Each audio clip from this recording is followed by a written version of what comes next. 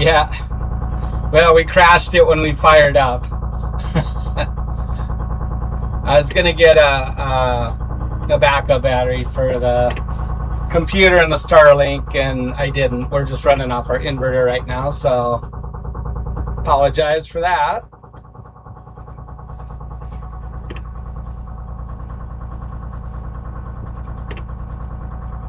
Good, huh?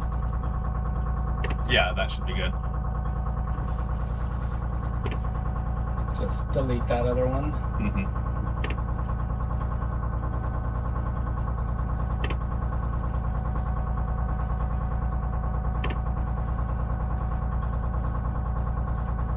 I always get nervous when I delete stuff. It's gone forever once you do. I know, right? Alrighty, so we are ready. That one. Huh? That one. What did I just delete? It's deleting it, I think. Just takes a minute. I think you were deleting the one that tried to start again before we re-enter the details. Oh, was there two of them? Yeah. Alright, well, let's just give it a minute here. Yep. Yeah. So, gonna get underway here. How come our inside camera isn't working again, Matt? Yeah, you'll have to start it again. Just try turning it on and off. Yeah, see if that works.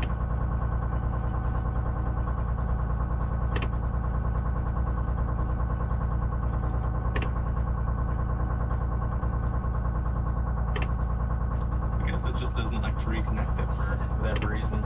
You'll just have to make another. Hi, I Kathy. wish there was like a refresh.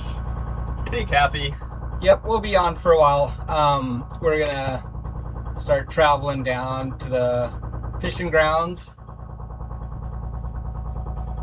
So we're just kind of fiddling with the inside camera here, and we'll cut loose.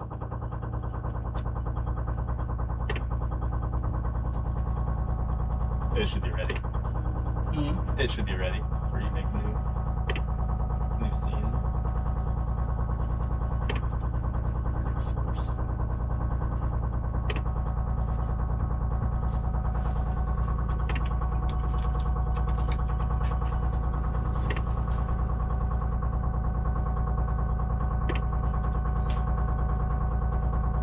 I feel like we just did all this stuff a minute ago. We did. Alrighty.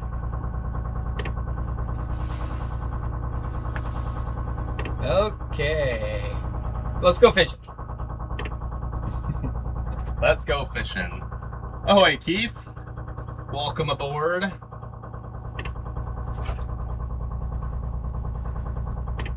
Alright, Albert. We'll be around for a while. So if you show back up, we'll see you then. Hello, Ryan. Keith, everybody else.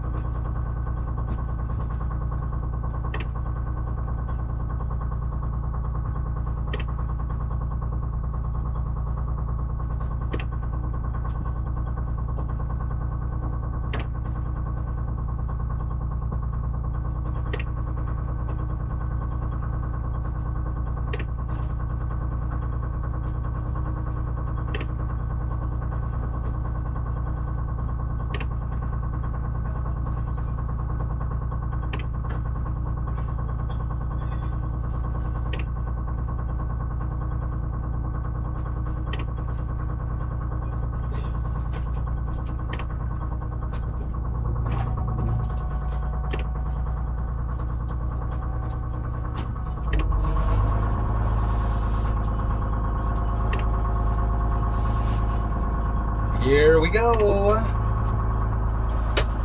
Hello, Ken. We're doing good. Hi, Cindy. Dave, how you guys doing?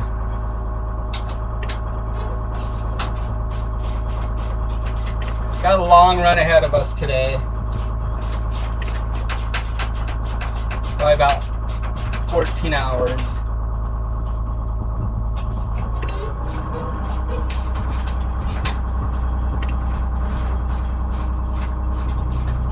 So we'll be fishing bright and early in the morning.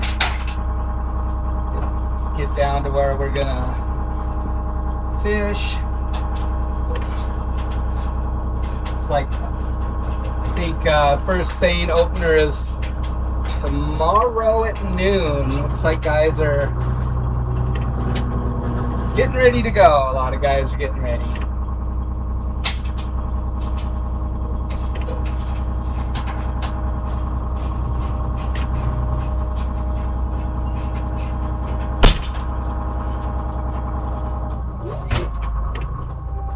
There's Tristan and Matt up on the dock.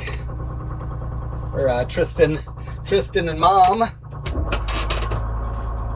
I was gonna swing you around, but I'm already floating past it here, so.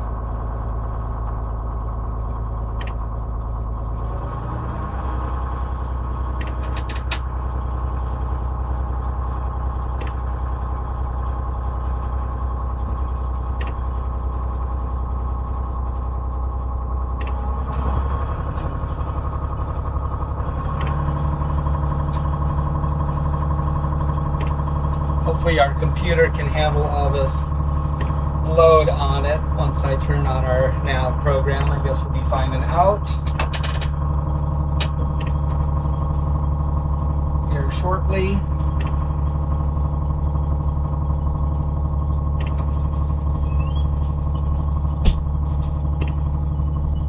How come we're not charging that?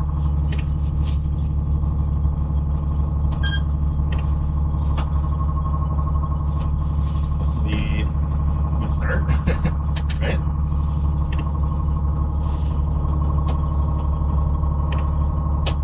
It got hooked up, yeah? I'm disconnecting that stuff. Right?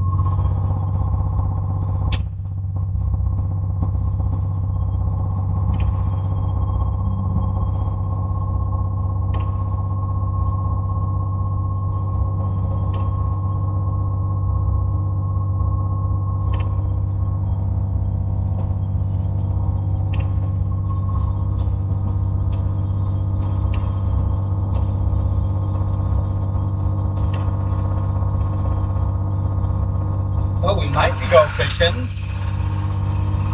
Might not be going fishing. Our alternator should be charging, and right now it's not. may have a slight delay, but we'll at least come get our ice before these guys leave. And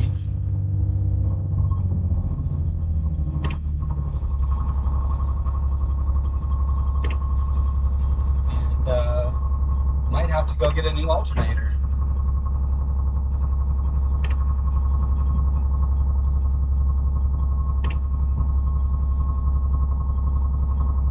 Sometimes those don't kick on at first until you speed the engine up a little bit, but it should be charging, and it's not. So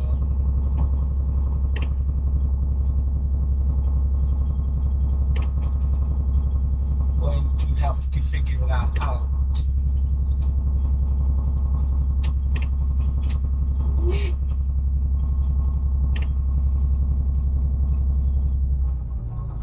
The alternator is just like on your car. It's just to charge the battery.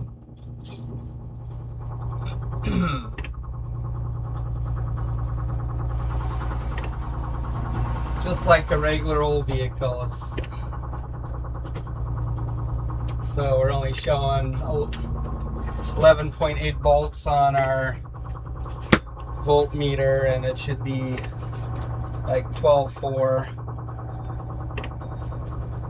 You put the screwdriver up to the pulley, right? Yeah. And that should magnify in. Yeah. Didn't do anything. Why did that decide to die? I don't know. Now's not the time for that nonsense.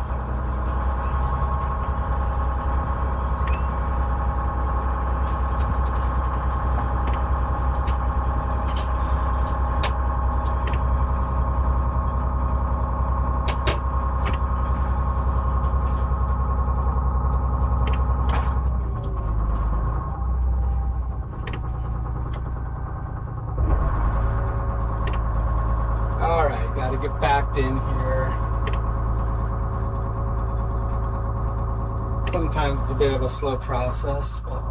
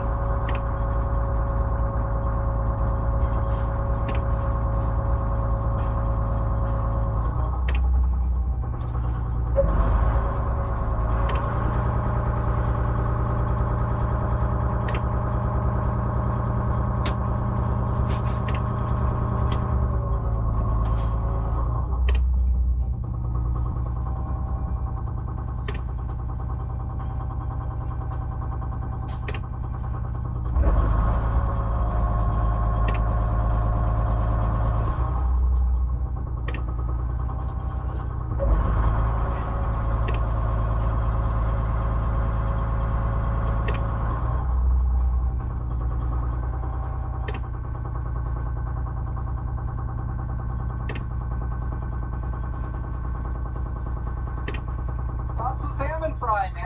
Yeah.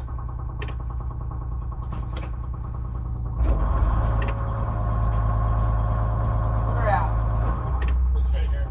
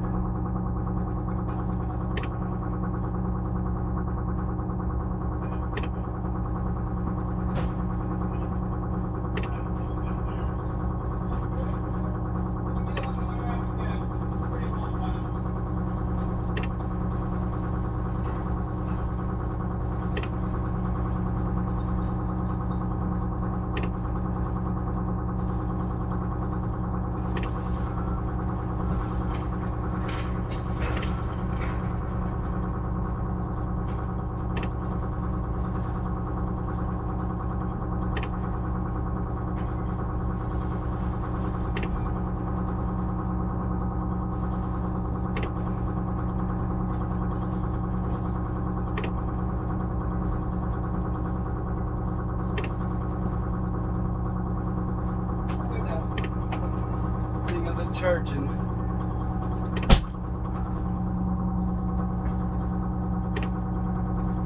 Yeah, when we fired up it, we have our computer in the Starlink off the inverter, which is connected to the starting battery, and so it kicked the inverter off. Or I don't know, our battery's a little low, and it doesn't look like we're charging our alternator, so might have to head back and go grab an alternator and swap it out, which isn't a big deal.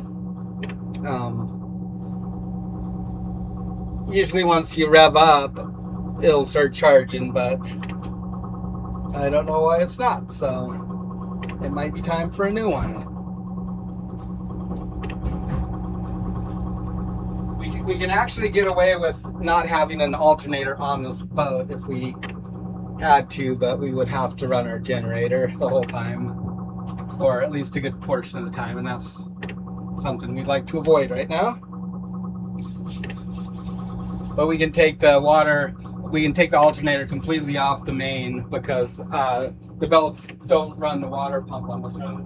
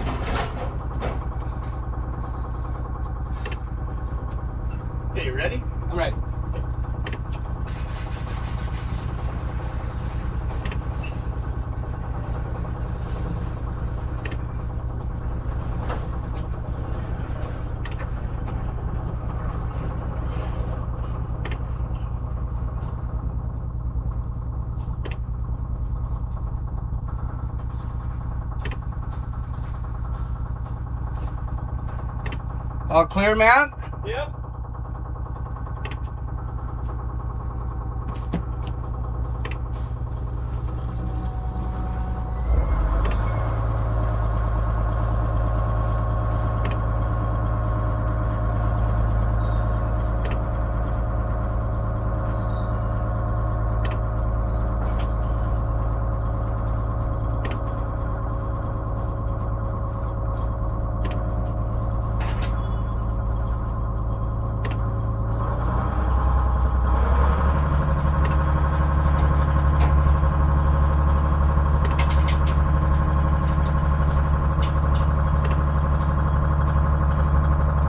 We'll go crank her up for a minute here and see if this alternator wakes up.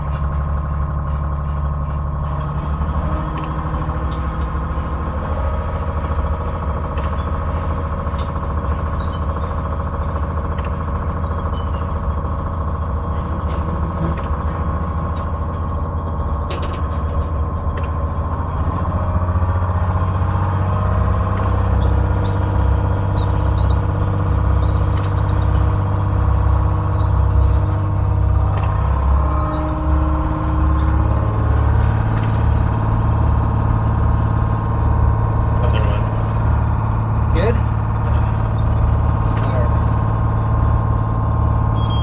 Just say that excited or something. Yeah, just needed excited.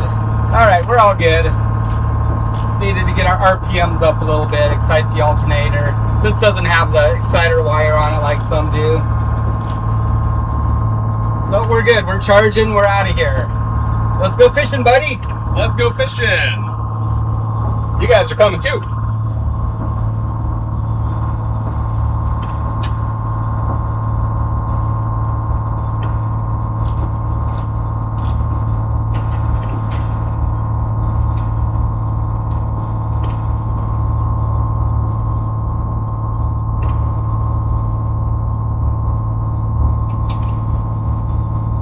So how cold is it here? I don't know what the temperature is today. Maybe mid 50s.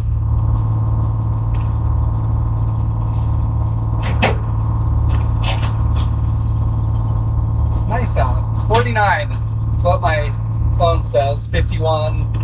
High of 54 today. Tomorrow 55. It's overcast. It's light sweatshirt weather.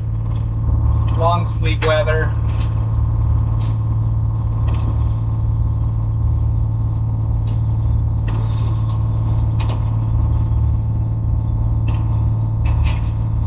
So now probably the worst part of fishing, and that's traveling.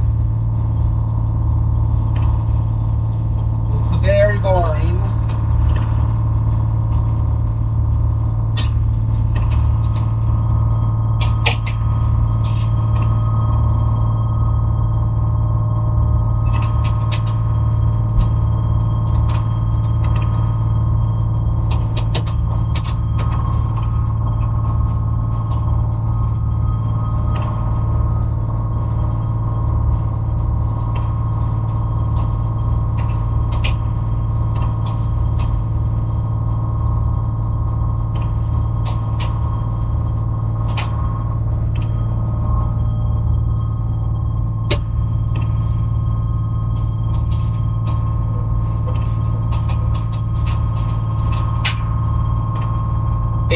And humid. Ugh. 81.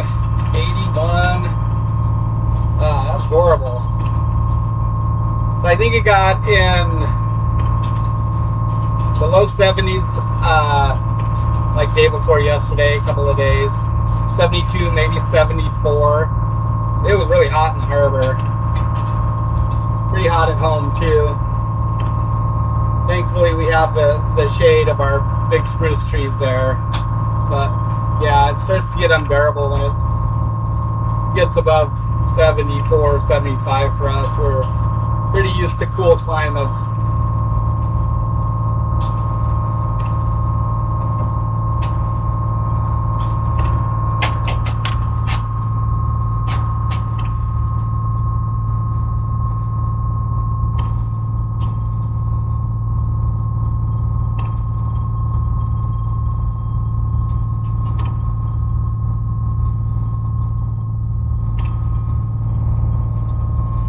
lot of guys getting ready to go seine in here, and then a lot of boats starting to leave to Bristol Bay, tendering, and also guys that gill net up there, drift gill netters.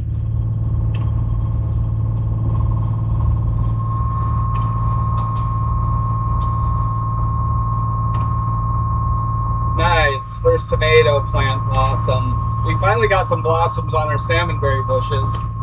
Everything's pretty far behind here. Usually, it's starting to green up now. You can see it's starting to get pretty green. Most of the brown is starting to fade away. The brownish patches are salmonberry bushes, and so they haven't really leaved out that much yet. But here in a couple more weeks, it'll be a pretty vibrant green around here.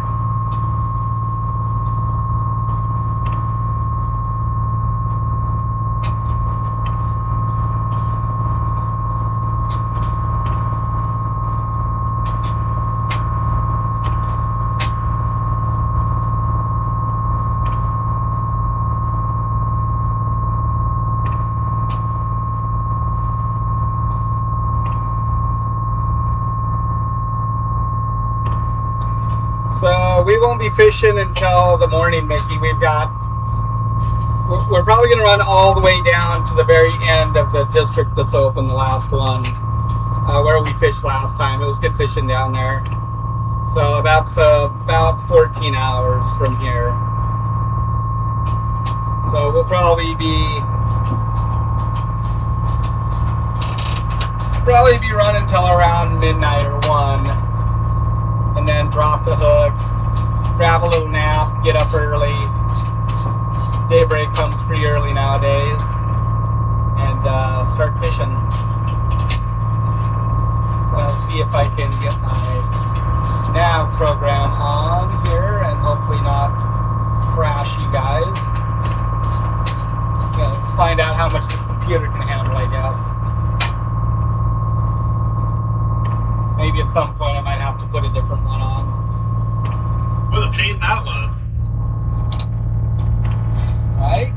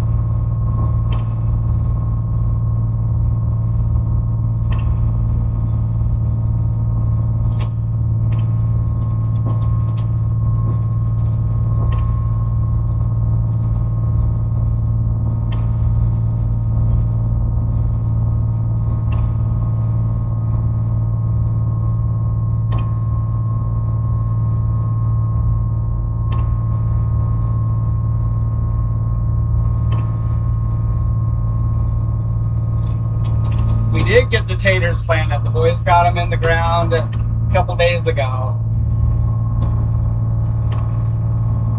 But that's all we got planted. Yep. Should probably try and get some tomato plants just out on the deck and some planters. No position on the time zero. I don't know if we brought the UBS cord or what.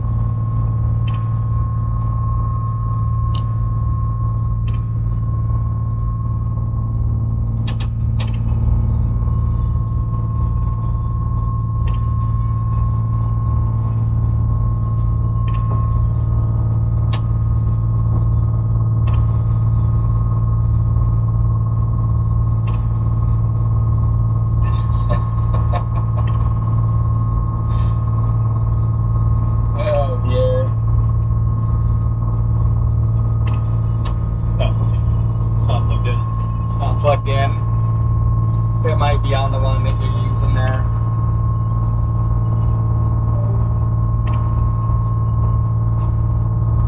I wonder if I could use that wireless mouse. I had one. Oh, you got it? Yeah. Alrighty then. I can screen capture this too. What's that? Oh yeah, right? Right? That's cool. Yeah.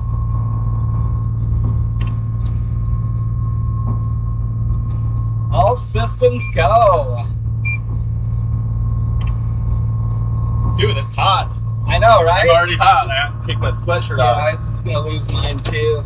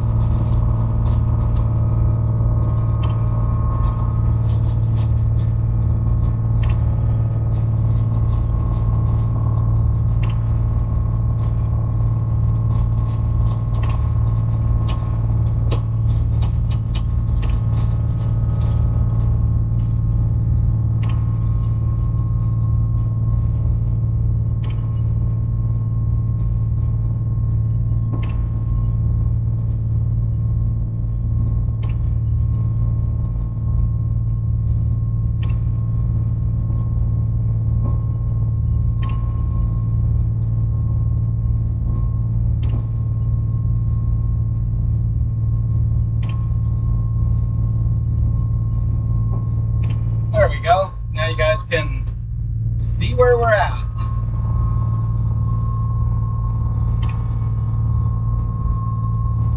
Nice.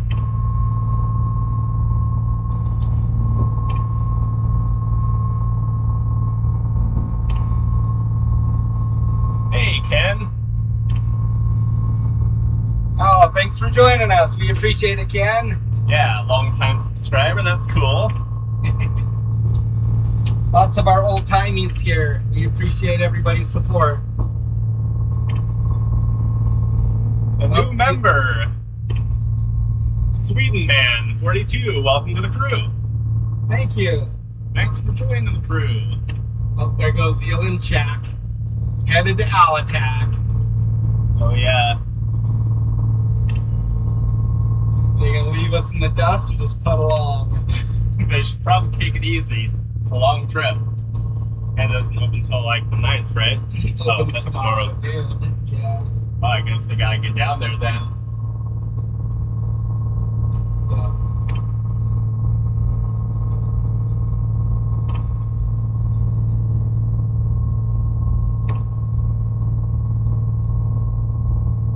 So we are headed.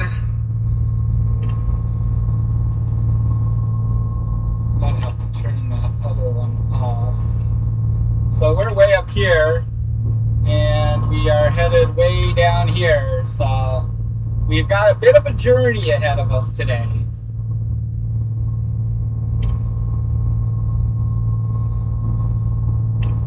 We're gonna cut through this little rock pile right here, and then shoot out to Chiniak and cut through another little rock pile, and then we'll be sailing away.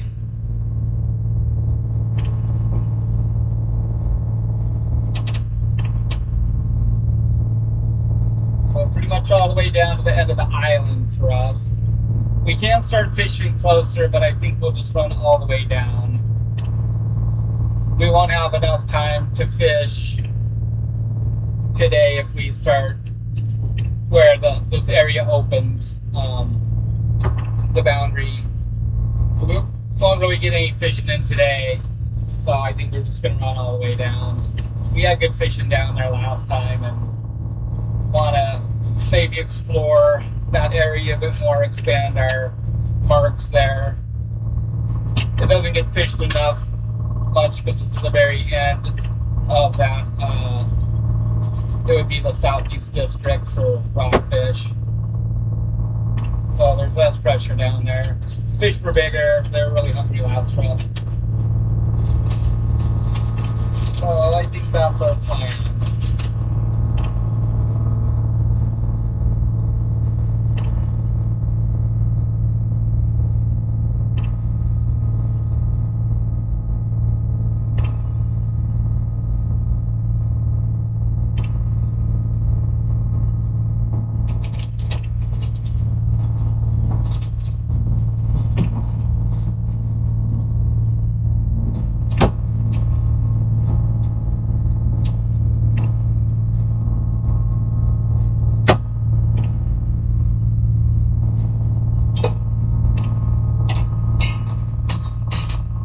After having a bit of a mess here. We was busy yesterday. Yeah.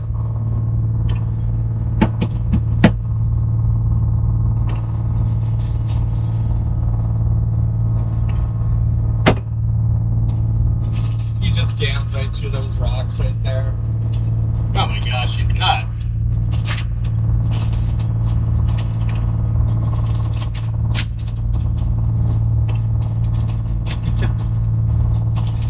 Felt different. Probably knows every rock around this island.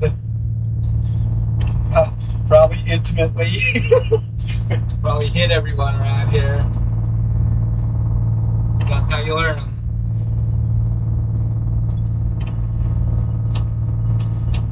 Oh, that depth finder is crystal clear, bro. It is. Look at that. Well, nice. Some rockfish now, huh?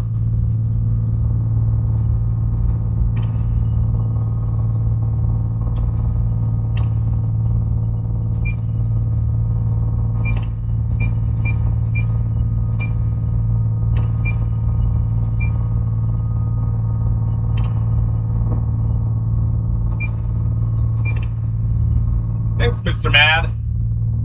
Yeah, it's supposed to be pretty nice weather, so Yeah. should be a good run down. Alrighty, so this is our course here. We're gonna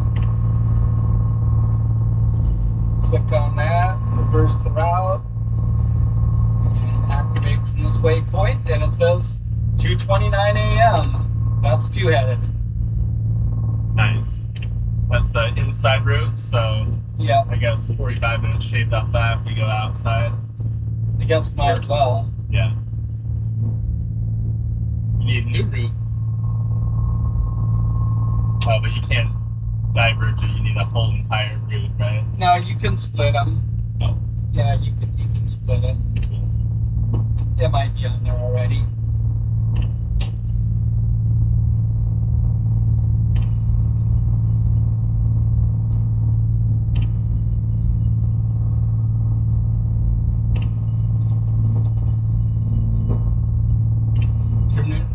Canerva must be going to the bay, huh? Got a lot of stuff tarped up and a lot of buoys on the side. oh, What do you think of that gig? it might be kind of cool, The only thing is how do we fit it in with our schedule? right? It's like we don't even have enough time as it is. That's kind of what it really depends on, right? Get the right equipment. Get the right equipment too. A couple of like split booms to easily dump your stuff, bags. Yeah, you'd probably be set up here after next. Maybe if we don't have so much halibut to do, it'll be something to look at doing.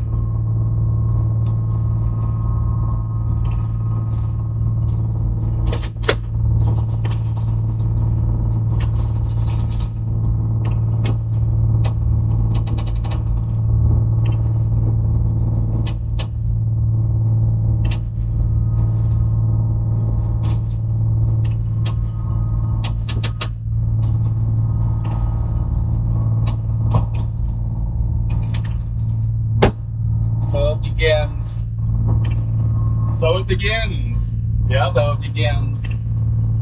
Got the pewters out front. Yeah, charter guys. Half a mile from town.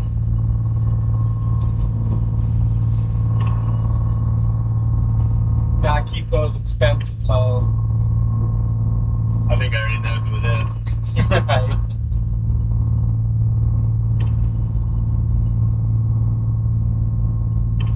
Wheelhouse camera froze. Did I bump it? It's finicky. It is finicky. It shouldn't be finicky. And it doesn't want to auto detect either, which is annoying. Gotta turn it off.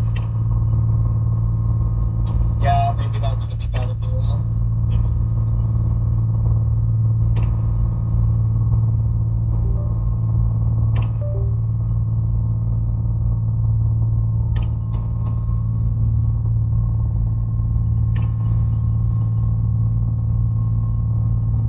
Somehow we need to like switch all this stuff around, huh?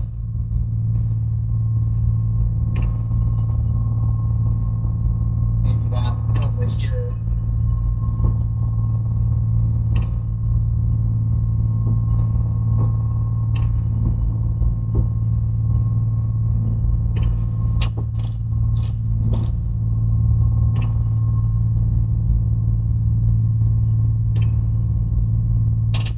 I'm still a frozen mat. Oh, you gotta click off.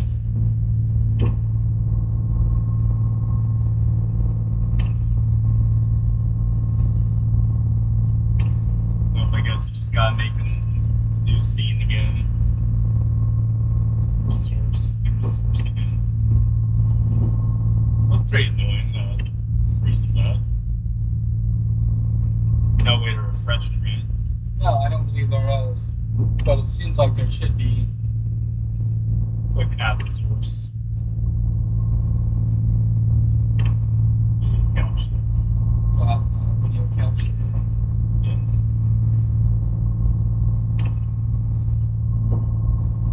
It'll make the second one, Oh. Okay. which is okay.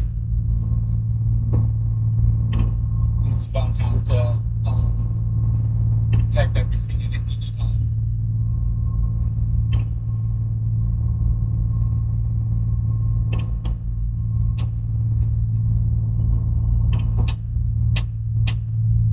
Still frozen.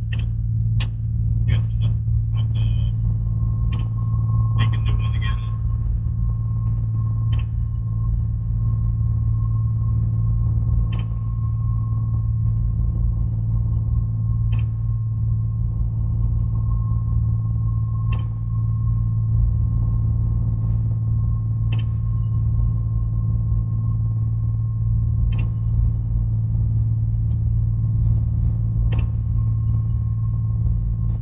Make the name shorter every time, so you have to type less and you refresh it.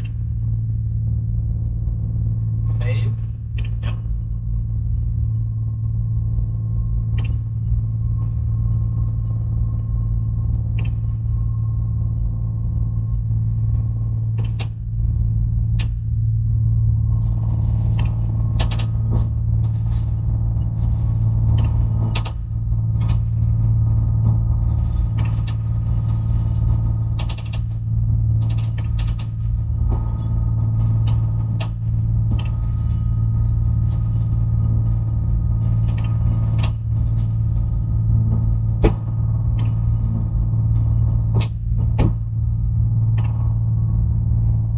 When did I bump it? That's what I want to figure out. Yeah, I don't know.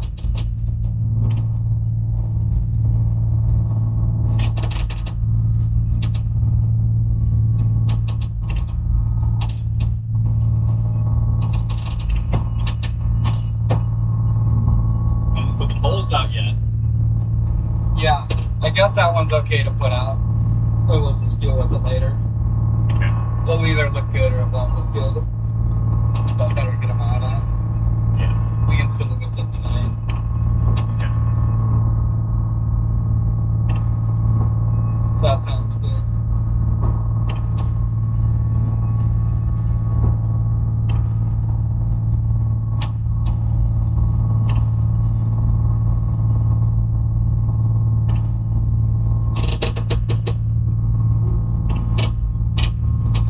Good afternoon, Gary. We're off on our fishing trip finally.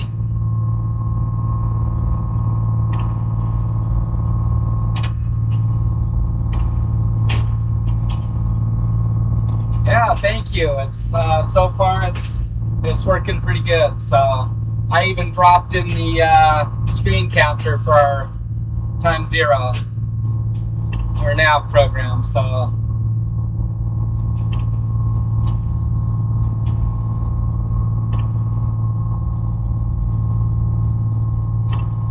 yeah, it's gonna go tip the poles out, I guess. We'll see how this one on the side looks. I need to get a bracket made for it. So right now it's just black tape to the stabilizer pole. So I'm not sure if the placement will be good or not. We're gonna find out, I guess. Maybe we'll get a bracket cut for it and get it tweaked this evening after we anchor up or something. That way we got a good shot tomorrow.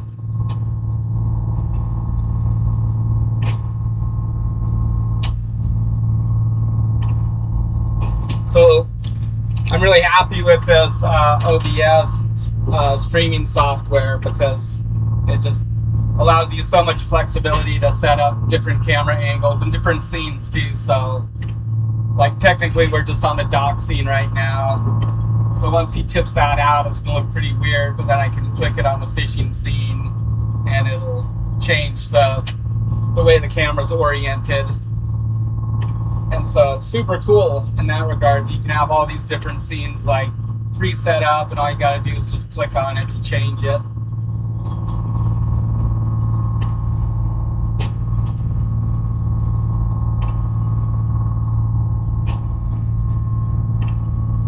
Hey, Northern Fishing Outdoors. So we're small scale commercial fishermen in Kodiak, and we're on the Emerald Isle right now. This is our boat that we bought back in 21 and then did a pretty major refit on it for a couple years. Now we've been fishing it since 24.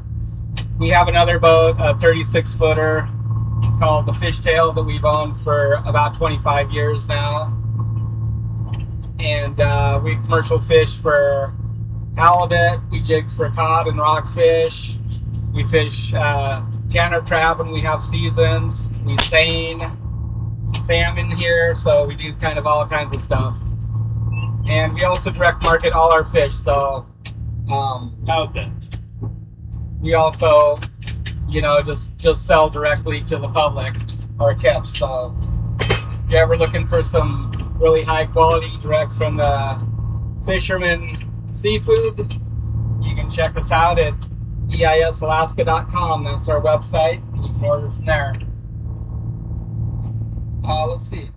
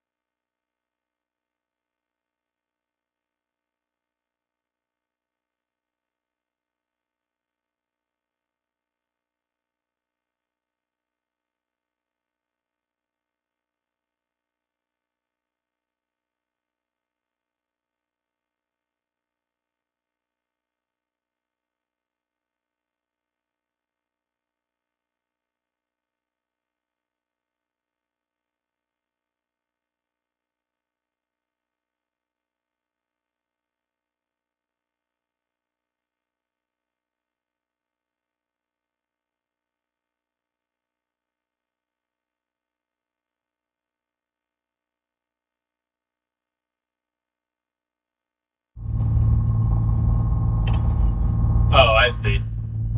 Here, you can do it.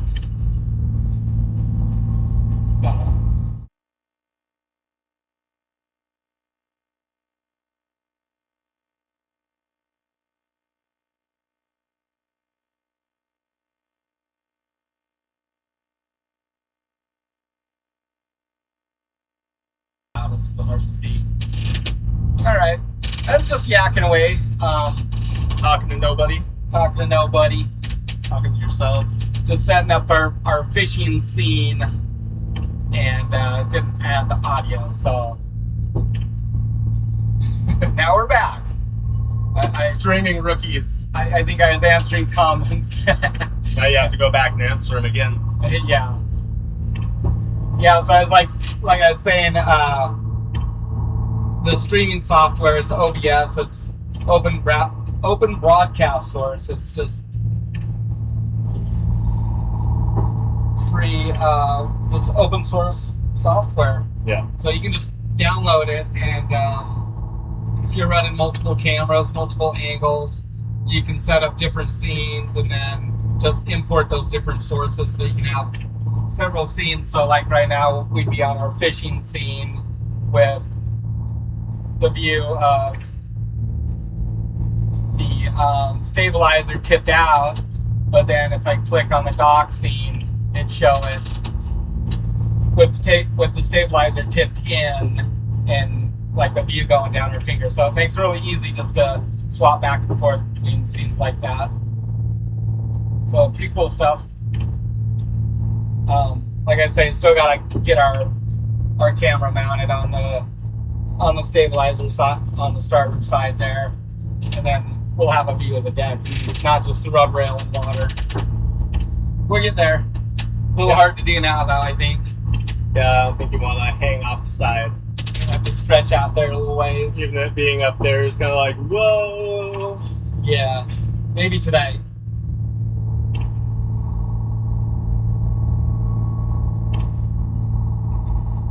So I guess I gotta go put that ice in the tote. Should I just drain out that water now? I say.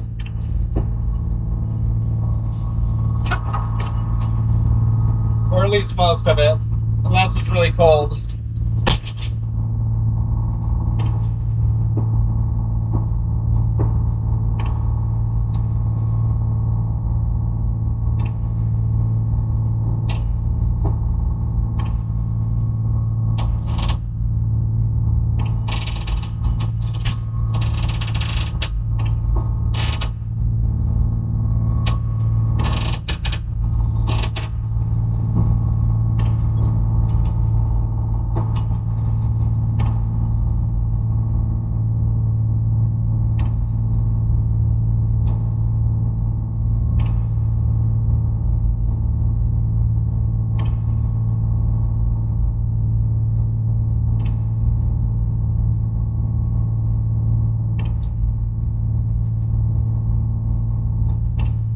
So we're on our way.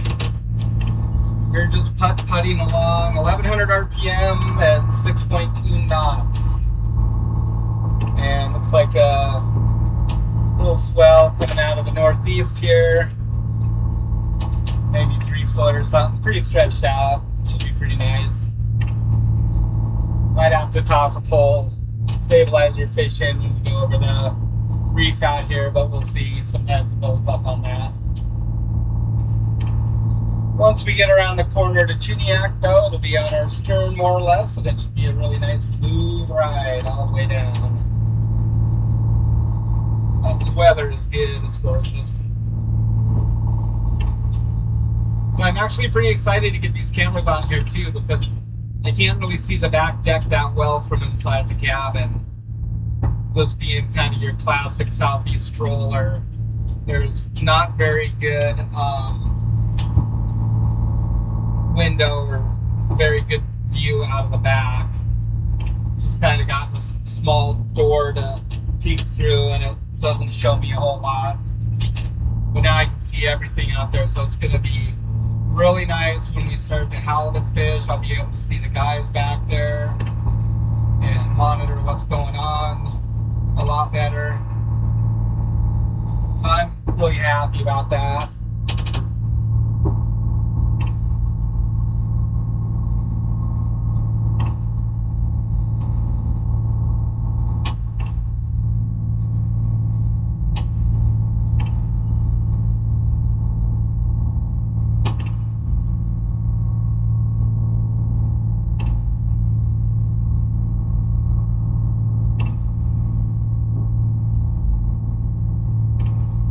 how's Devin doing on his rebuild or his engine swap?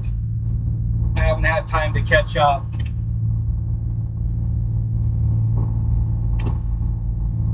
I hope it's going smooth for him.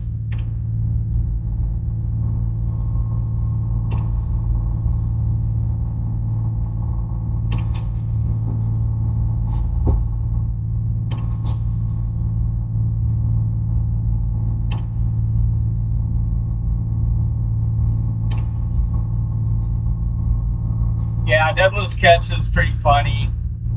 Yeah, it's so dramatized, of course, because that's what gets people to watch it. But you know, in terms of what those guys are making,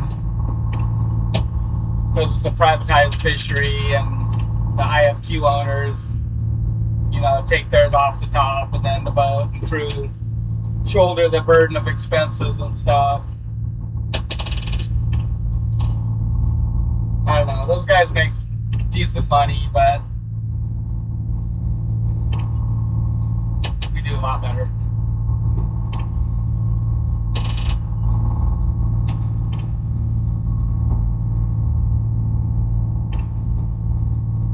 Oh, nice. So engine's in. I hope it all bolts up good to his transmission and everything goes smoothly.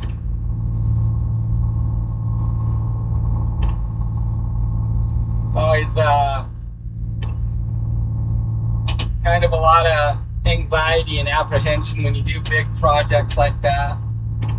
When we did our big fish hold renovation on here in the shaft alley and changing out the shaft, the stuffing box, all of that stuff, putting in split Cooper bearings instead of Babbitt bearings, all of that stuff. I'm not gonna lie, we were pretty nervous about a lot of it, how it was gonna work out.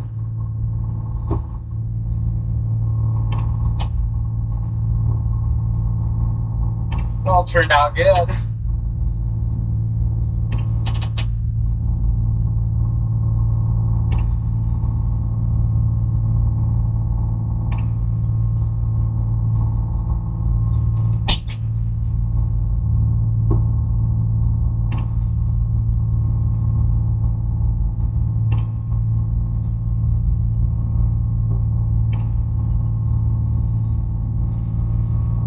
Oh, good.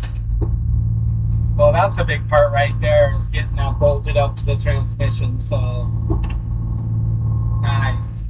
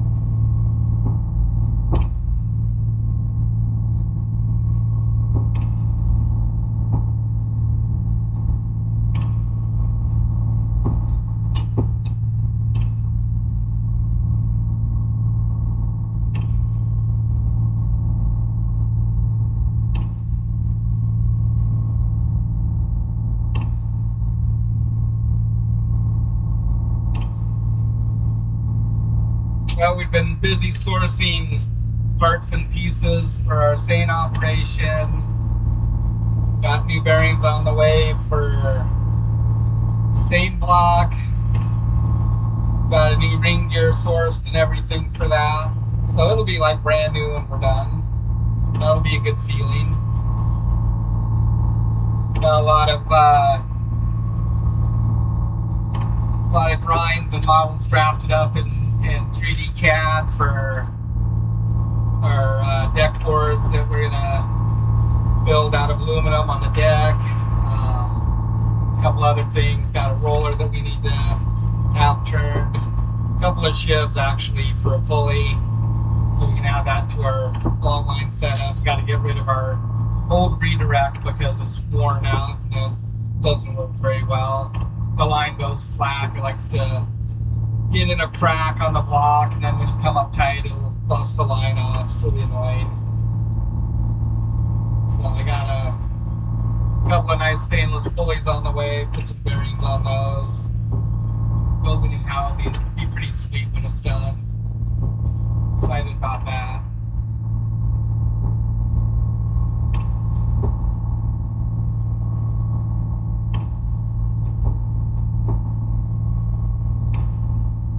And here in a week or so, we'll be halibut fishing.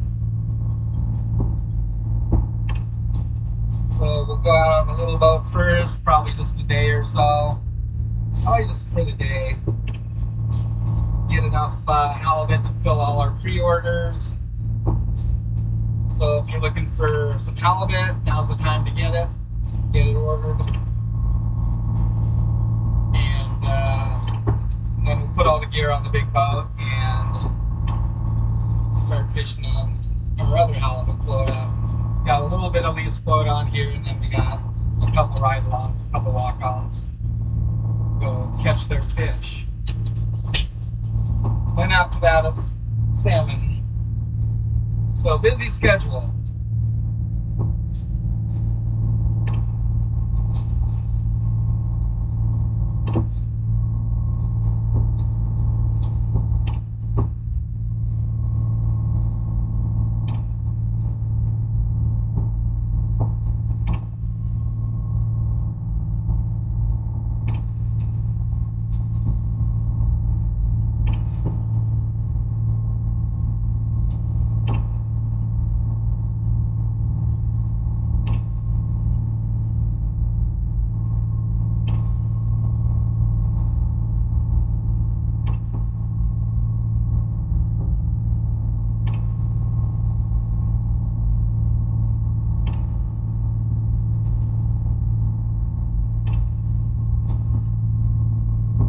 Yep, fishtail is up first for fishing.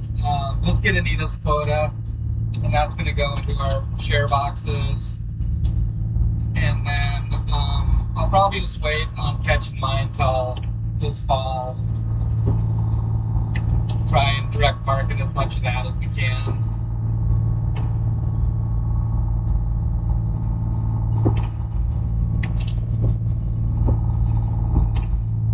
Well, thanks for joining us, Navigator. Appreciate it. We'll be on tomorrow, so I might see you then. This one's 110 people. 110 people watching. Oh. Cool, huh?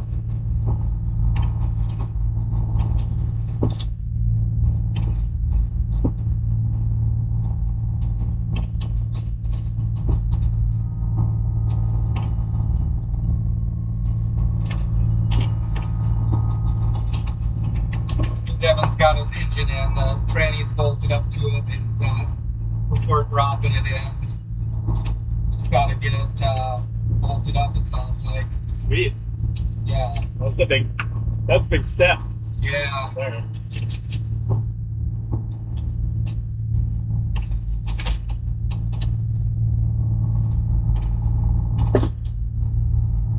Dang, I wish we could rotate that camera forward easy. Maybe I'll put it on a swivel or something. Which one? The one right there. Maybe if we put it on a swivel and just a couple of,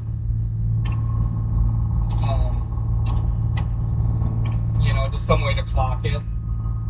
Yeah. Easy. Right? That might be cool. And then for like traveling. That'd be cool. And also at the dock. Yep. A little bit of a swell out here. Yeah. Stretched out.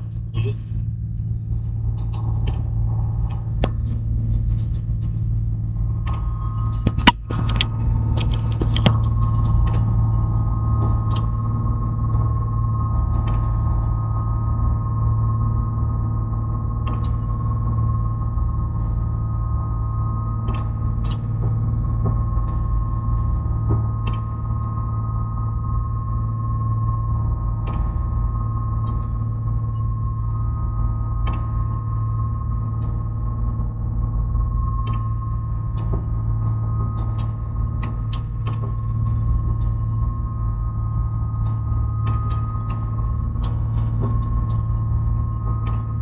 Yeah, we did get the gear off the power block. Close to 3 bolts. Or kind of more like screws. 1/4-inch 20s. They're pretty small. Got 2 of them drilled out and retapped, but I don't know. We'll probably just, when the new ring gear comes, we'll probably just put it on there and then use the holes to just drill out those 3 and then put a helicoil into them. Might make you feel better. Yeah, probably better than it would be now. Yeah. I would say that you could just clock the new gear and just do all new holes. But I don't know if it's necessary. Yeah, I don't think so. As long as the threads look clean and everything, I don't think any of them were... They looked good. I ran and tapped through them already. Yeah, they all look good, huh? Yeah.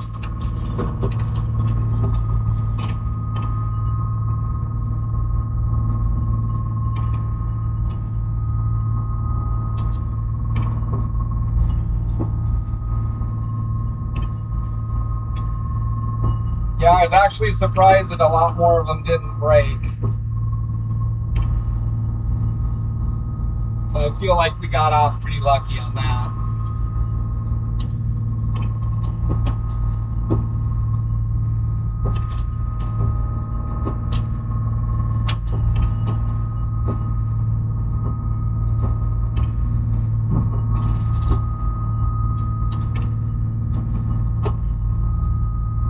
Well, we just gonna stay in eco mode or crank her up a little?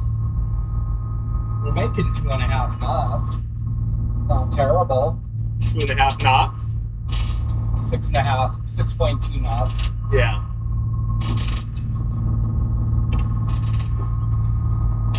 Keep flooding, but it's not a very big tide, I guess.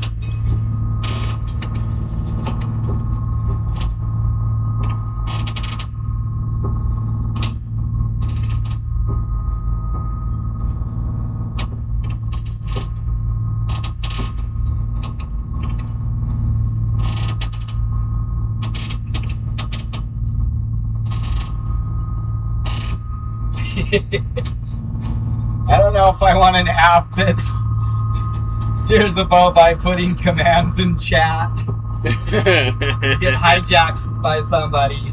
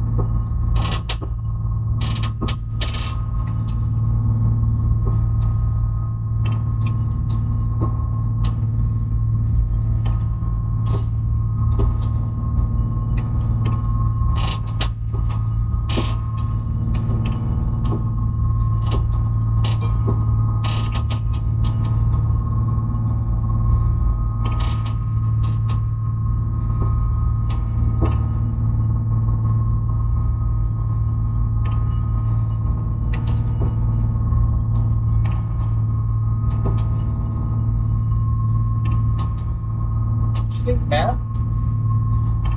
The long drive begins. Right. We're about, like 10% of the way there? 8%? Maybe 5. 5? Oh, we're at Broad Point. Yeah. Not even the Calston Reef yet. Got a little ways to go. Well, the hardest part is always cutting loose. Yep. Took a couple of days of build up to get that step done. But we've been getting other stuff done too, so just good.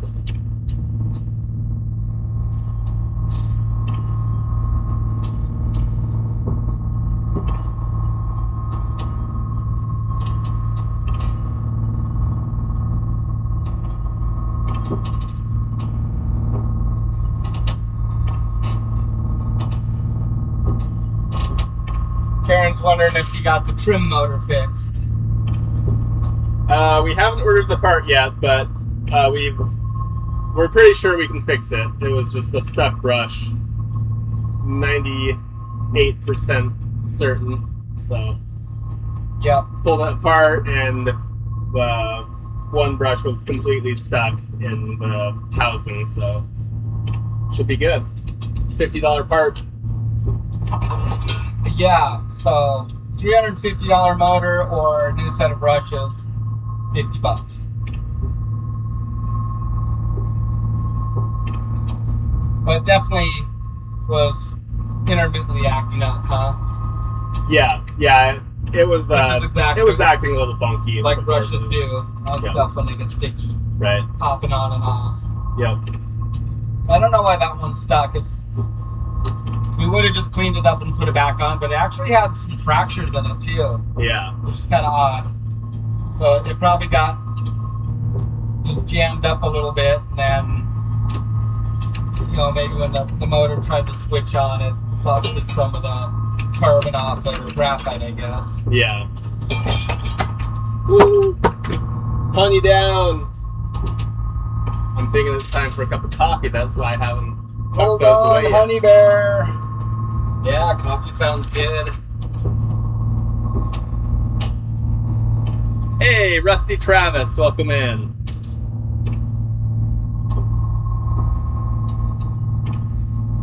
Yeah, you like the plotter cam? That's pretty nifty, huh?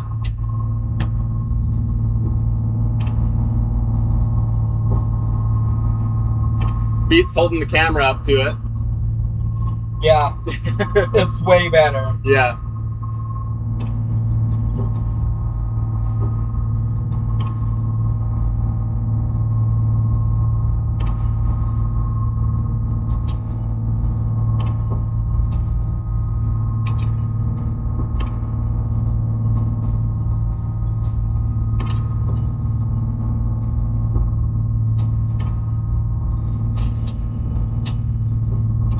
Yeah, from my clamming adventure.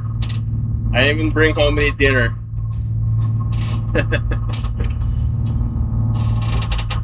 Hi, Ken. Welcome. Welcome to the party. Traveling party.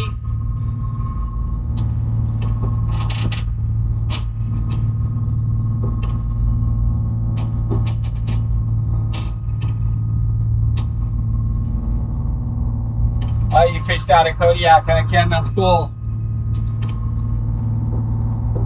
It's a good fair amount of people that watch our channel that have been in Kodiak or stationed here or fished here. That's pretty cool. Yeah, right?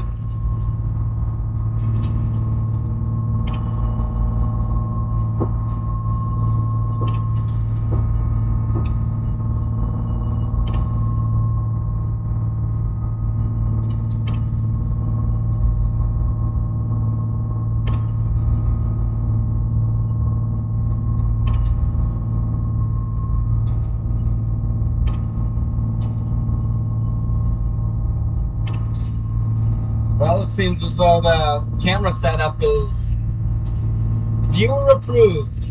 Nice. Yeah. We'll have to get a forward one too. Yeah. For the windshield. Or like you say, rotate that one. Yeah, that would be nice, huh? Yep. That program's pretty sweet. It is, I'm not gonna lie. I like it. Yeah.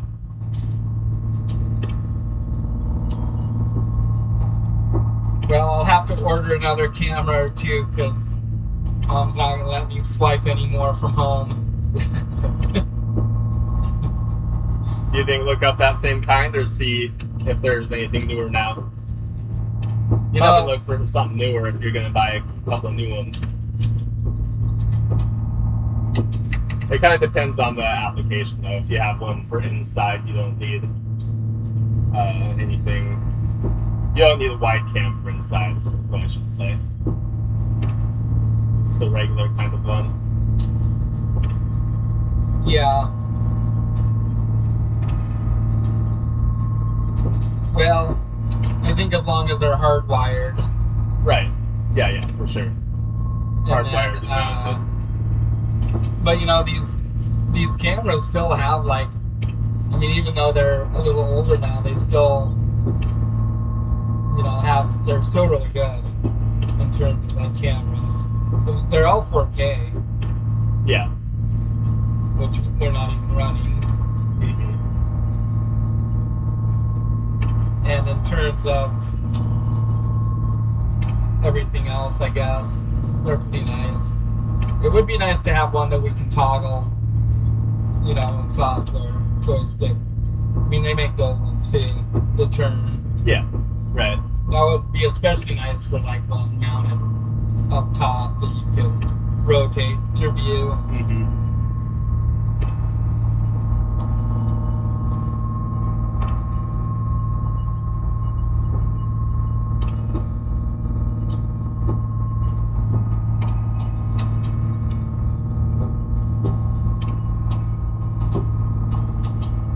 Yeah, we sure enjoy halibut fishing. I am getting pretty excited.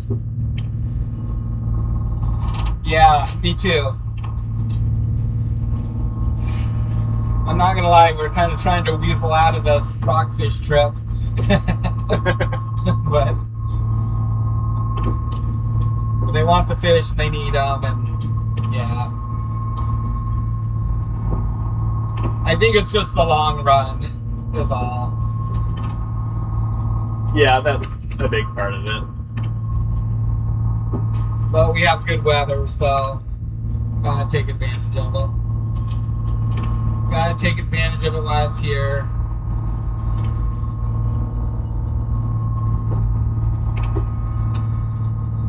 Yeah, our rockfish setups have, well, they start out at 15, but then they get progressively shorter on some trips if we're snagging up and chewing up the line on the bottom. That's really good about getting our gear unstuck when we get hung up. I can spin around on it. We got a lot of line on these reels, so even if it gets stretched out a long ways, we can get spun around and run back up on it. Has about a 99% chance of teasing them out of the rocks, it seems like. But Yeah. sometimes the line will get pretty tore up on them, and so we'll just clip those segments off and delete them. So sometimes you'll be down a couple of hooks depending on where it chafes. Maybe 3 or 4. Yeah. Yeah, the ground or the rocks can be pretty sharp down there. Yep. Tears through pretty quick. Those reefs.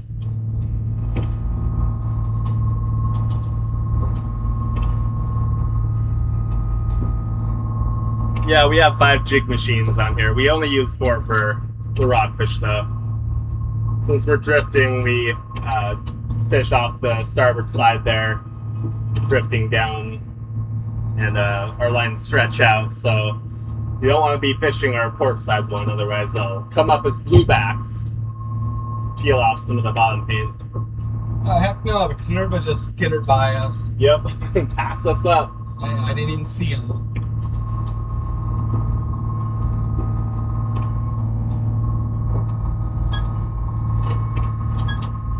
Well, he ain't paying for fuel, so. Right? I wonder if he's heading out there then. Oh, I'm pretty sure. Yeah. It He looked wouldn't be like going they- down to like Alatak for setness yet, right? No, I don't think so. So I saw a bunch of buoys on the side, and then it looked like they were tarping up and tying stuff down. Uh-huh. So, yeah. Oh, I we lose our position here. Now what?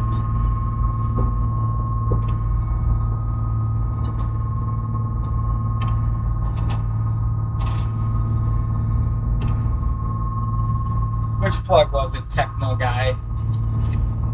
We lost our position. You did. Just Oh. now. Just now. Try not to disturb that. Yeah, why is that thing so finicky?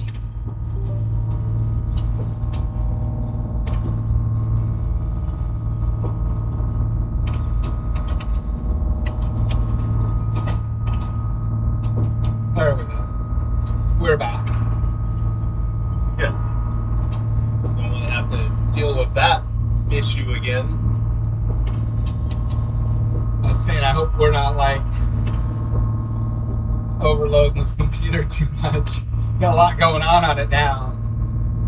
It's a good unit. Yeah. They can handle it. Yeah, like if you go to the command or the task manager, you can see the loads. CPU. Yeah. What about when we add some more depth finder stuff on there? Should do okay. 2 more screens. Yeah, should be fine. I mean, the load really comes when you put actual 4K on it. Like if we were uploading and encoding in 4K, then the stress would be more. But only 1080 is a limitation of our connection. And screens wise, I mean, we probably won't do 4K screens, I don't think, right?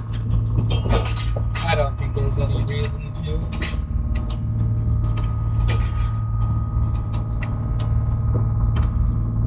Oh, you went around the long way.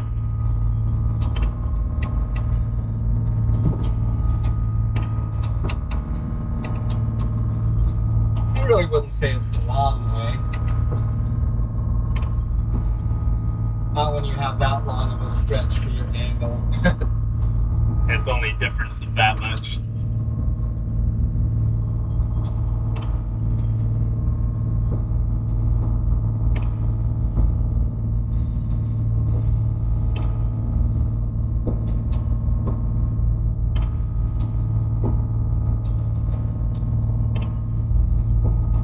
What are we running?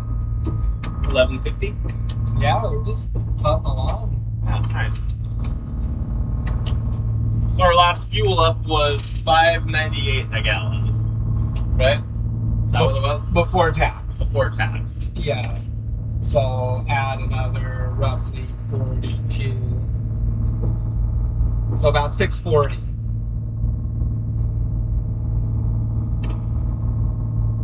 Still pretty high. Still very high. Yeah. I prefer the 385 of last year. Me too. Well, the 385 2 months ago. 2 months. 6 months. It's been 6 months already. Yeah. This drama.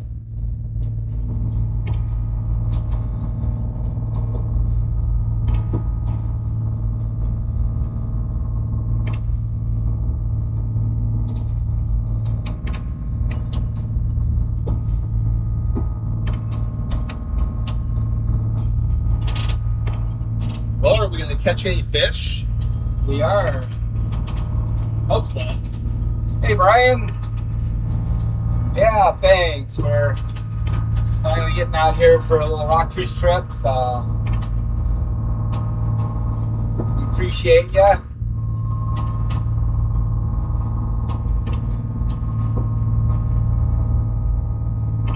Getting a whiff of grease. It's gross. Grease. Yeah. Stinky, yeah. I don't know what's from that.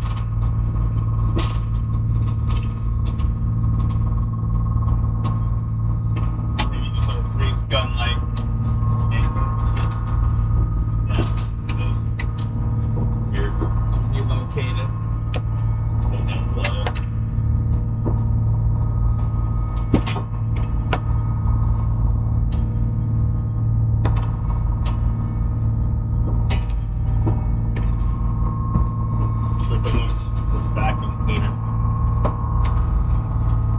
Hold on, my boy.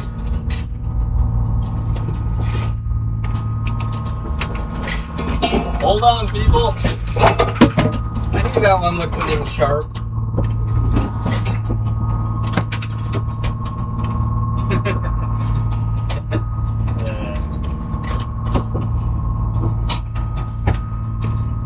What would Mom say?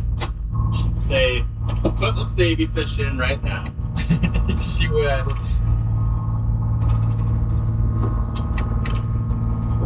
Too much trouble to pull them out again later. It's not even rough out. Right? That's what we'd say.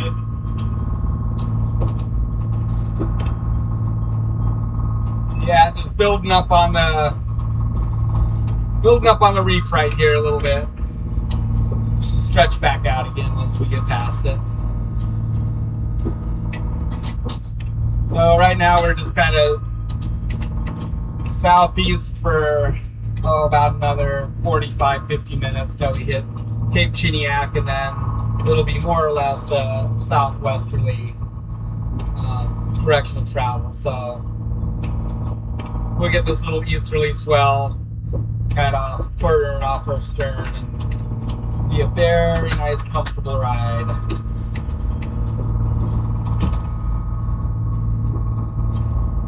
It was just kind of some leftover slop from yesterday and the day before. Yes, yesterday, huh? Yeah, yesterday. Pretty much built all day. It's like breezy out of the I think it was east like yesterday. I think it was like basically 15 all day. So Yeah. that's what it is.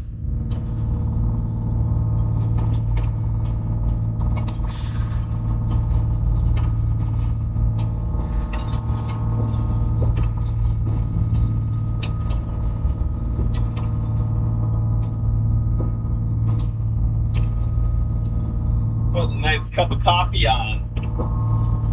What's everyone else drinking while they're watching us roll around? Beverage of choice. I suppose coffee is our favorite. Should drink more water.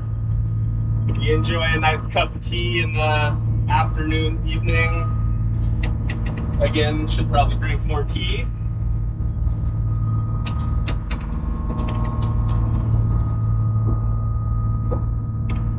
Yeah, we still are planning on processing on board. It's just been hard to find time to get that together right now. Definitely towards this fall, we should get everything kind of falling in place and be set to go next year at a minimum. Yeah. Maybe here in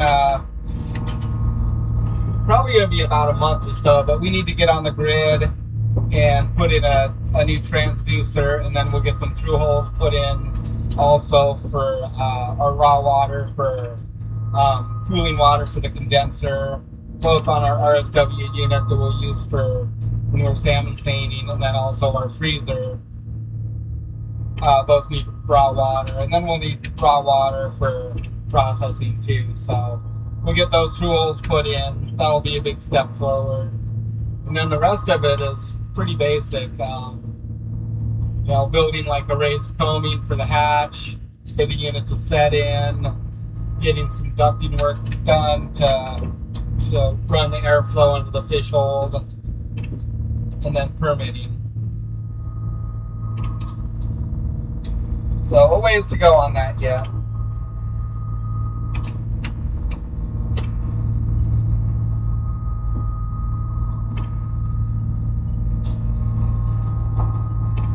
Oh man, that was the best trip. I'm guessing you're talking about the everything went right trip for halibut. Was that our fall one?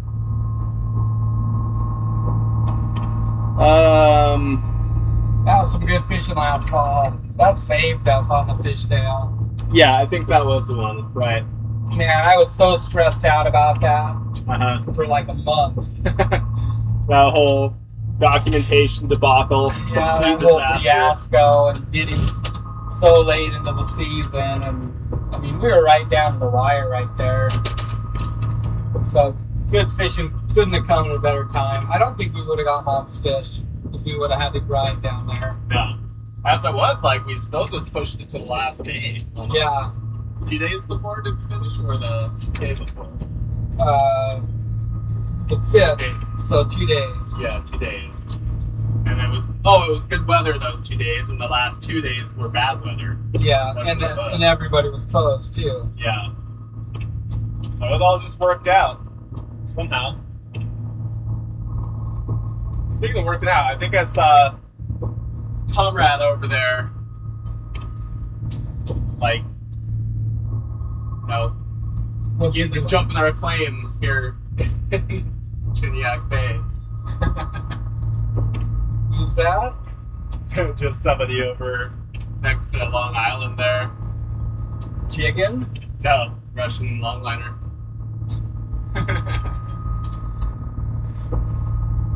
Oh, fishing halibut, you think? Yeah. Oh This is our turf. no! Why would he be out here?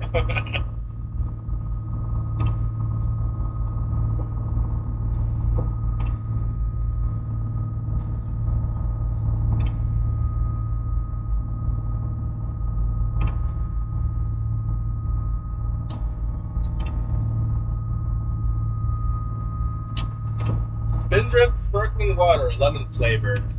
That sounds refreshing. That does.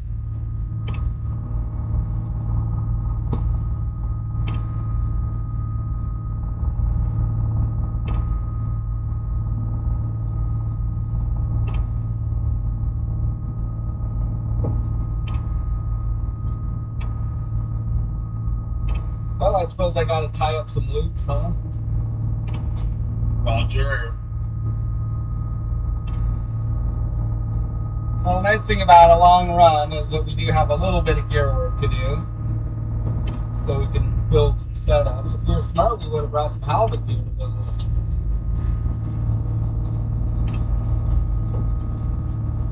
Yeah, we should probably get another case of hooks and snaps. I think so. I think that would be good.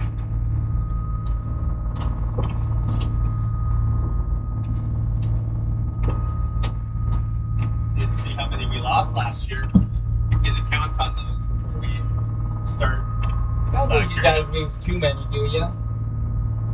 Just not really losing, just weed out mostly. Oh yeah, as far as like freight unions and stuff. Yeah. Bad snaps. I was gonna say, you guys probably lose about as many as I lose hauling gear. Yeah, probably. One or two Yeah. Not too many. a day maybe or something. Sometimes I lose some, sometimes I don't. It's frustrating. It was mostly like just when a big state takes a hook or something like that. It's like probably the majority of them. Yeah. Hook loss Well, at least. sometimes I get butterfingers too. Yeah, I wouldn't chalk up probably more than like 50 hooks lost for the season. That's good.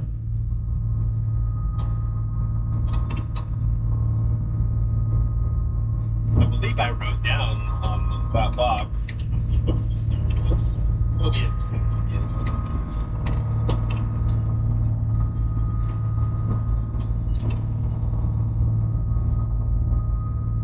Question is, do we get another shot of ground line? Yeah, Right? I think so. We still have a couple of little ones to weed out yet, don't we? Yeah, we do. I would like to get the last of that 1/4 inch out of there, or 5/16, I guess. Must be 5/16. Get the last of that pulled out of there. Oh. Foot.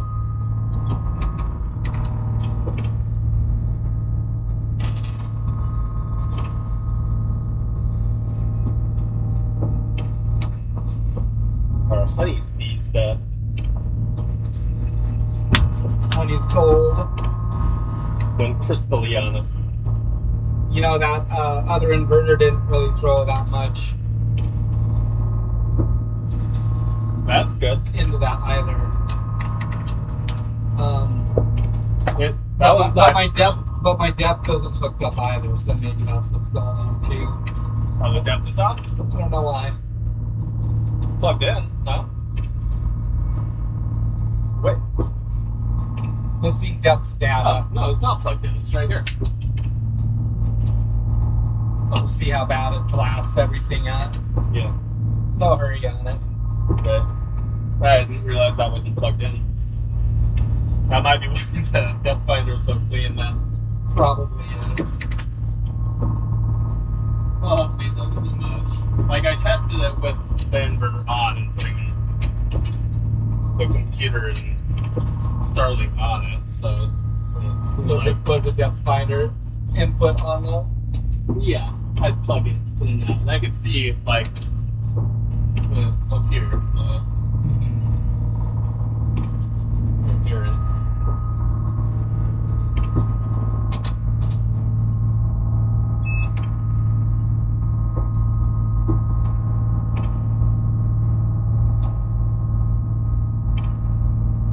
you think just like run down to Knoll Bay or Kajuiak or something again?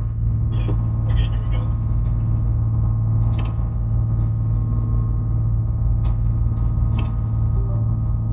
we go. Yeah. How messy.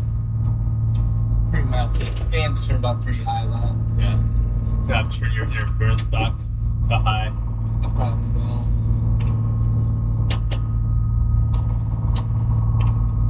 That's not too bad though.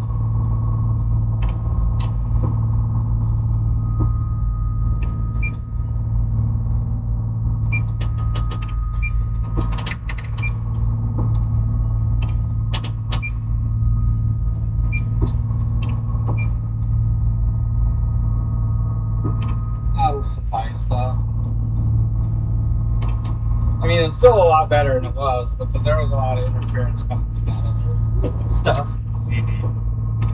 I'm hoping with the other unit it's going to be Ethernet. All that stuff should go away, I think. Yeah, hopefully. It should. The UBS cables are high RF, they say. Should probably just be separated out from all of that stuff to that single one. Right. Different runs. So is it like after the converter, the serial to USB? I think it's the actual USB part of it. That does it. Yeah. Yeah. They say that It's after the data cable. So maybe if a guy like brought it down alone, down that other. Hold on, coffee. All right. Hold on, Matt. The swell is a bit sharp, I'm not gonna lie.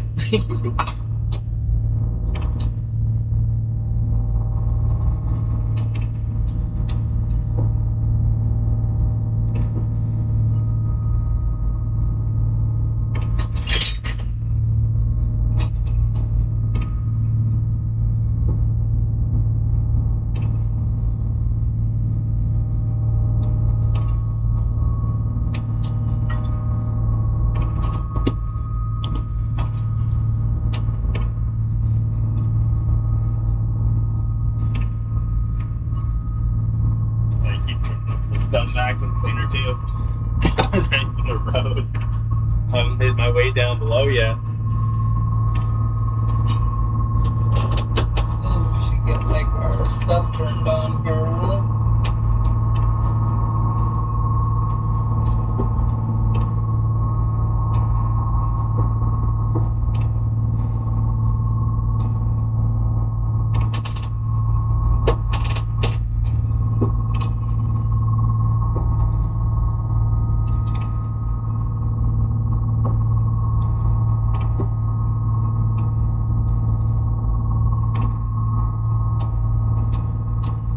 Well, those guys got a long road ahead of them.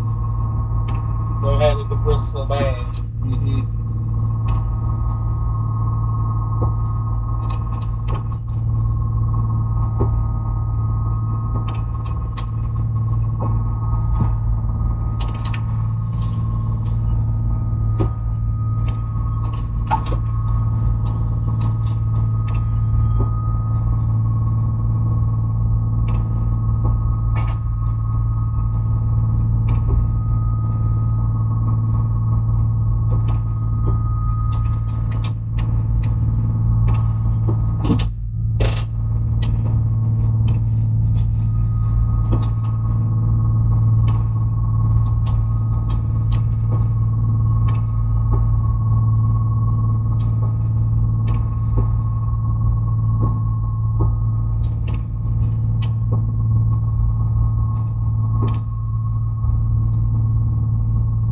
Yeah, those ring gear teeth were pretty sharp.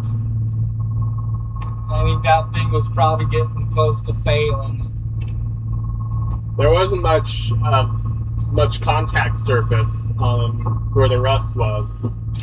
Would have been catastrophic. Yeah.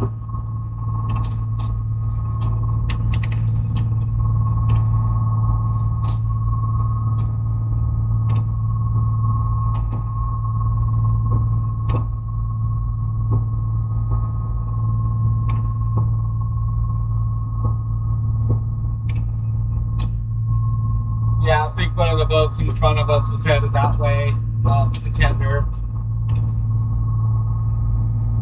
Long haul up to Bristol Bay. I think the forecast is pretty good though. Good to get across to Shalikoff anyways. Yeah.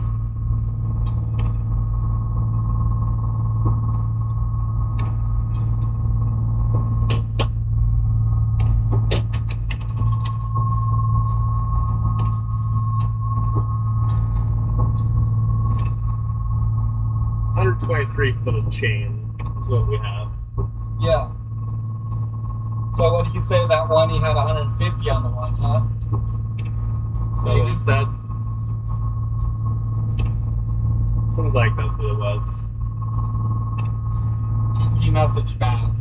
Oh, he did that. It'd be pretty nice. Yeah. I mean, we're gonna need it at some point. Sooner than later. We're just talking about our anchor chain. The guy's got some for sale. We might pick it up. Good price on it. Most of ours is in pretty good condition, but the one shot of it where it's shackled must be the oldest stuff on there. So it's looking pretty warm. Makes me a little nervous.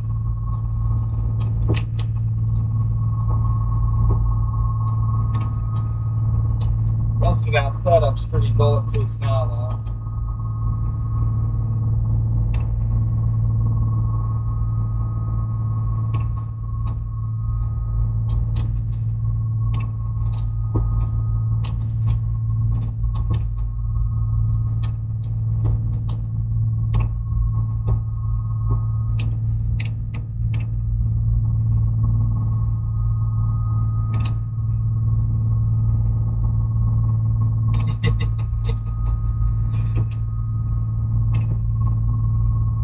Sometimes when we go down the east side, we'll go out the north channel and then hook back around. I'm sure nobody falls for it, but at least we think we're being sneaky. Oh yeah, they'll think we're going north or to the west. Then you cut through the Woody Island Channel that half a town can see from their houses, and they know you're just going down the east side anyways. Right. Only fooling ourselves with yells. I think it probably fools a few people.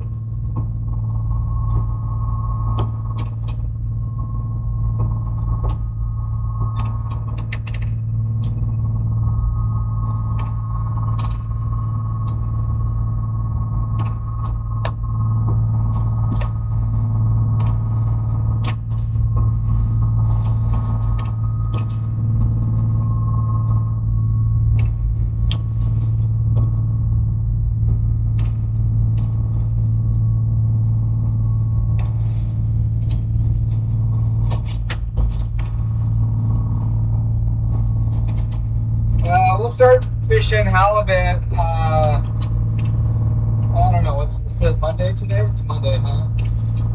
Yeah. Probably towards the end of the week if this trip goes quick. Yeah, everything's already on the fishtail, so there's nothing that we need to do other than just bait the hooks up, and that doesn't take long, a couple hours. So yeah, we could be fishing halibut here as soon as Thursday or Friday maybe. Just gonna do a quick trip on there to get Anita's quota, because that's going to our halibut share boxes that we pre-sold, and then we'll switch the gear over onto this boat and start fishing. We've got some lease quota to do, and then we've got a couple of IFQ owners that are walking on to fish with us. will harvest their quota.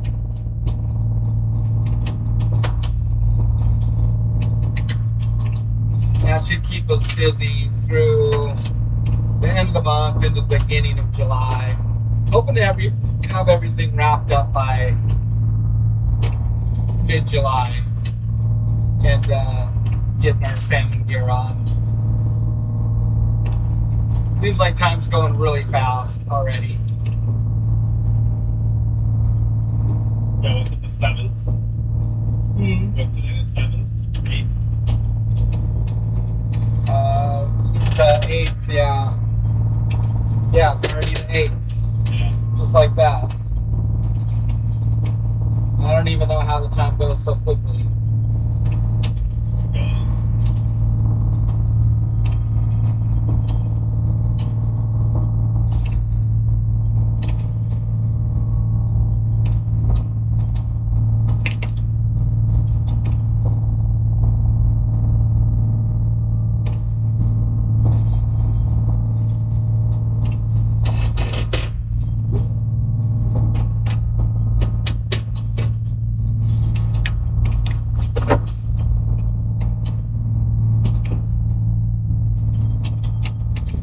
That breeze so stinky, dude. Yeah, why is it so stinky?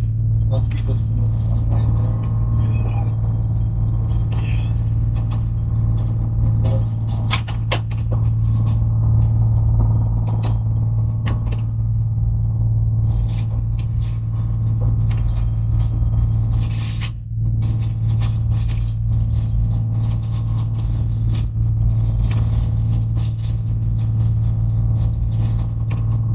Grease gun is stinking up the cabin. I'll put down below.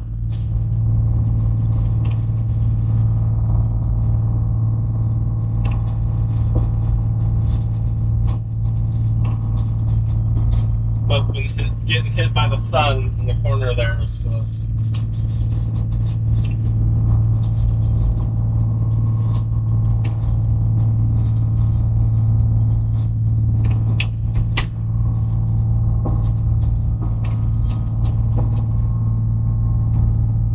Yeah, maybe this vacuum cleaner too.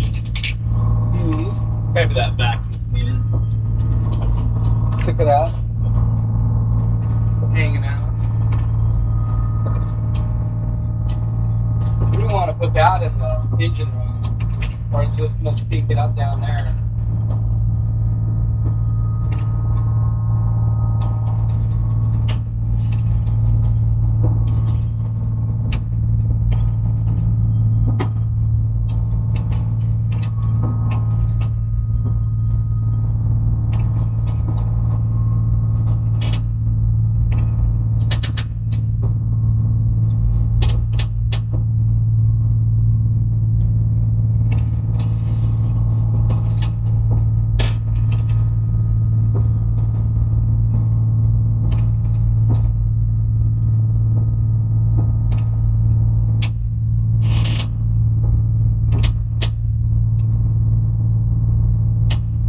Yeah, the camera setup is new.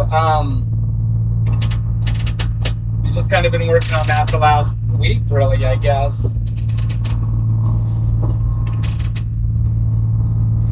Still, we need to make a mount for the one that's showing the water going by the side, the starboard side of the boat.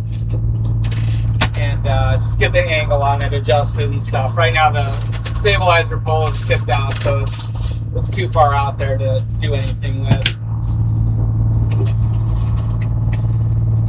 It's probably about 8 foot out. But yeah, we'll get that one dialed in, and then the one on the back deck too is new. And the whole software program, it's just it's open source, so it's free to download. It's called OBS if anybody's interested, and you can set up different camera sources, scenes. Like you can do a screen capture, like for our Time Zero that shows, and then any input devices, mics, cameras, stuff like that. Then just position them where you want, size them however big you want. You can set up different scenes, so if you just click on it, it'll change it to a different layout like that. Just a click of the mouse, which is really nice. So yeah, we're really happy with it too. It makes streaming really easy actually to integrate all these different angles and stuff.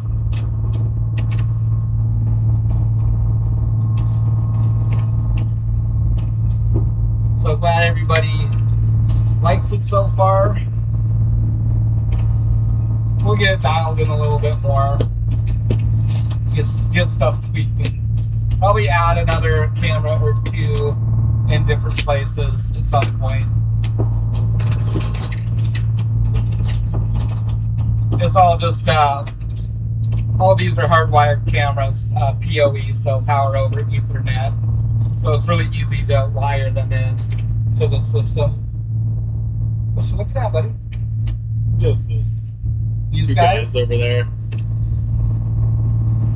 It's like they're battling for supremacy. right? That's what I was thinking.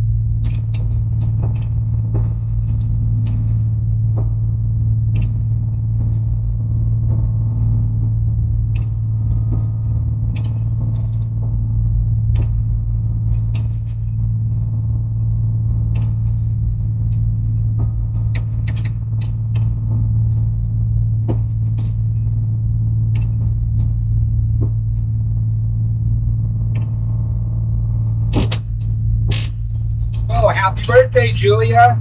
Happy birthday! We appreciate you guys joining us. Hope you have a wonderful day tomorrow.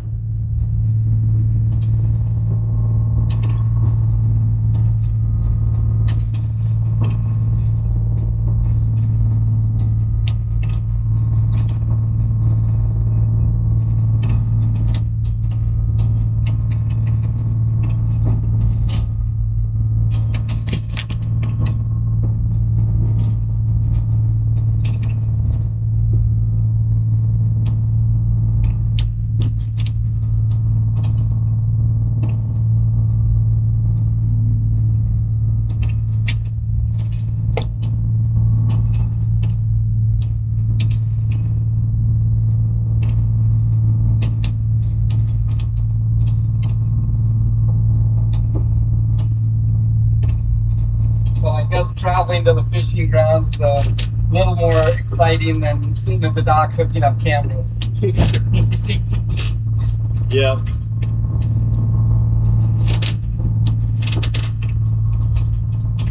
He's got some different things to look at. Yeah.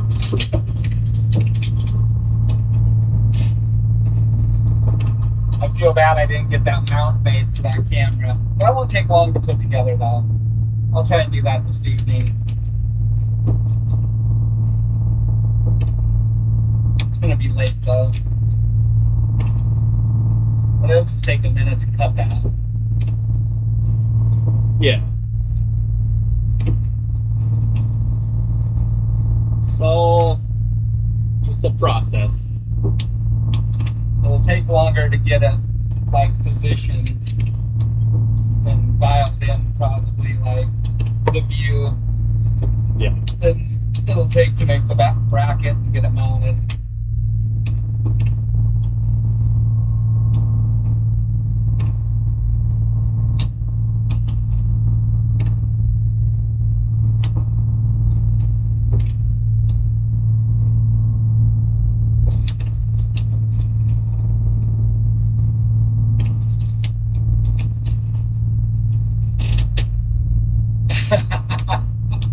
Ah, glad to hear it, Brian.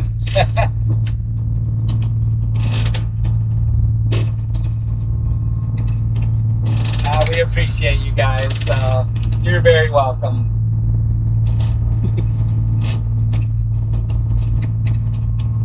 Sometimes we miss comments, so if you ask something and you don't hear back, just ask again. Get busy and miss it or whatever, so.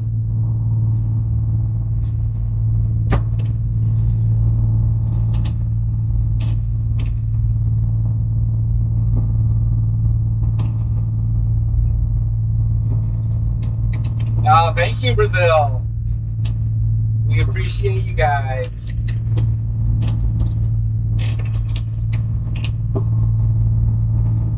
I wish we'd be doing some fishing today, but it's just traveling is all. Right now, it's looking like our destination is almost 3 a.m. We might have to crank her up a little bit. I guess that'd shave off an hour and a half or so. Right? Yeah. I mean, Probably that's just about in time to fire up and head the rest of the way to where we're going to start fishing. Yeah.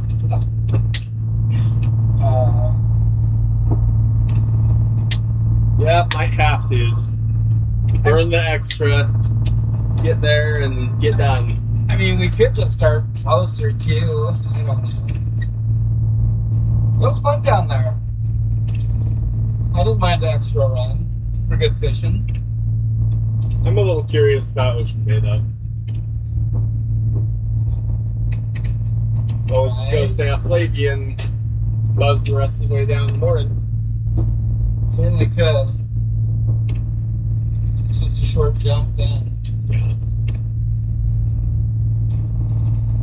I mean, if it takes us 2 days to get it, that's alright.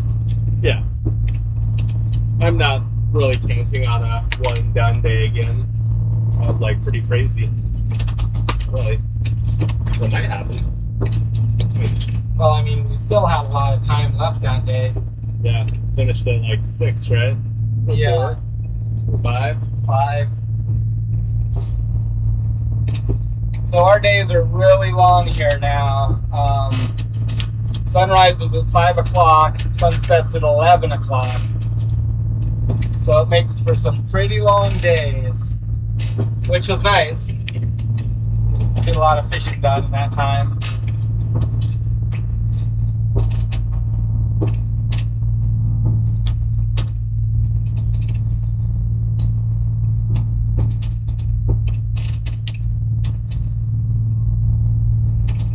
I guess the real question is, in those 8 hours of extra travel, would we make our trip be done?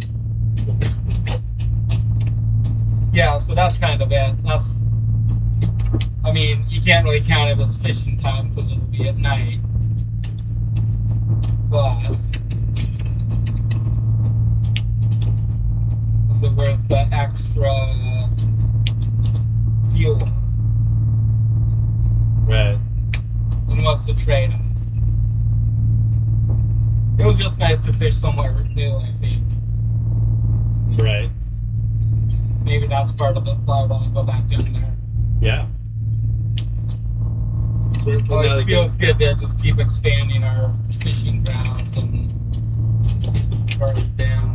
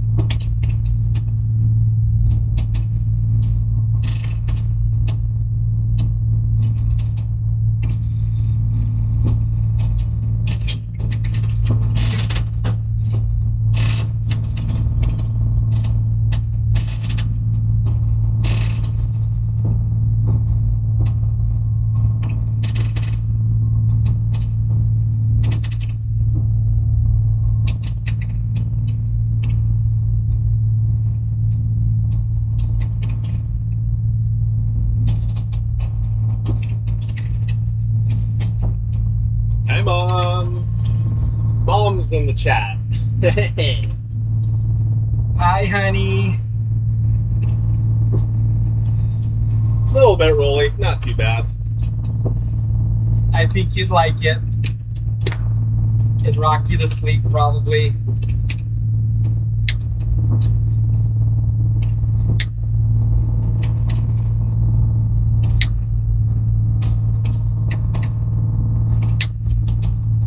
Almost up to the rock pile now.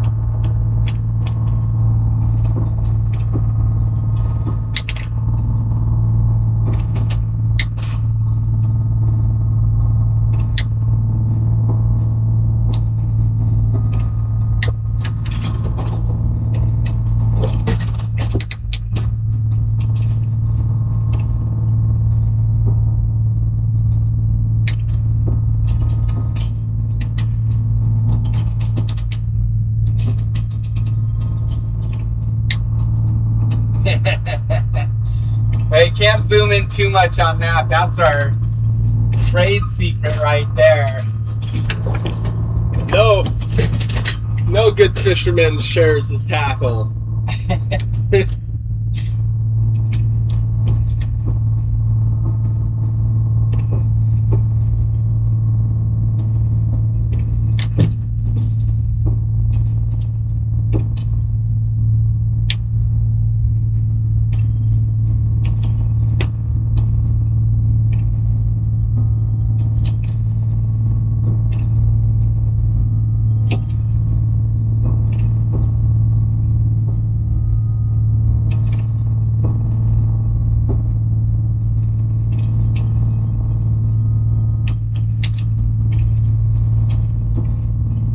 Yeah, I'm just breaking down our last trip's gear. We replace them every trip because it's a lot of work to make the hooks, and you lose a setup from weakened mono, then you're just kind of sour for a little while after. I hate losing gear, so It's the worst, especially when you know it could have been avoided. Yep. We learned our lesson pretty quick on that. It's easy to tie new loops, and crimps aren't that expensive. Yeah. It's making the hooks and going through all that trouble.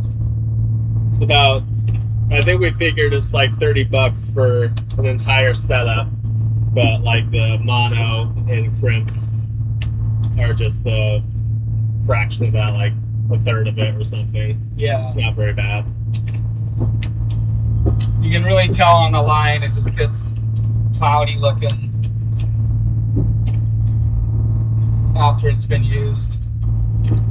So we just pretty much rotate them out after a trip. If the fishing's light and the poles aren't heavy, then you can get a couple trips out of it. But the last one we had some pretty heavy poles, so when you're pulling 12 or 13 fish, 14 fish every pull, it's a lot of weight on that line. It does fatigue it. It's getting foggy out, man. Is that what's going on? Yeah. Fog. Fog is boring.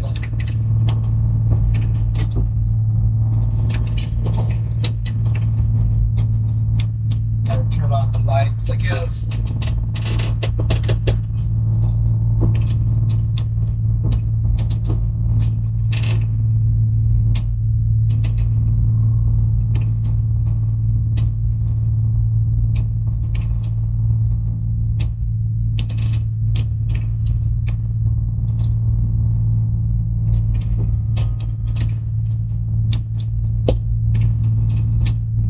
Nope, the blinking spot is just where we're gonna, our next waypoint where we'll turn, go through the rock pile.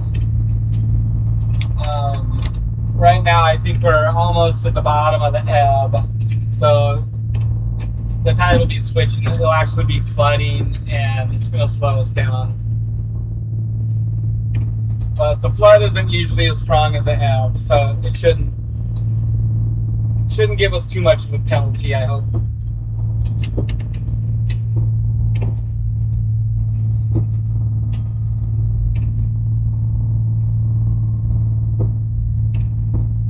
got the engine pretty low RPM right now, only 1100. It's just we're not in a big hurry, I guess. We won't fish today anyways, so save a little bit of money on fuel.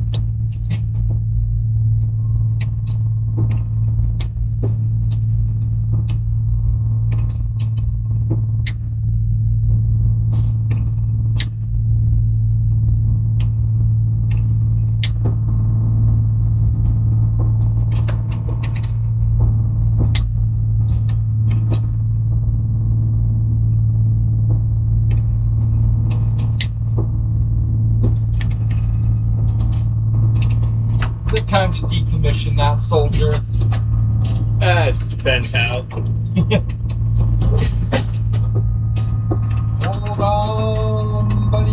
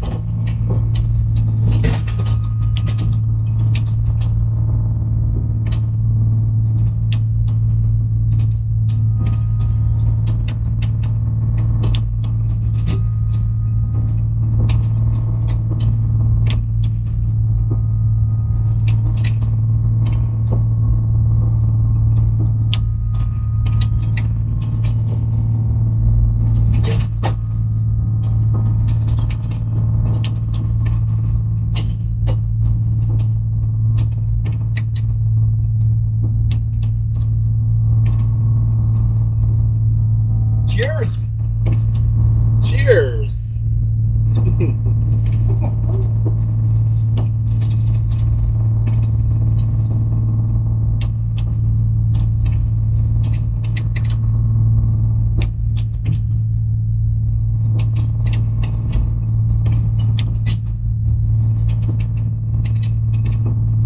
Yeah, a little bit of a swell. Probably like 5 or 6 feet. Not too bad.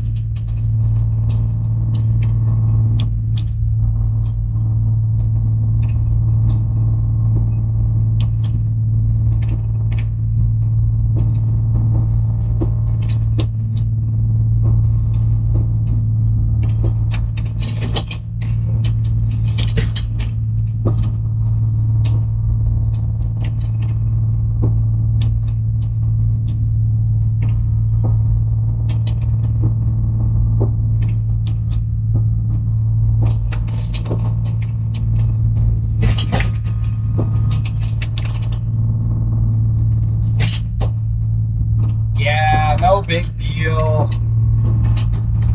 We tipped the stabilizer poles out, but most of the fish are still on the boat. When stuff starts hitting the floor, then we might toss the baby fish in the water. We'll be turning in a minute here anyways. It'll be just kind of quartering off our port stern.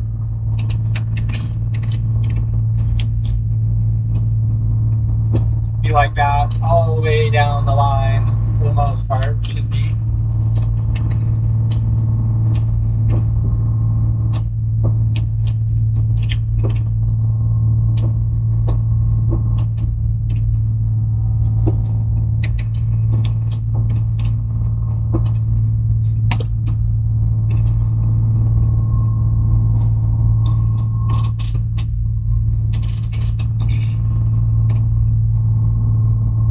Not much further to the fishing grounds.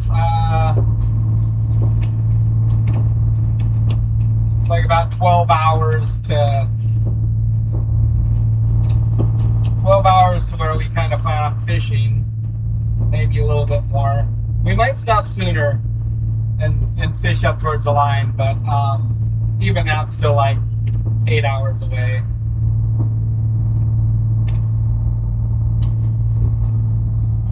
So I guess 8 to 14 hours, depending on where we go. Yep. How many miles is that? Let's see, if we go down to two-headed,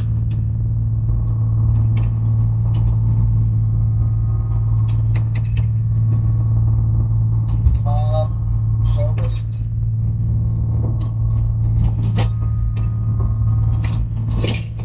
76 nautical miles to where our waypoint ends, and the ETA is 2:30. So that would be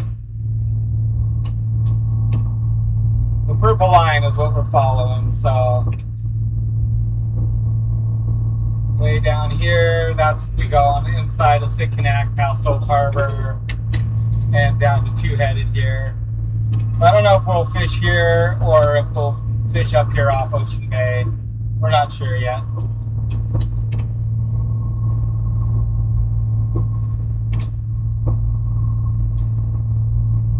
Got a long time to figure that one out. See how we feel this evening. Fishing's been kind of slow further up north, but it's also kind of the timing too. Now that's warmed up, the fish might be starting to get piled up on the reefs and be a little more active. Yeah, it seems like we're seeing fish there. They just weren't really interested. No. A couple little schools were, but not enough to.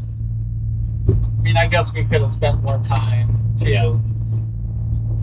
I'm kind of leaning toward starting closer, but at the same time, it was kind of nice going down there and checking it out. So. I'm up for either one. We'll see how we feel when we get that far, I suppose. What's all that rattling about? I think it's just junk in the sink. Yeah, it really doesn't matter to me. I mean, it's easy enough to run down a little bit more.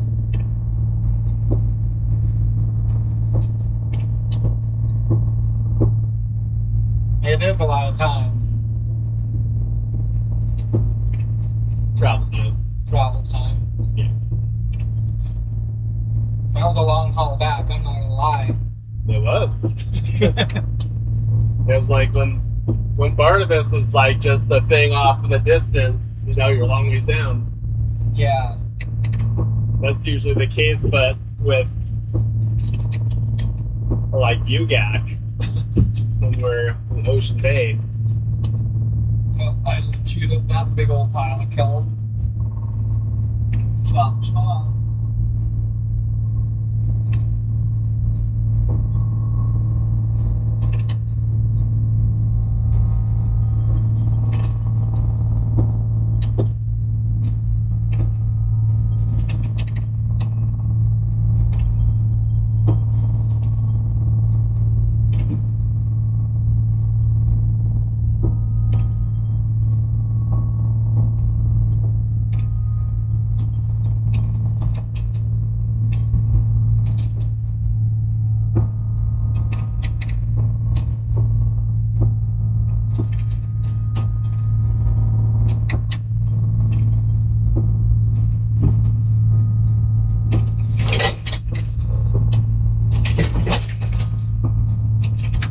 Hold on!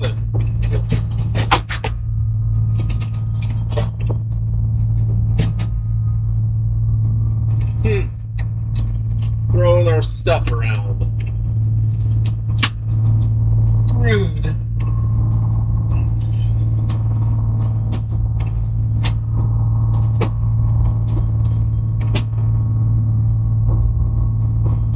Yeah, no fishing action today. We'll be fishing first thing in the morning. And no, we don't do Discord. We haven't got set up on there. We've streamed a little bit on Twitch, but not Twitch? No.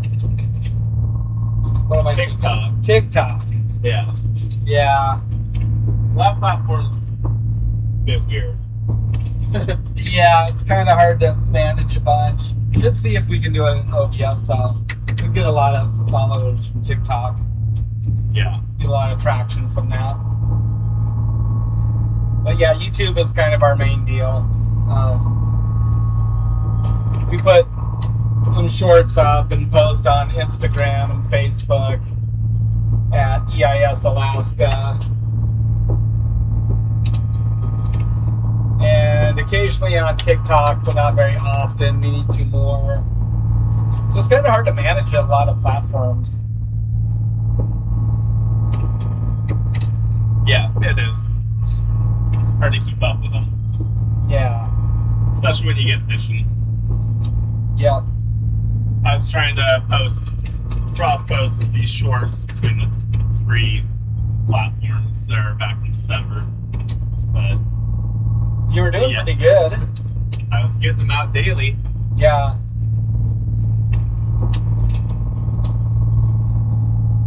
I think you just gotta like try and be consistent and get into that habit. Yeah. But then once you like don't post for a few days, it's like you kind of forget. Hard to pick it up again. Yeah. Same thing with Facebook. I haven't posted much on Facebook lately. I need to. Need those Zuckerberg dollars. Zuckerbucks.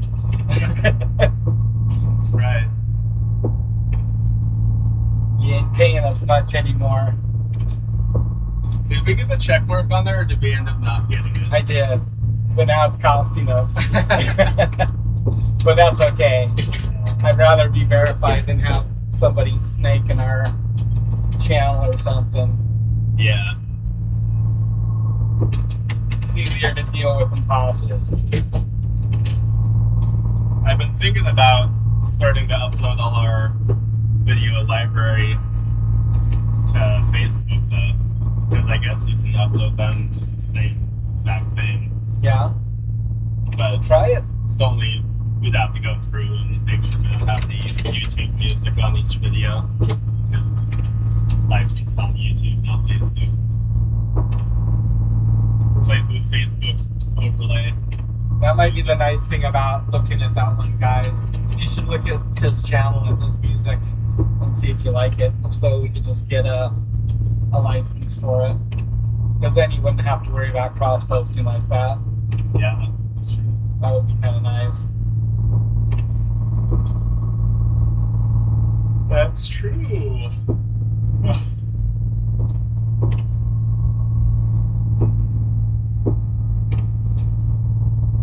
Into the rock pile. Or should I say through the rock pile, not into the rock pile. Not today.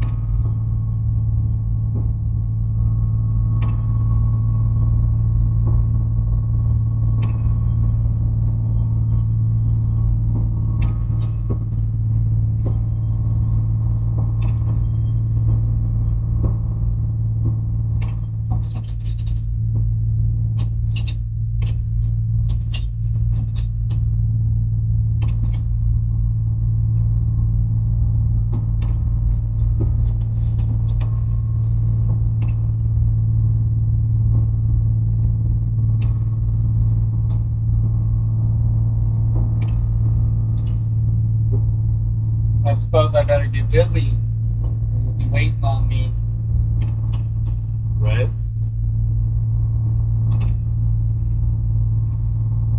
Do it before we fall asleep. Right. Got 3 down anyways. Need 3. Got 3 new ones. Need 3. Need 3. Yeah. Tempted to reuse one of these. It didn't look bad, but yeah. I did that on. Start pulling loaded setups and. I did that on the trip before last. Reused 2 setups on mine because they weren't hit very hard. It'll make you nervous. No, I'm just careful.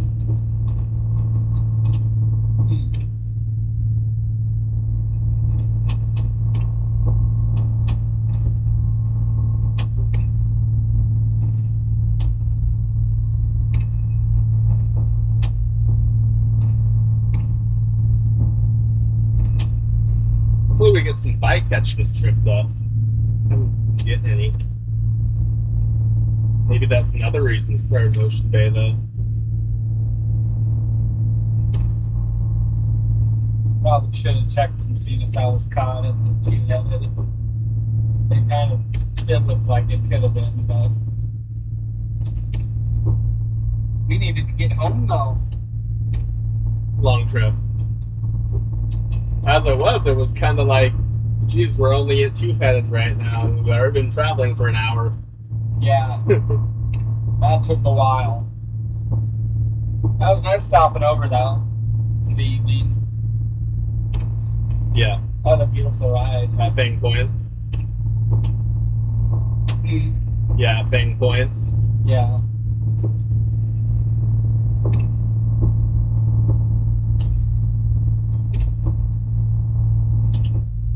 And it was still 3 by the time we got home. Right? Oh, I'm excited though. Excited to be out. Me Yeah. too. A little lethargic to get going, but nice once we get going.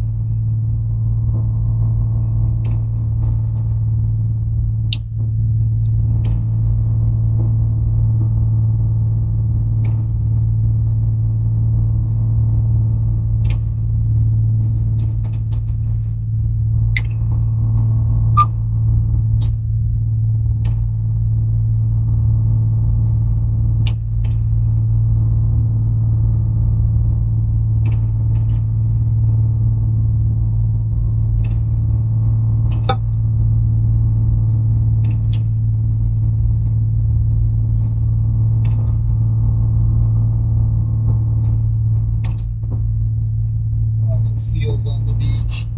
Yeah, a bunch of logs, right? Beach bodies.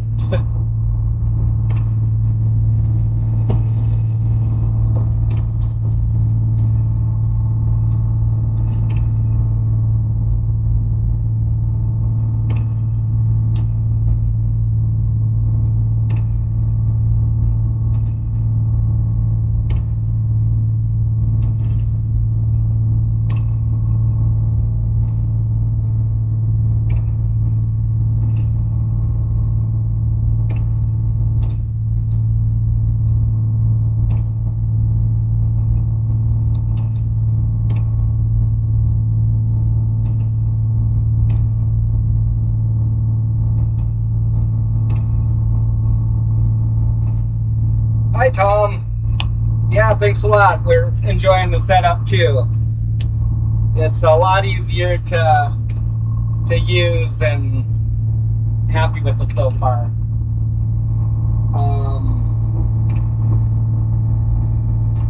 I've been a Rosa. Appreciate you guys hanging out with us. We'll probably just let this run, I don't know, all day, I guess. We're just traveling, so it's going to be kind of boring. We'll be fishing in the morning. Gonna be traveling until pretty late this evening. Depending on where we stop, probably between 10 p.m. and 3 a.m., I guess. Yeah. A bit of a spread. Just depends on where we start in the morning, so we might run further down the line, we might just stop further up the line.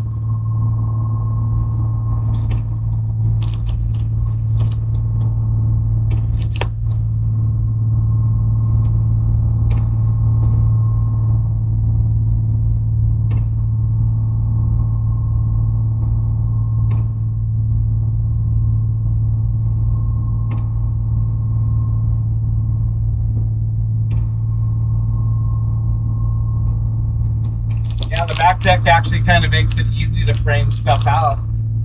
I could enlarge this one some actually, make it a little bit bigger, and not cut out anything.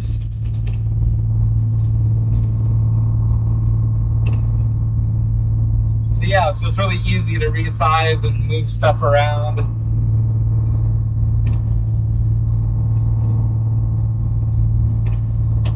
Tristan does like fishing. A lot of times it's because, you know, we don't like mom to be at home alone. So it's pretty easy for me and Matt to handle these kind of trips. And why we do really miss his help and his company. It's also nice to know that mom's got company at home and she's not alone. So that's kind of a big part of it right there.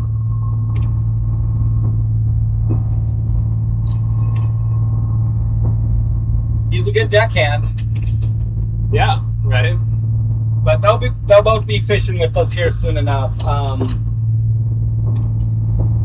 Be doing some halibut, then we'll drag them along because it is nice to have an extra hand for halibut or two, without a doubt. Yeah, the halibut, he's a really big help. A lot easier to stay caught up on baiting. Yeah, with the rockfish, we're really dialed in on it, and it's pretty easy just to two-man it for us.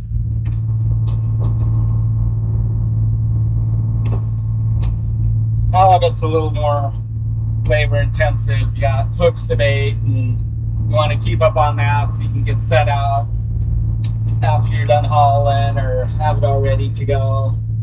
Not have to shut down and be baiting hooks when you should be setting hooks or hauling gear. Mom asked if you talked to the guy about the chain. I didn't talk to him about the chain, no. Okay, she said Hagen might be returning back home on the 20th. If that would work out. Yeah.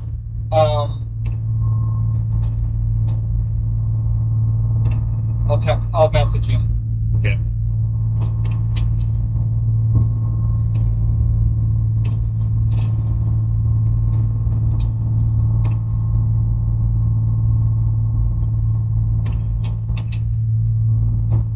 So we just went through the rocks at Cape Chiniac right here. That's a nice little shortcut. Saves the guy probably a solid 40 minutes, 45 minutes. And if the weather's really nasty too, it's a good time saving for that. It gets pretty funky coming around those corners sometimes, especially in a easterly or northeasterly. Cutting that rock pile makes it a little more enjoyable and saves you a little bit of a beating. So just getting back out into it, and then we'll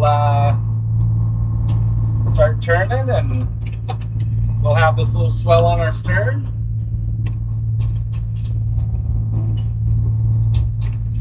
Yeah, Clay, we'd like to leave the harbor cam up if we can. It's been cutting off, but maybe the computer goes to sleep or something. Yeah. And we'd like to put a mast cam shooting out toward the channel to see boats going by. I think that'd be pretty cool. Yeah, catch the spit right there. Yeah. So people cruising around. Mm-hmm. Catch all the crashing going on and stuff. I hate to say it, but a ramp cam would be kind of nice. I know. That was our one sad part about leaving that tie-up spot, was that close proximity to the boat launch ramp and the grid, because there's some grid hijinks that happen too. Yeah, there's some shenanigans there that happen sometimes.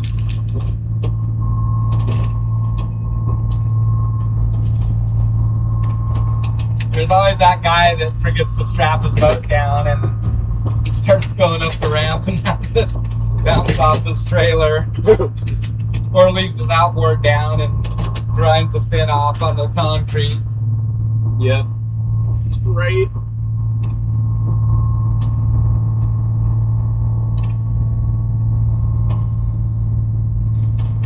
Oh, I hope this fog burns off.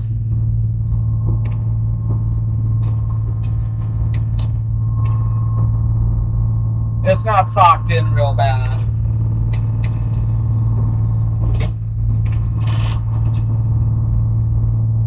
A Staby cam would put it out there, that's for sure. Yeah, Maybe I wonder how that'd be. Would it be too much motion? Well, if it's locked to the boat, it wouldn't be bad, but like in town. Yeah. In town, it'd be awesome. You could put it right on top of that stabilizer boat. Yeah. That is the tallest part of our boat, huh? I guess. Yeah. Although right up the mast would be easier to service. Up the mast is probably fine. Yeah. So that's pretty high too.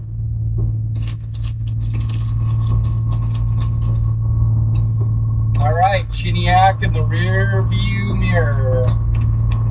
Rear view camera.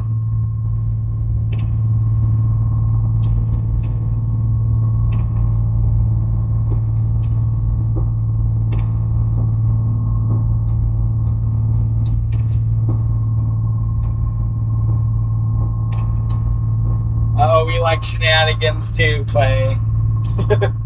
There's nothing better than that. Good old town shenanigans. So one of the salmon boats last year, they took off fishing and left their bike on the finger. Somebody at high tide grabbed that thing and tied it to the top of the pole that holds the dock. So that was kind of funny. They came back to town and their bike's 12 foot up in the air. I think you actually put a picture on that on Instagram. I did. I posted on Instagram. Little shenanigans.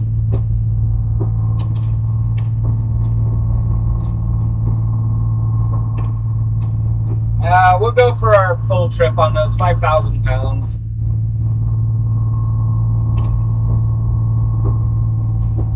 That's what our trip limit is.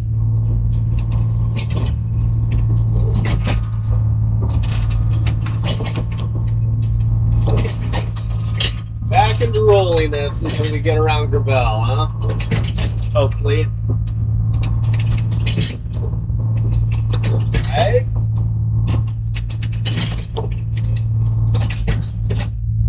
That must have been a good set right there or something.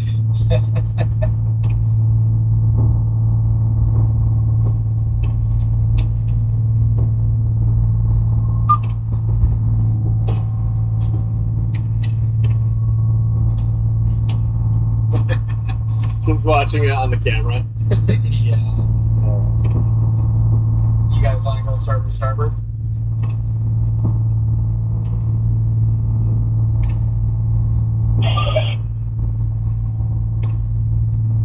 I guess so. Somebody else. Just this time. I guess that would be a yes.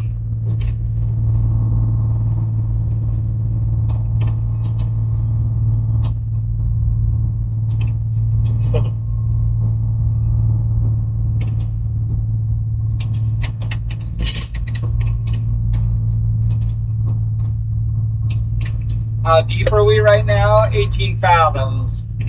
So 120 feet.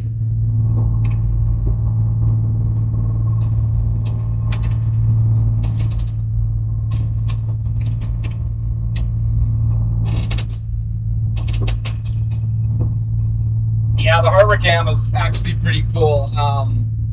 It's nice to be able to keep an eye on stuff from at home. I wish we would have had it last fall when those sea lions were tearing up everything on the boat. Yeah. Creating problems. I think I need to get me one of them blow up Gumby things that they put outside like the tire stores. I can just have it motion activated. That'd probably make for some good content. Right.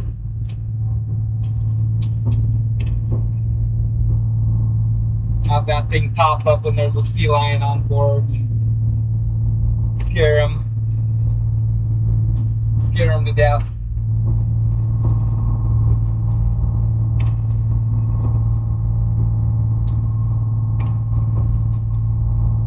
There goes the boat on the cam.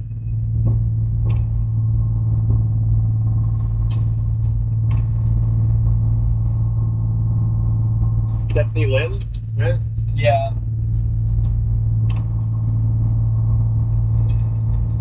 Out looking for some dungeons, I guess.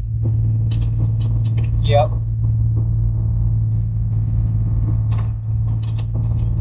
We'd like to do dungeons on here someday.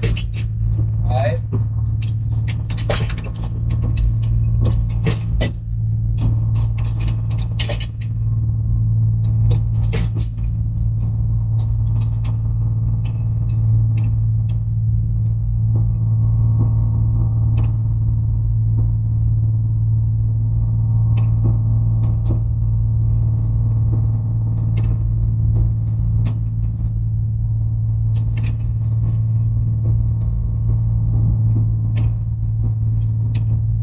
This creator was at like Pike Place Market and they were showing off some seafood, like this dungy like this, probably like 2.5 or 3 pounds, $50.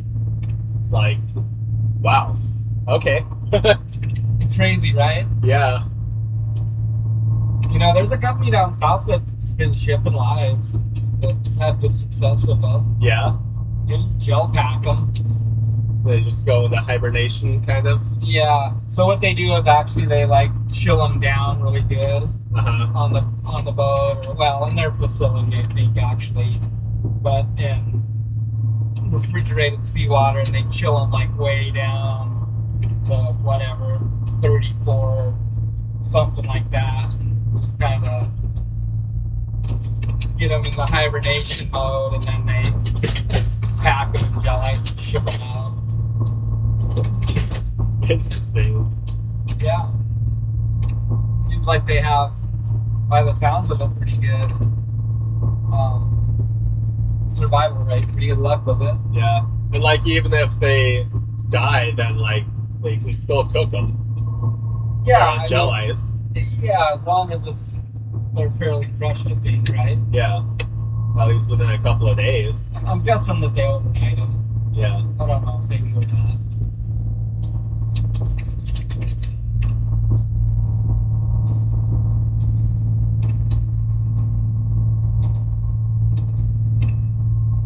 Yeah, we do have a hay rack on here. It came with the boat. So this was originally a troller from Southeast Alaska. We bought it. It was out of Hoona, which is about 6 miles west of Juneau, just almost on the coast right there where you break out of all the panhandle. So yeah, it was set up to troll salmon, and the hay rack was on it. So it was nice for us for jigging and halibut.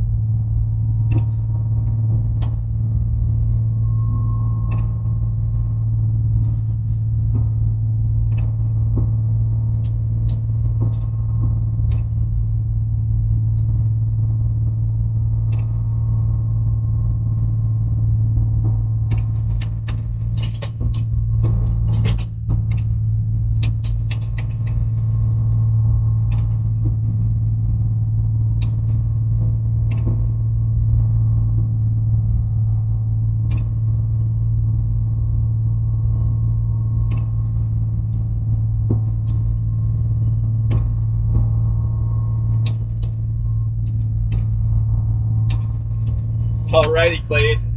Enjoy the match. Yeah, I'll go out and frantically wave if anything juicy happens.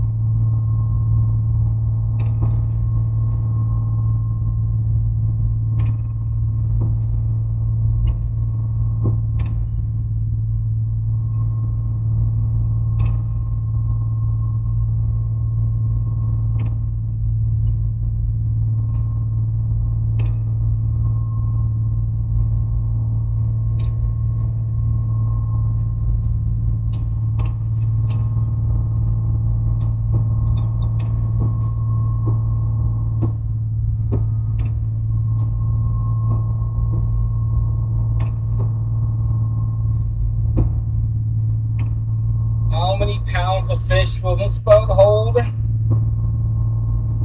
Guessing like salmon. If you fill both tanks, 50,000. Probably somewhere around 35,000 in the front hold. So a fair amount. Yeah, that's our rough estimate going off like the fishtail. So. Yeah. And another boat like this too that says they pack 50,000 of salmon.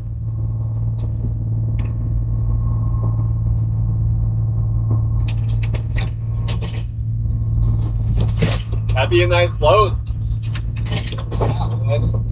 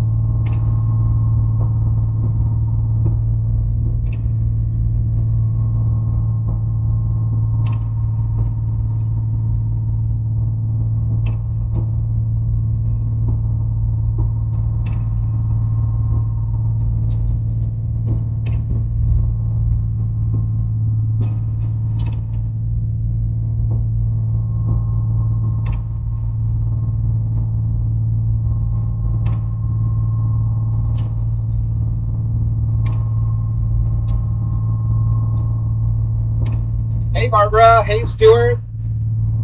Hey guys, welcome in. Yeah, a little rolly out here today. Not quite enough rolly to put the stabilizer fish in though. We just turned and now it's on our stern. So, be a good ride now, rest of the way.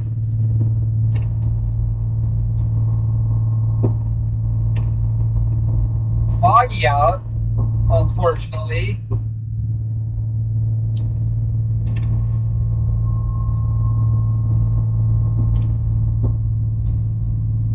Hopefully it'll burn off here.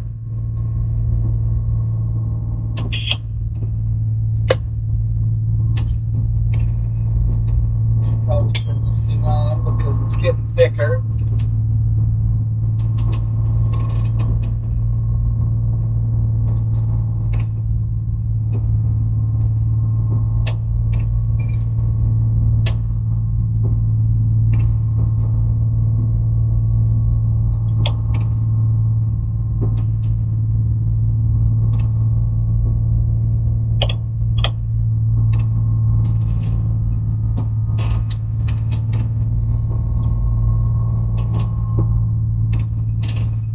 I guess like when we do get that other transducer hooked up, then this one won't be connected to the computer anymore.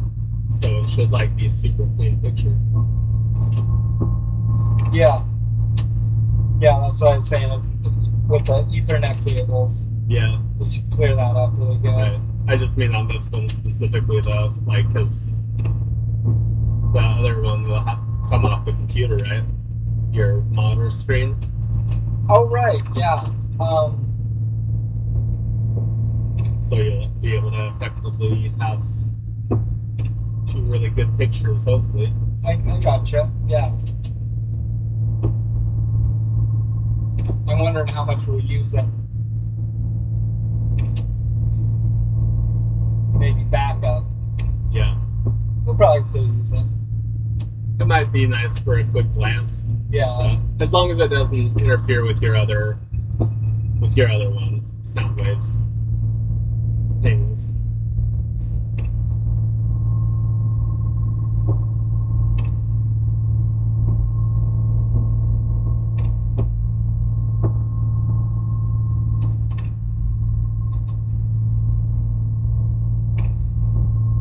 Oh boy, tornado watch and heat advisory for Barbara. Oh dear. Heat index of 107 degrees. Oof. That's too hot. Yeah, stay safe, Barbara. Oh, Sure. it's sunny at home. I know, Mom sent a picture. It's like, oh man, should have stayed home.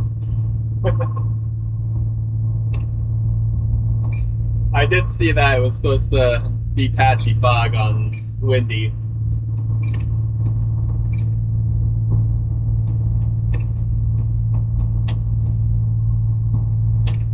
Oh, you have a basement now. That's good. Glad to hear it.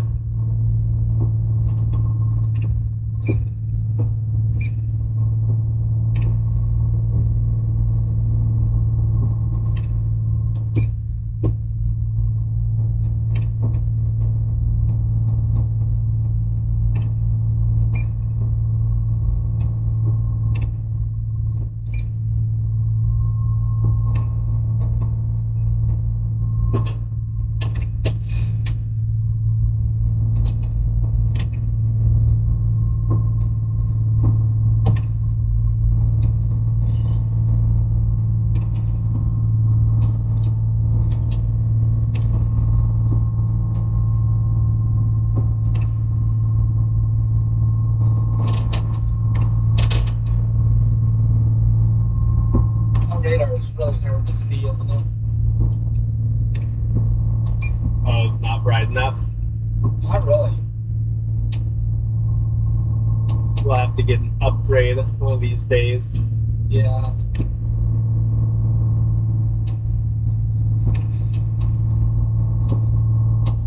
Maybe Garmin will sponsor us. I don't know. Or Farina. You can integrate it right into here and do an overlay on it. That's right, huh? That'd be sweet. Yeah. I don't even think that you need to get. I think all you need to get is the dome.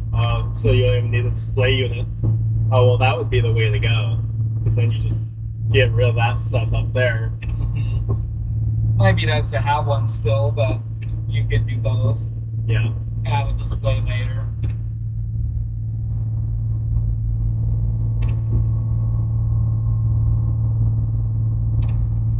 For redundancy, I guess.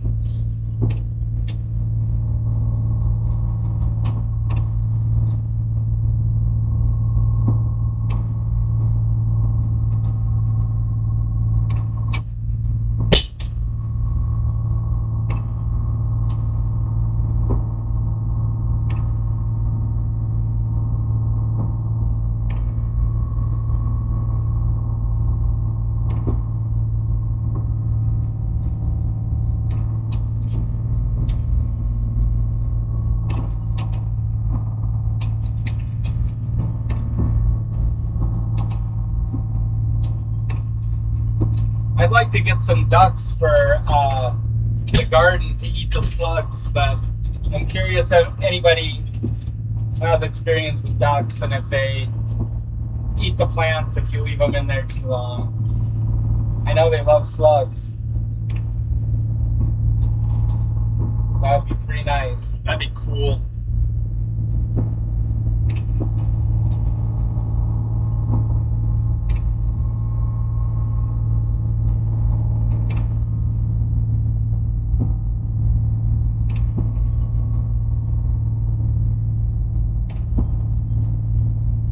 It's like really dim. Hard to see during the day. It doesn't help with the sun-ish in my eyeballs either. Right? Is that full? Yeah, it red. is. I guess the contrast can go up. Is that helpful? Could go down. Oh, that makes it worse. Yeah, put it in. Oh, well, that's the problem. Ta-da! You're so smart. Oh. Oh, Still a bit hard with it. It's just the backlight thing. that's just way better. I can see it now.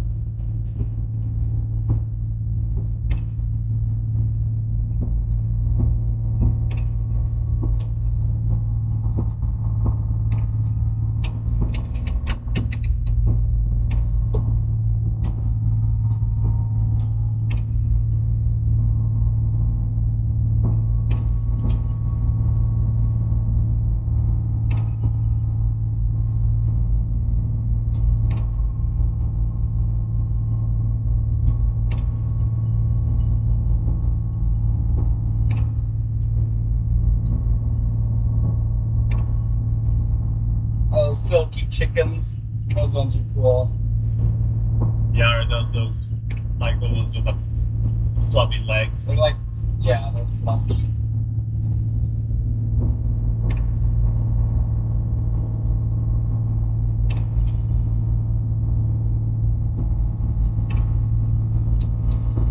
How's your well water, Barbara? We're on a well too, and I love it. Whenever we go into town, boy, the chlorine, it's just overwhelming. Well water's so delicious.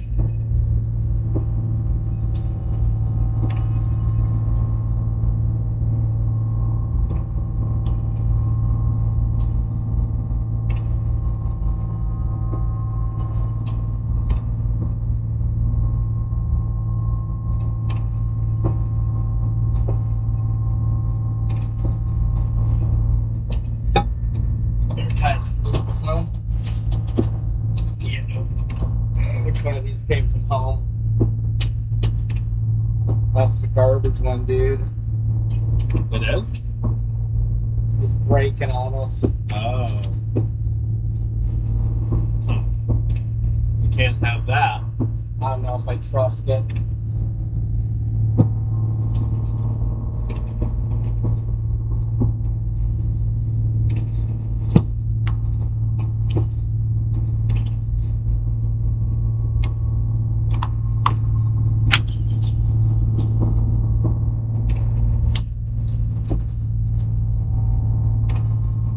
Oh no, splintered my board. Oh, no. How'd that happen? I don't know.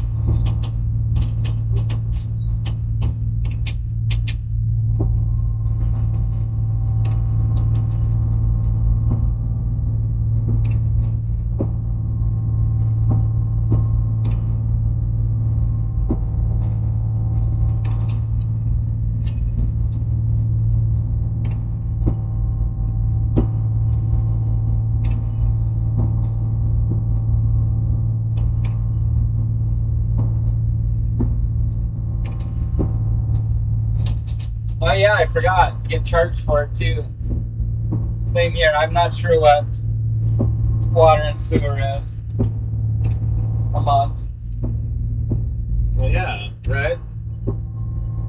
Yeah. I imagine it's gone up over the years. Yeah, it has to.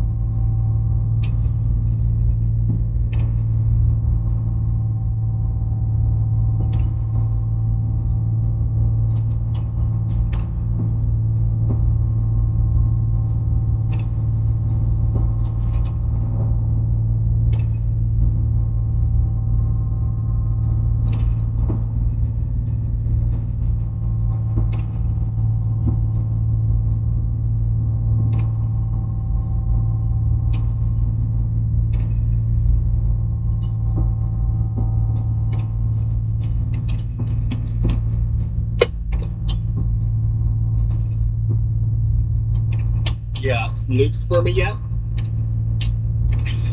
Yes, sir. I was just kidding. Already got a pile for you. Nice.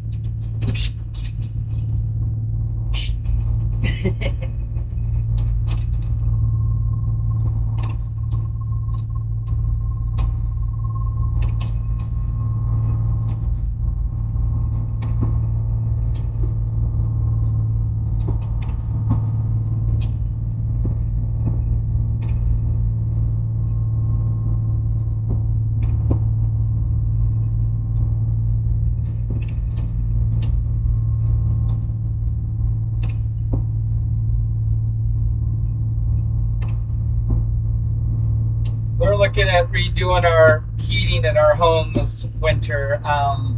We're on an oil boiler.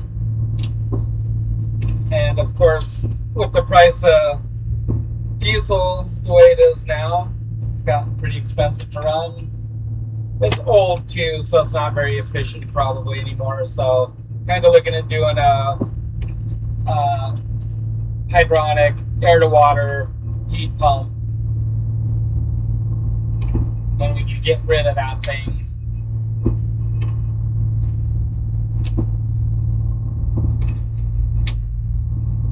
There's a lot of ones that are just like little mini splits now. I don't think we want one for our home, but they work in a lot of good places where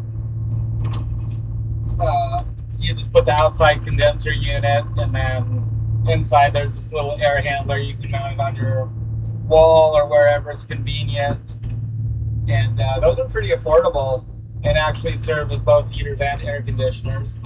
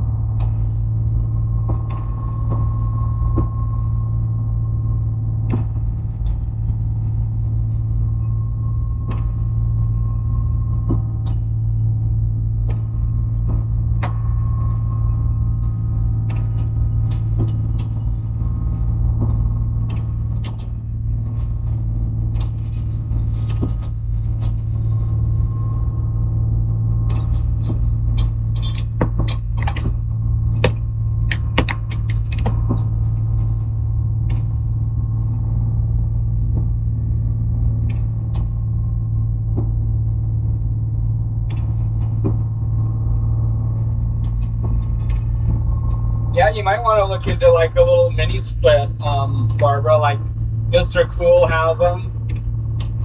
They're actually pretty affordable. And like I say, you get air conditioning and heat. And the nice thing about them, they just come pre-charged with like pre-charged refrigerant lines. So it's total DIY.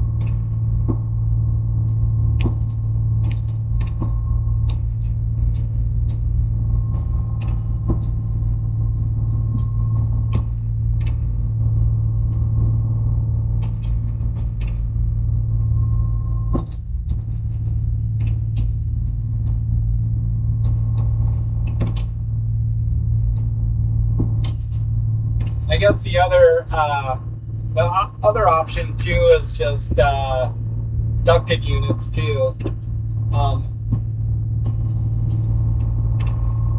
So just like you'd have forced air on a furnace. It's the same concept. And with a basement, it'd be pretty easy to run ducting.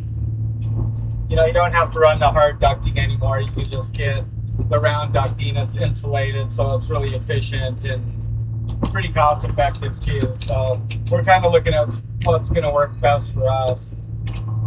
Right now our system's hydronic, so we have baseboard heaters, but also kind of looking at just forced air ones, because it does really heat your house efficiently and quickly. The drawback is it's a bit more, there's noise from the fans, and maybe the air quality isn't quite as good, but you can put filters on them too, so it's a trade-off, I guess, on both.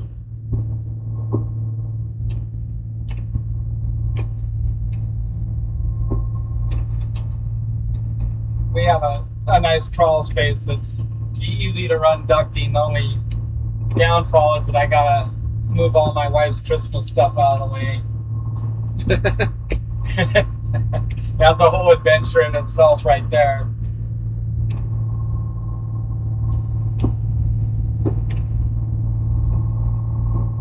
Yeah, you know that those heaters right there are real good, and you could probably find some, possibly. That just came out of a mobile home. It's just a basic old diesel heater. And matter of fact, before we moved to where we are now, we had a double wide trailer, and it had a little heater like that. Same thing, just oil fired heater, forced air. And that's one thing that we really did like about that place, is that it heated up in like 15 minutes. You know, if you had the heat turned down, you came home and it was chilly, you just turn that up and it's just instantly warm in there. With baseboard heaters, the hydronic ones, it's definitely slower to heat the house up when it's chilly. And so that's kind of why we're also thinking about a forced air one. But then the downfall is that we don't have any way to heat our domestic water, and so I'd have to put in like an electric water heater, which isn't a big deal.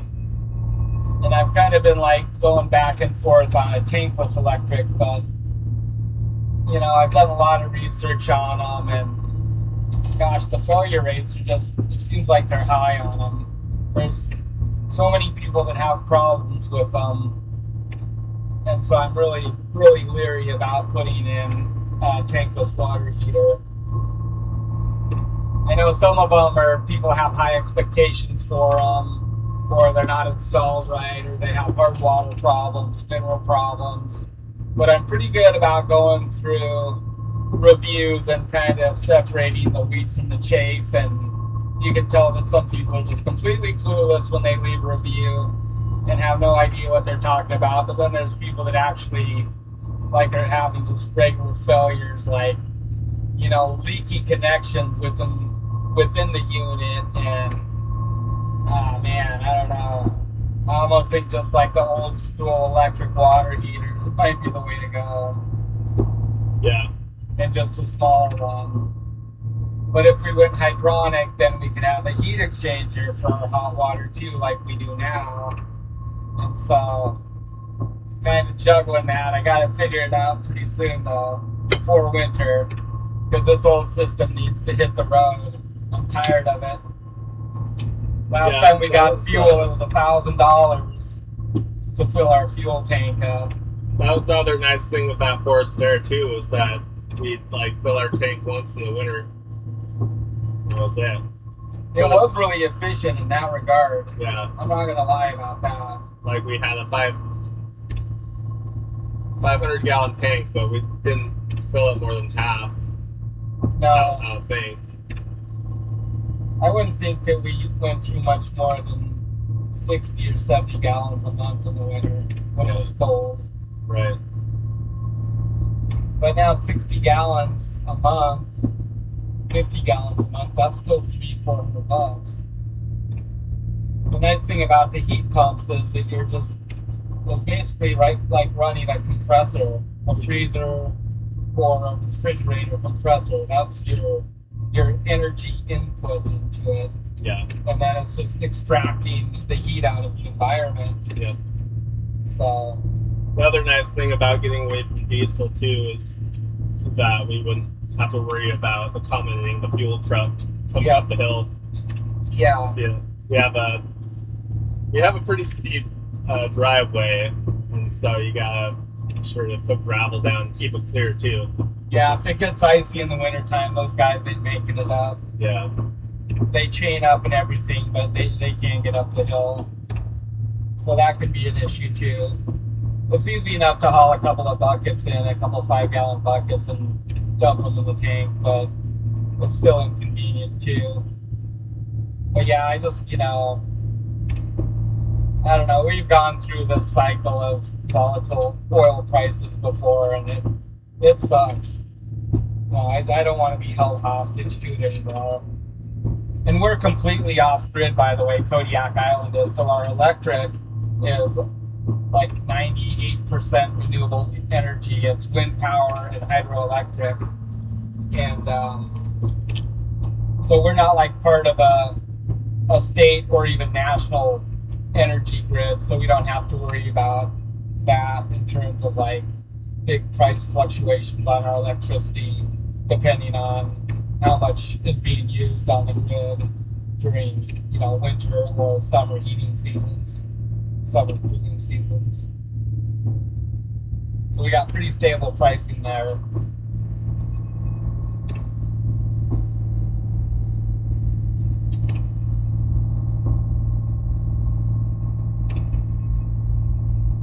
Then the other thing about going with hydronic too is that I would like to put just a wood-fired boiler outside at some point, because we do have lots of trees, and firewood is easy to get for us. So we could set one of those up and then just supplement it with that too.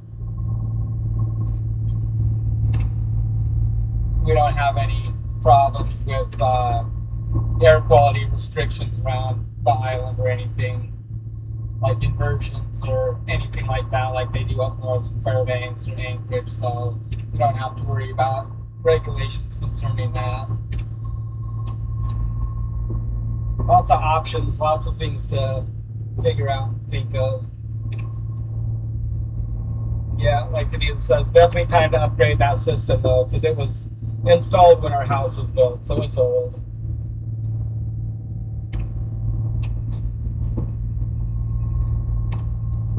Thankfully, we can work on it ourselves.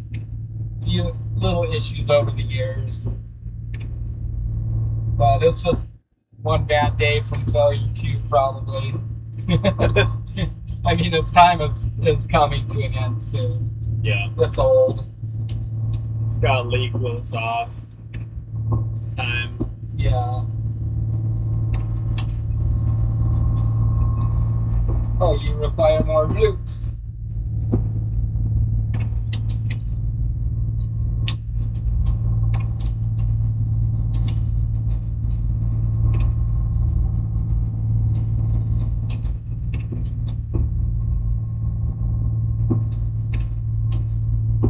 Natural gas is nice.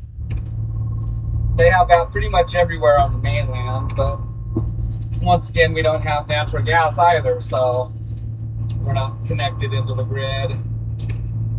We use propane for our cooktop on our range at home, and then electric oven, which is really nice. So kind of a dual system. I like cooking with gas. I don't like baking with propane though, because it's expensive to run the oven. But for the cooktop, it's fine.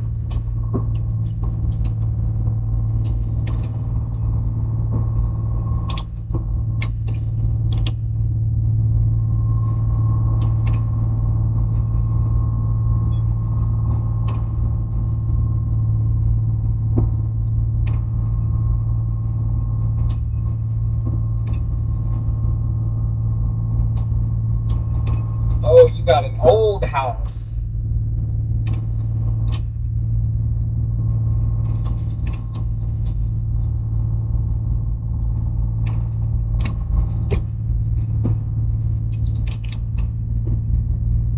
That's cool.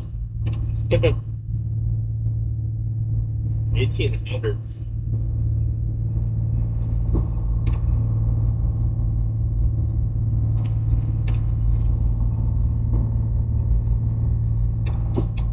They do make diesel water heaters. Yeah, that's true. Even just on-demand ones. That wouldn't be too bad for what we use. Like, it probably wouldn't be too expensive. That'd be a way to go. Well, then you can get that rebate, right? Oh, right, yeah. So our electric company does have a rebate too of up to $2,500 on installation of a electric base system, like electric baseboards or a heat pump system. But you totally have to get rid of all your oil-fired stuff. So the old system has to come out, the tank has to come out, they come over and inspect it, make sure that it's gone, and then it's a pretty healthy rebate. It's $2,500, so that offset almost half the cost of a new system for us.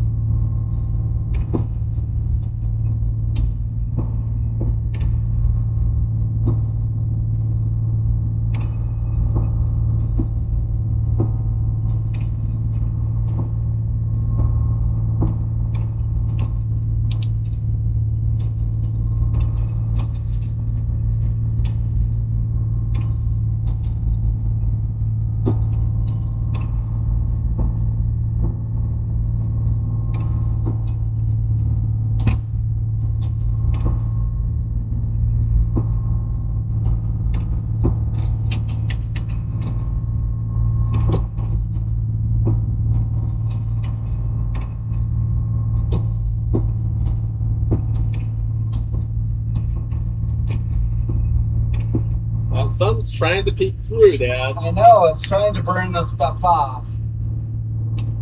I wish it would.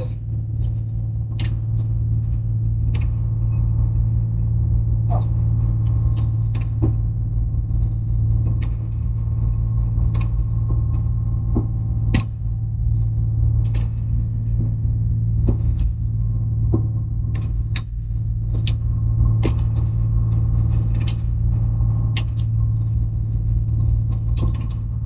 No, we were gimped at least 6 hooks on that last trip. Right? From about halfway through. Yeah. That's the last. Too many snag ups. Right? That's like 20%, dude. Wait, is that right? About 10%. Probably a good thing. Last pull.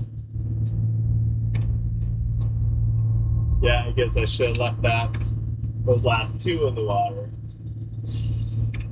Right? Then we'd be short that much. $100.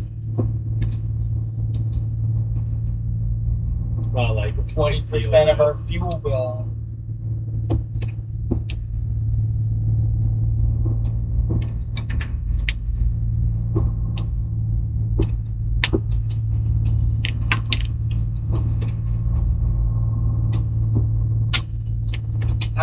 We're tying up rockfish setups, Rusty. So we change them out after every trip. Last trip was pretty good. The fish were biting pretty hard, so kind of puts a lot of fatigue on the mono. So a lot of times if you don't switch them out, then you get a really heavy pull and just a little bit of wave action or a swell. The fish can just break it right off, just the weight of the fish. So we learned that it's not worth it to just try and reuse them. We just swap them out. It's pretty easy to tie loops and crimp them up, but the real work goes into building the hooks and the expense for that matter. Yeah. And it's always really frustrating to lose a setup, a stringer of fish, and know that you could have avoided it if you just swapped your gear out.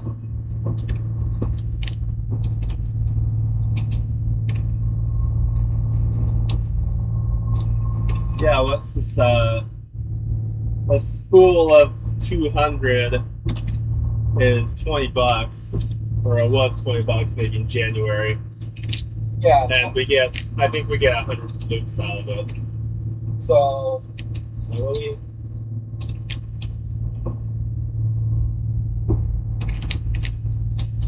How many? It's 100 yards. 300 feet. Yeah. And how much per loop? A foot and a half?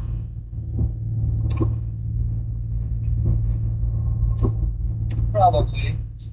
Yeah. So I guess that's 200 loops a spool, right? So like 10 setups in a few trips worth.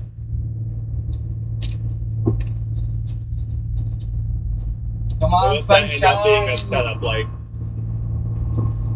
$6? Well, so No, 6. So 200 loops. So the divide by 15. It's like 12 setups, isn't it? yeah, it's 13 setups.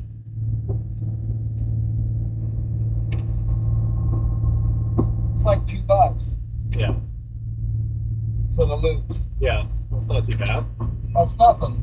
right? Yeah.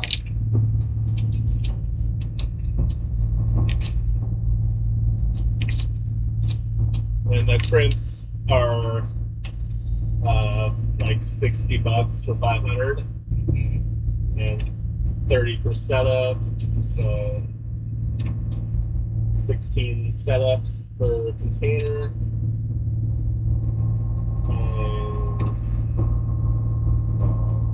So 60 or whatever the price is divided by 16.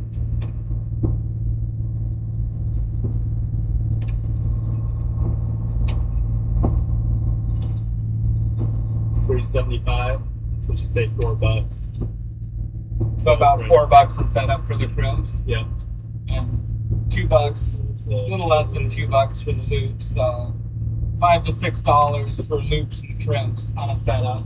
That's not too bad. Everything else we reuse. The swivels in between, we just reuse them. The hooks, of course, are reused. So yeah, pretty cheap. Yeah, the hooks themselves to replace now are like $1 or so each. Yeah. So that's where the big expense comes. And then the time and effort to build them. Yeah. The hooks actually last a long time. Yeah, we've got probably, I'd say at least 7 or 8 year old hooks in there. Yeah. They're probably on their last legs here pretty soon. A couple of them are looking pretty tired.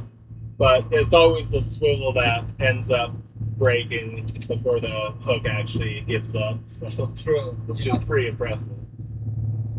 Yeah, 200-pound test rusty for rockfish is what we use.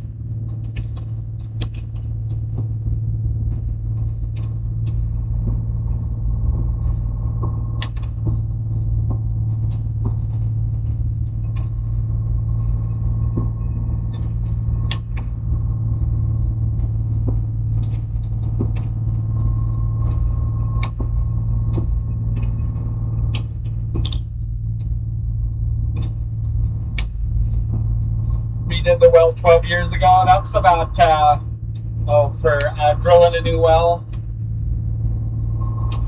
We replaced our pump on our well about 12 years ago. That was a chore.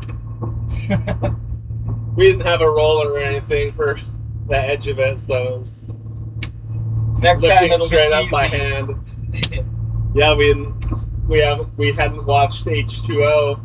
What's his name? Yeah, H2O mechanic. Yeah. He drills wells for a living and services them. He's got a pretty slick roller setup for pulling pipe on wells. So Yeah. after Lucky seeing ours. that, it'd be really easy to fabricate one and Right. do the same thing. Lucky ours isn't very deep. It's like It's like 200 feet though. yeah, 180, I think. It was a lot of work yeah, to pull that pipe up. Plus, you're continually grabbing a new spot, so it's all slimy and nasty. yeah, When you Lots of if you sediment can on just it. pull it and drag it, then you don't have that. yeah, right. Clean that spot off, you got a good grip and you can roll. I just use your body weight to be dragging it. Yeah, Or instead of the picking it up. arms. Yeah. Thank God Trev was there to help us. Yeah.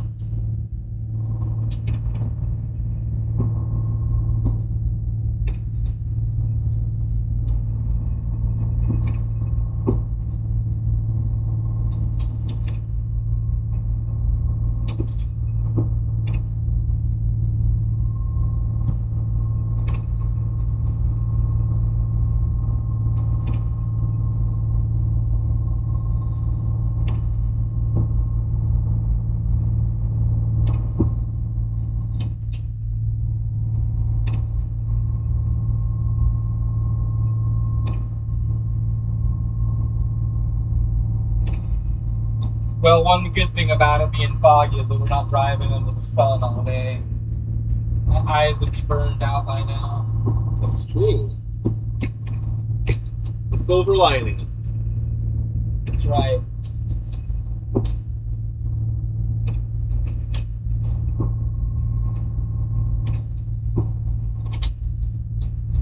How many more loops you need, buddy? A whole bunch still. About 20 by the looks of it.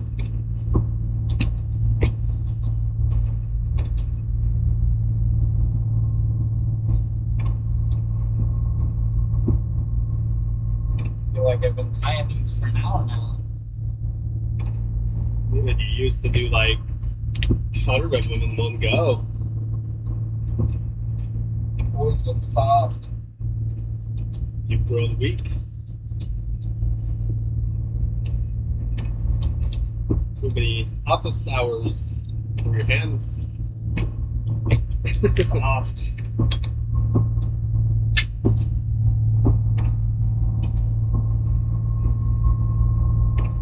was like me. We got well, didn't get a blister. I was almost gonna get a blister digging for those taters. It was on the line. It's like, guess I haven't used a shovel in a while.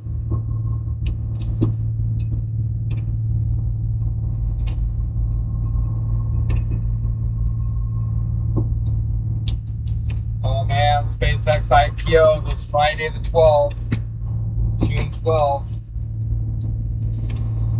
Dang. Gonna get in on the hype.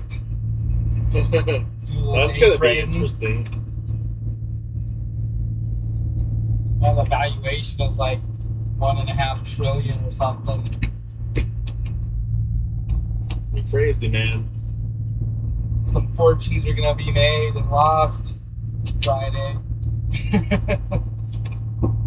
Friday is like probably the crazy retail investor's right? gonna get destroyed again.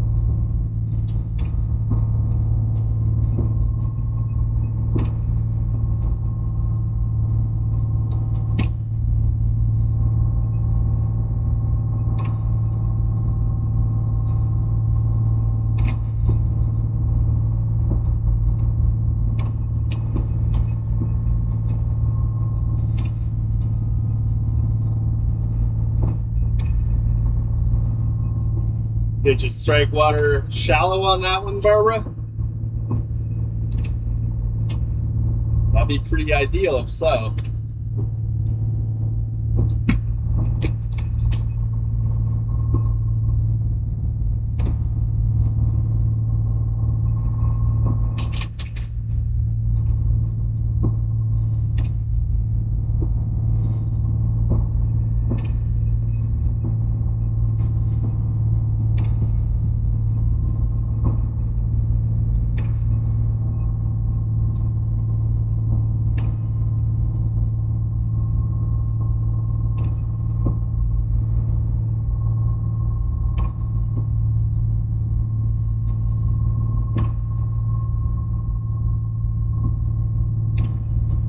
when does the halibut season start?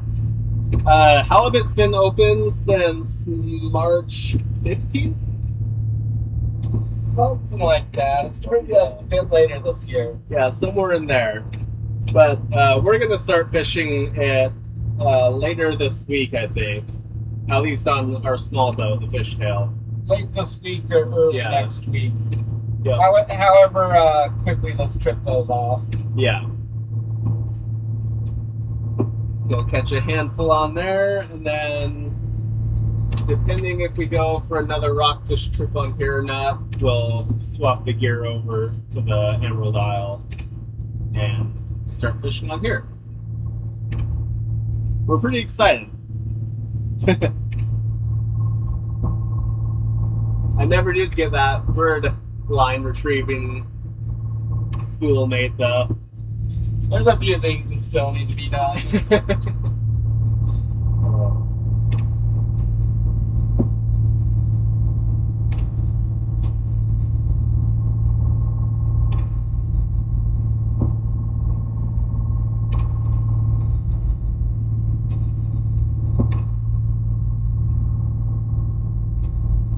First water at 11 foot, second water at 22 foot, and your sand point at 34 feet. That's insane.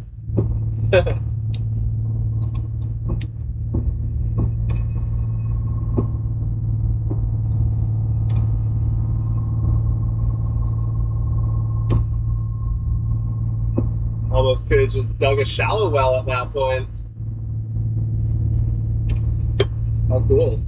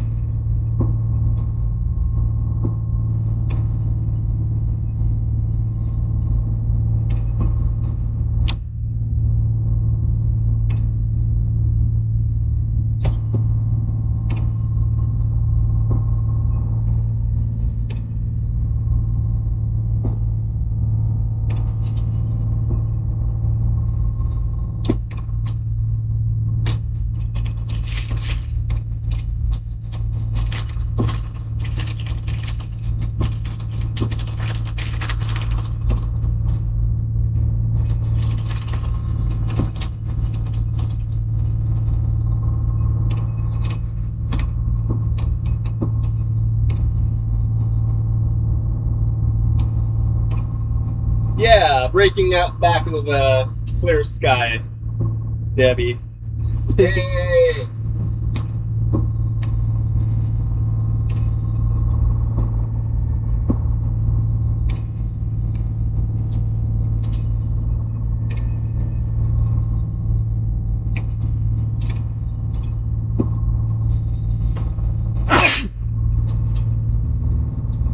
Excuse me. That snuck up on me.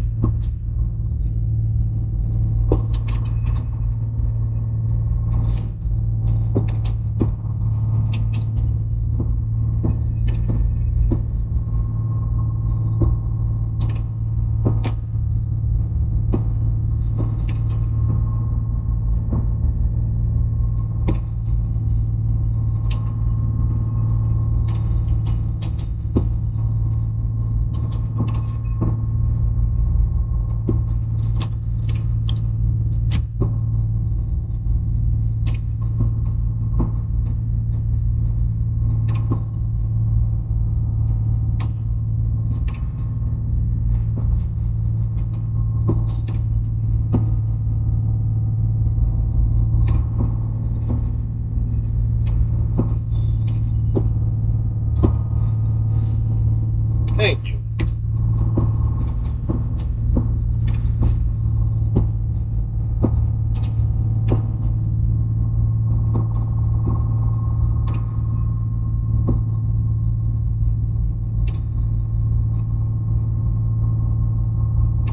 Ah, self-installed sandpoint well. Oh, that's pretty cool. Oh, that's shallow. Yeah, right. just north of the Arkansas River.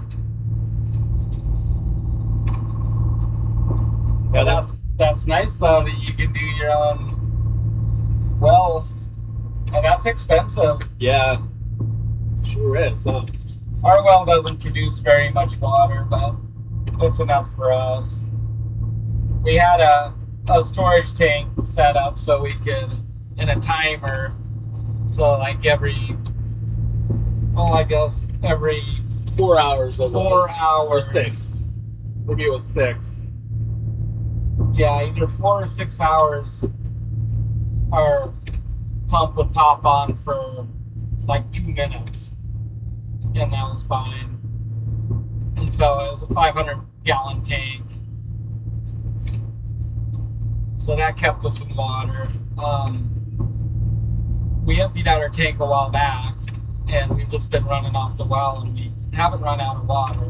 But sometimes in the summer, it'll run dry on us if we're using a lot of water.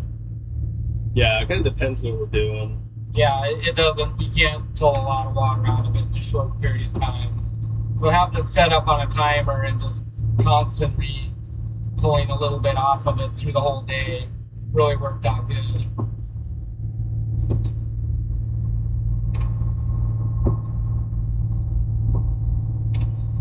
Gesundheit. Thank you, Barbara.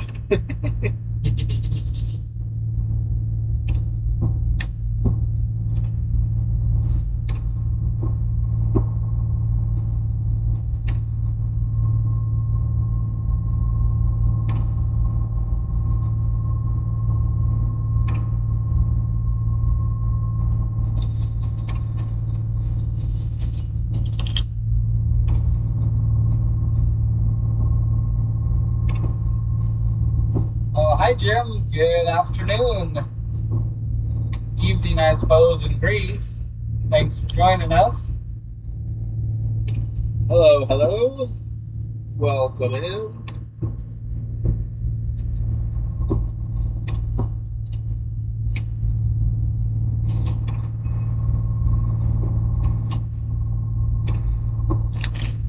What you got for me, buddy? Just a few.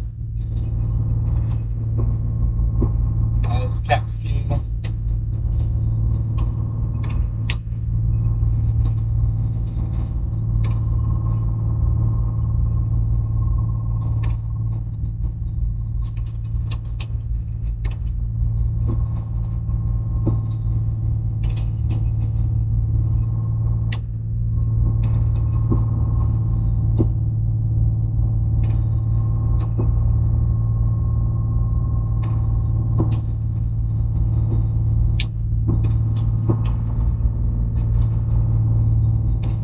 You spell it Arkansas, but don't say it that way.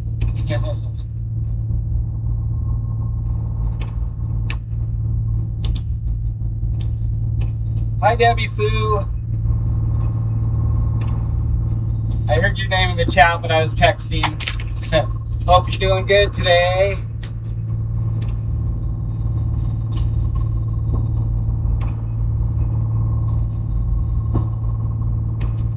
Oh yeah, you guys get foggy weather down there, huh?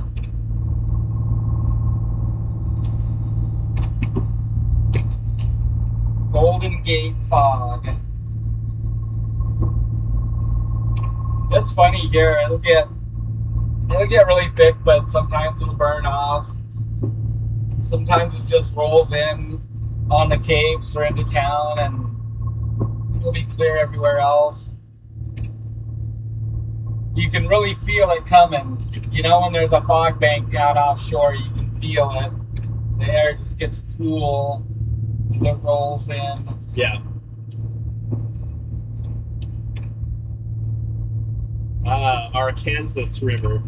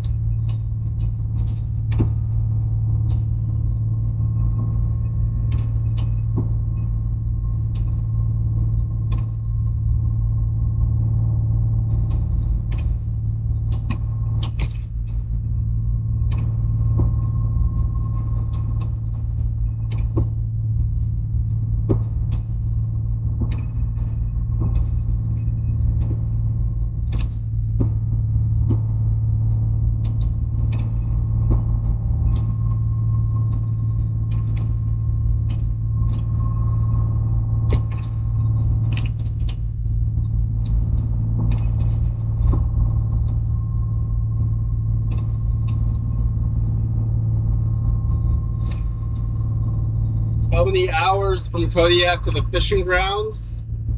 Well, to the area we can start fishing, I guess 10 hours, right?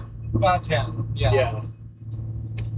And to the area we think we're going to, it's more like 14. So we haven't committed to the long run yet, but might just go for it. So we'll either drop the hook about 9 tonight or about 1 tonight. 1 in the morning. We'll see.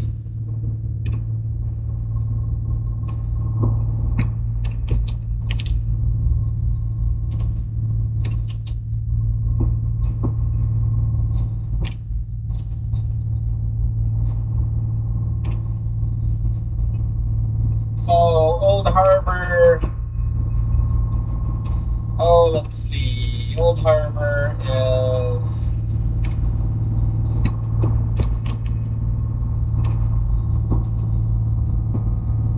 10 p.m. So about 8 hours to Old Harbor. Is that right? No, 6 hours. That's bad math.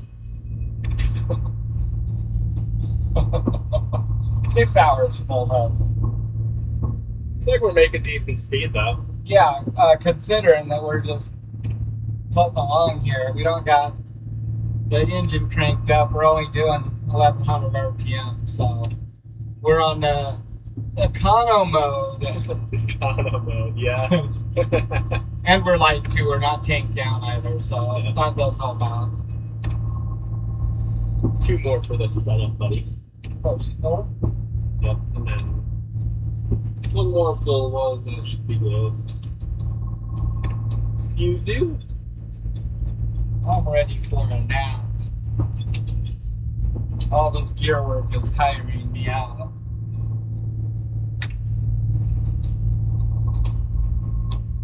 Hey, that's 3. I told you, bad math.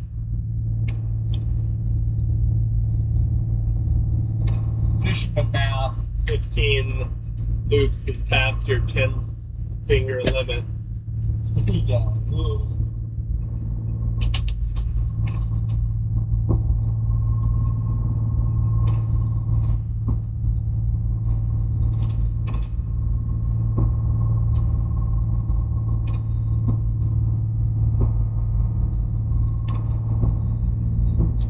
I got you, Barbara. Yeah, if you happen to be in an ad and miss something, then feel free to ask. Feel free to ask for a repeat. Yep, sometimes we miss stuff too. Hey, Gold VP. We're just traveling. We finally got out of town today.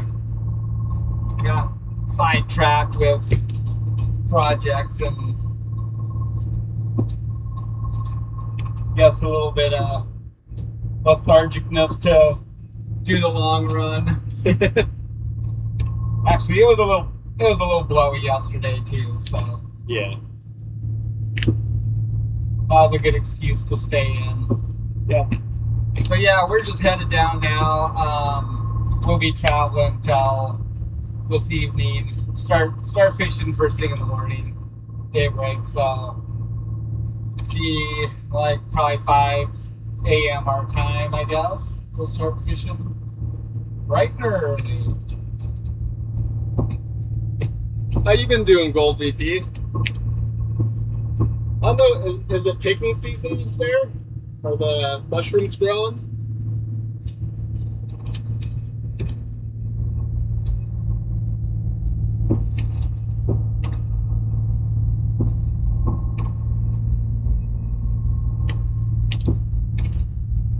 So this chart, Barbara, is a nice one with the depth shading for 3D. Which is really nice. The regular navigation chart is just plain old white like that. Is what it would look like.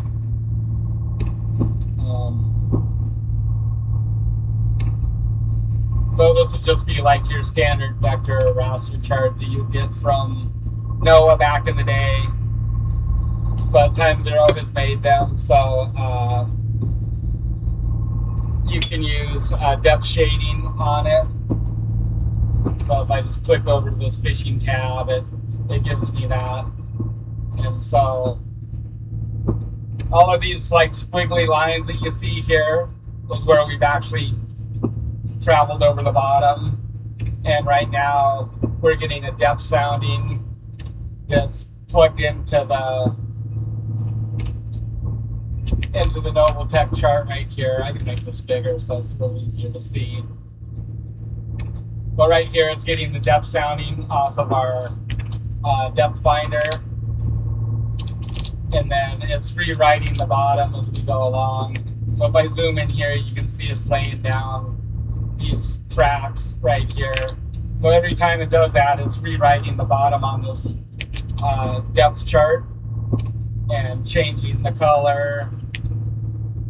And there's also a 3D bottom. Let's see, I don't know if I can change it. Let me change it. I'll show you. How do I do that? Yeah. I guess just make another video capture. Display capture.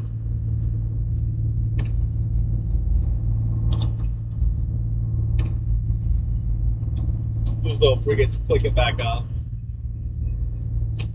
How come? Other stuff. Weird chart. Weird chart. It's a cool chart.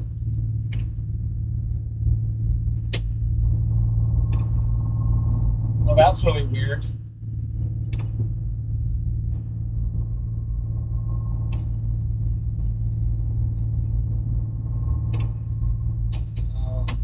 It's got like some weird reverb thing going on there. Yeah, because it would repeat. It would repeat if it sees your stream window. Is that what you're talking about? Oh, yeah. Well, I don't know how to get out of there now because I have it set up on dual screen. I'm not sure.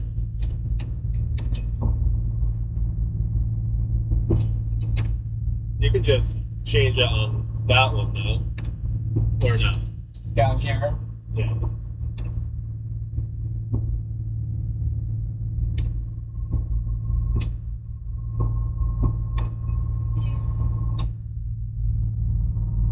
Yeah.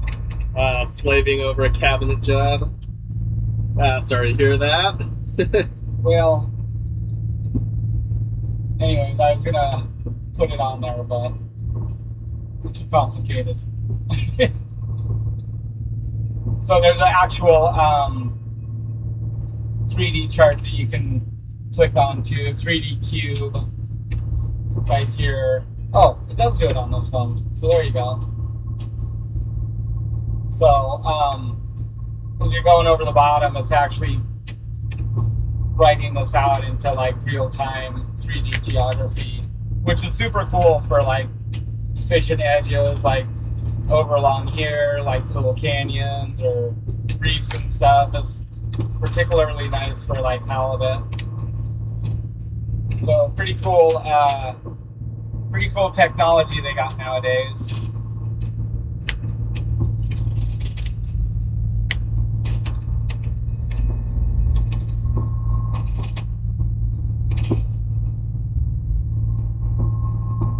So yeah, pretty neat. Pretty nifty.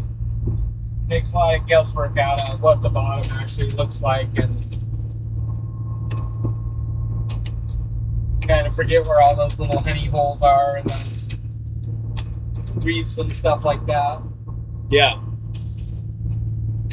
Too many places to remember. As you could just go somewhere and have that bottom explored. Yeah. Not enough brain cells to hold all that.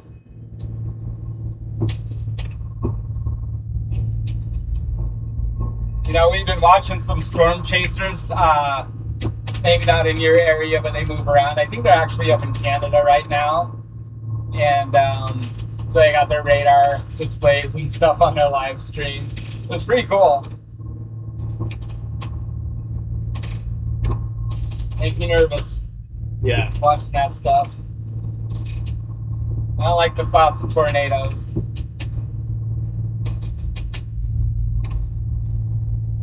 Yeah, it's crazy to see like how flat the plains are down there. Like it's kind of like looking out on the ocean here, but over land instead.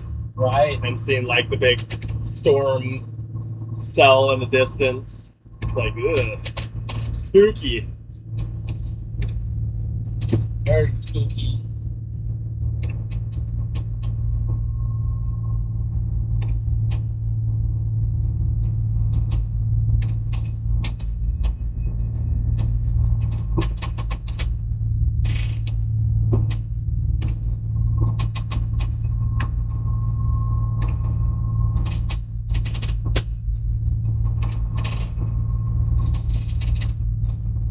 Basically, I need 13 more of these loops, eh? I have one over here.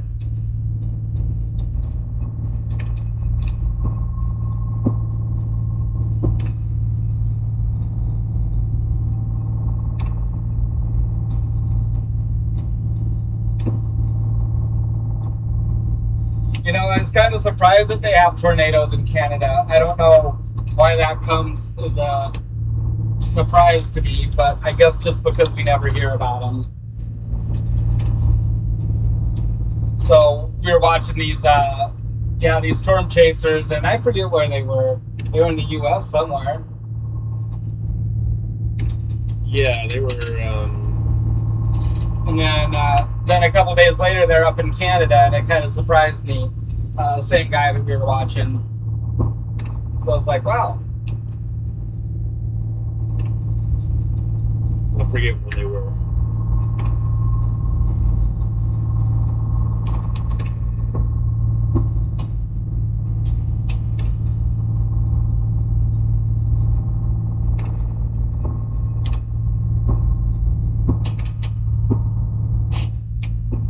Yeah, it just all comes down to conditions, really. Hot and cold fronts.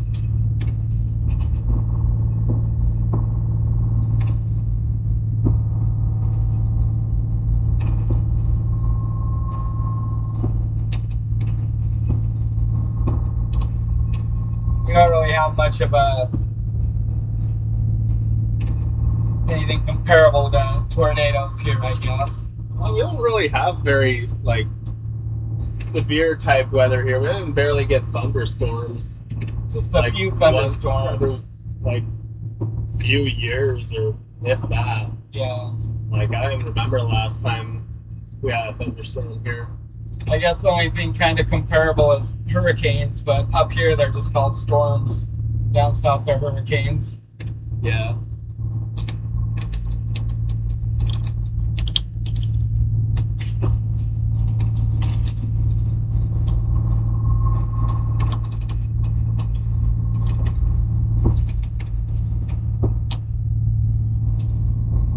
Ooh, is that a brand new one? Oh yeah. That's gonna end up in my finger, guaranteed. It's always when you reach up. Those ones bite right there. Yeah. All right, take care, Gold. Thanks for popping in. I'll change your screen, buddy. You're on the. Are you on the? Oh, never mind. See you later, Gold. Mine is delayed by 6 minutes. Like, I saw the reverb you were talking about for the stream. Yeah. Oh. My feed is behind. Oh, I gotcha. But your chats are up to date. Yep.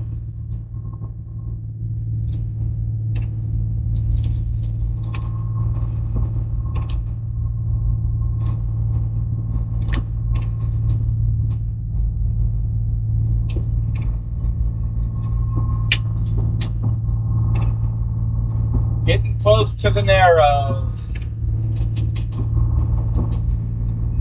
So last time we came down this way, little landing craft rolled in the Narrows about 4 hours after we went through. Thankfully, there was people on the beach here down at Narrow Cape, and they saw debris washing up and started looking around, glass in the water with binoculars, saw them on the hull of their vessel, 2 people, and Coast Guard sent a chopper out and picked them up. Yeah, I guess it was actually Coast Guard civilians on the beach. It was Coast Guard personnel on the beach just hanging out, enjoying the day, I guess. Yeah. So kudos to them for keeping a sharp lookout and situationally aware. Felt a little bad because when we heard the pan, we were already like 4 hours down the line, so not really able to render any help at that point.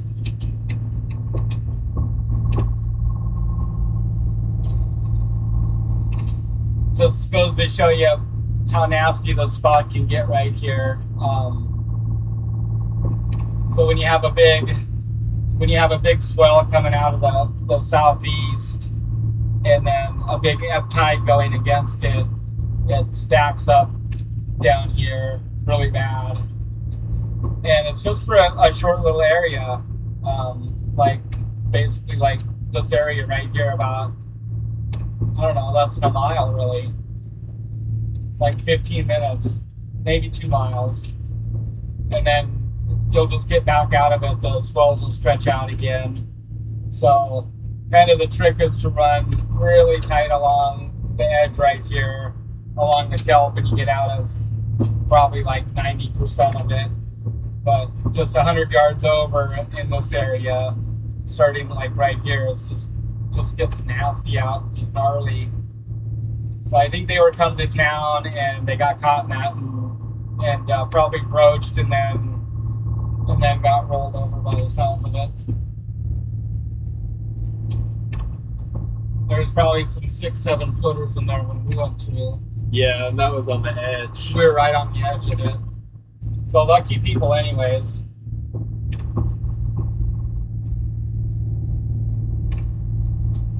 So that's our happy story for the year. I don't know if they got their landing craft back or not, but that's material goods, it don't matter.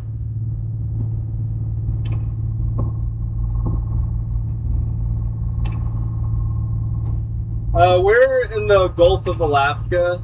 It's kind of, well, you can zoom out on the map and show them. Yeah, so we're at Kodiak Island, Brian, so zoom way out. Let me turn off some of this marks here, clean it up a little bit.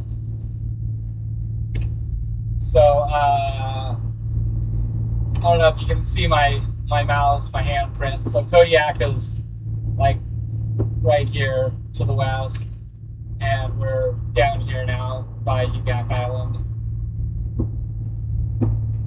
So just coming up on Ugak Island right now. Yep. And in relation to like the Aleutian Islands, we're back to the east of it. Yeah, so Kodiak Island is just this massive island that is south of Kenai Peninsula in Anchorage, about 200 miles south of Anchorage. And then the Bering Sea is due west of us. Bristol Bay, Bering Sea over here. And the Aleutian chain comes down to our southwest.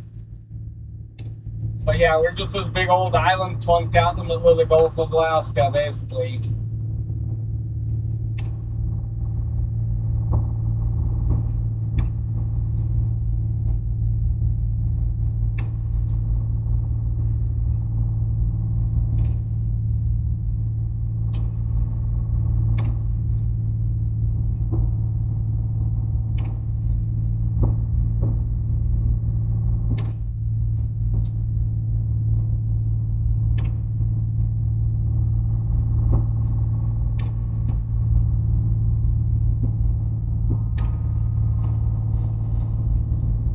Yep, it can get kind of foul in there, Barbara. That's for sure. We've taken a few beatings on the fishtail. Yeah.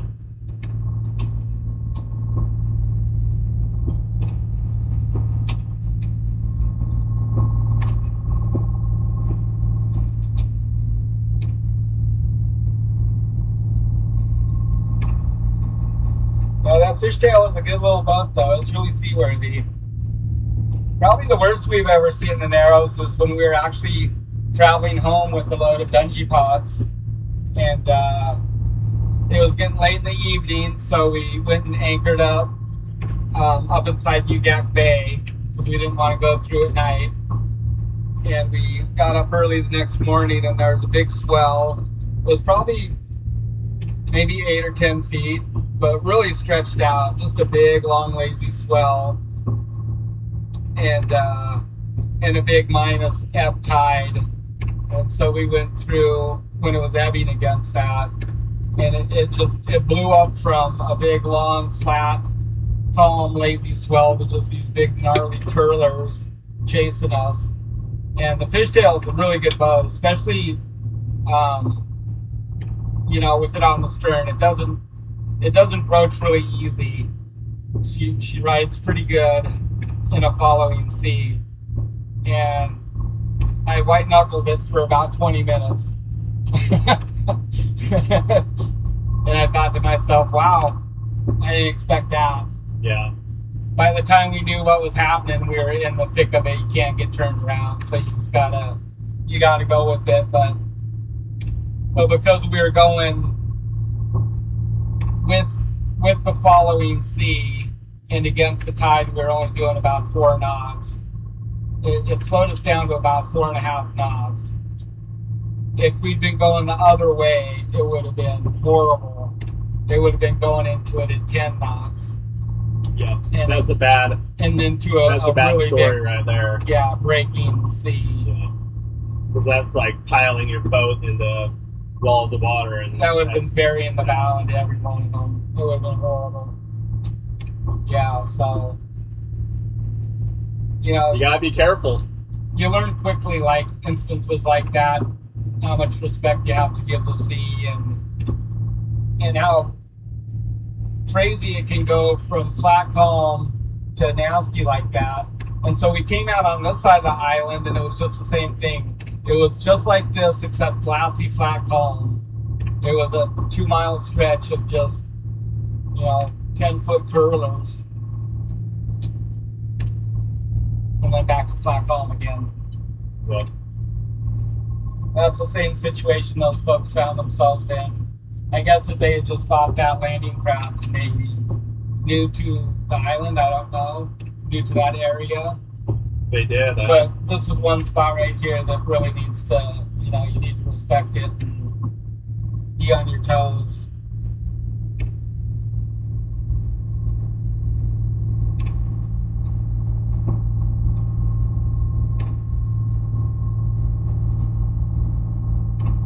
I'll take a couple if you got a couple.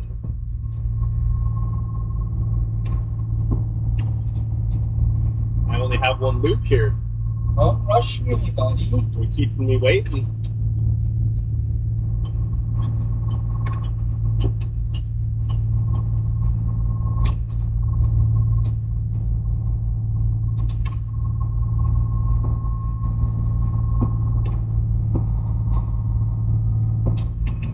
Well, looks like it's clear down the line. Out of the fog.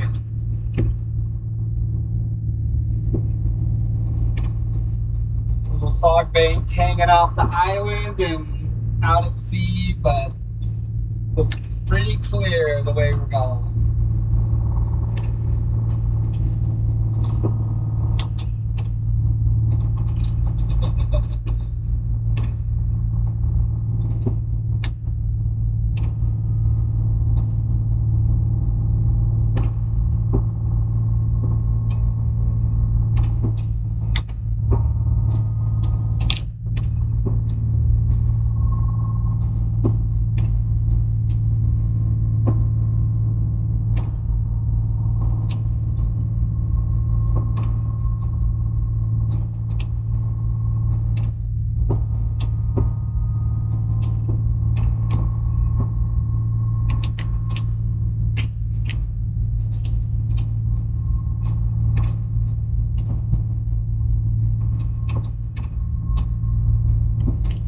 Now what are we gonna do with all our time? I know, we just got all of our chores done early. Now we get to be bored.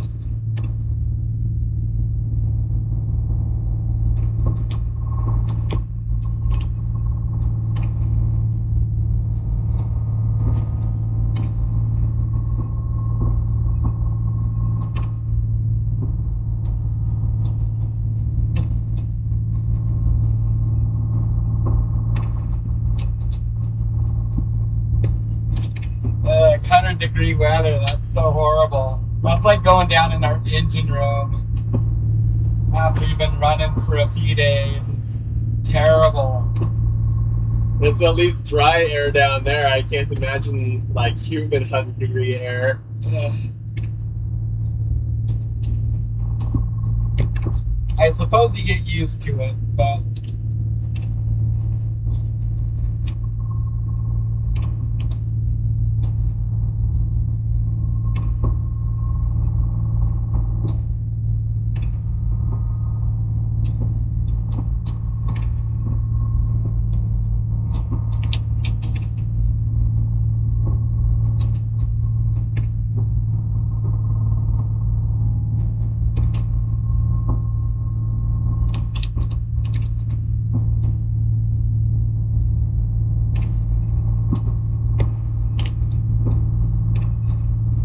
get the numbers for those belts off of that little RSW unit so that you get fresh spares ordered. Yeah. So we put it back together, huh?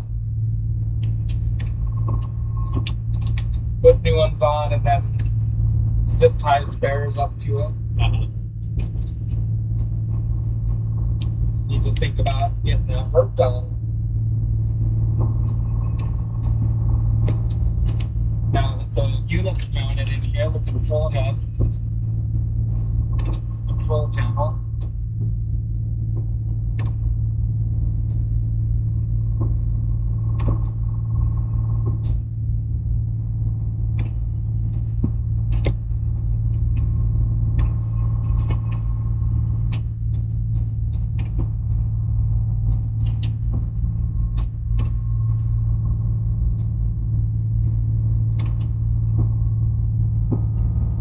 So we'll have to order that ring gear.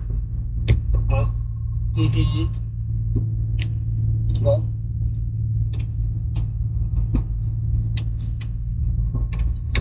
supposed to probably get it out of this trip.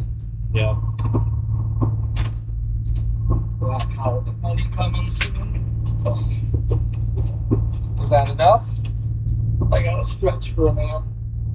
11. More.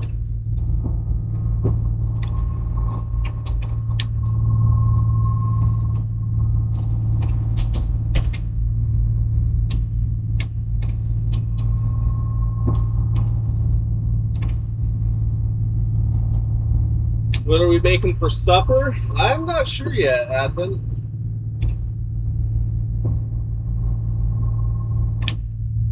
That's a good question. We'll think about that pretty soon.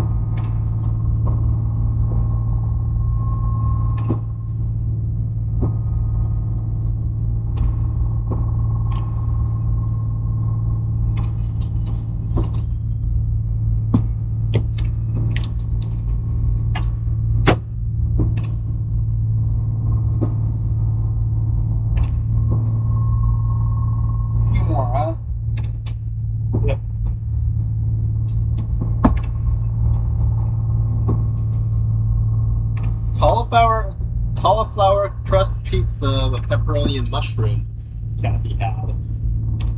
Nice.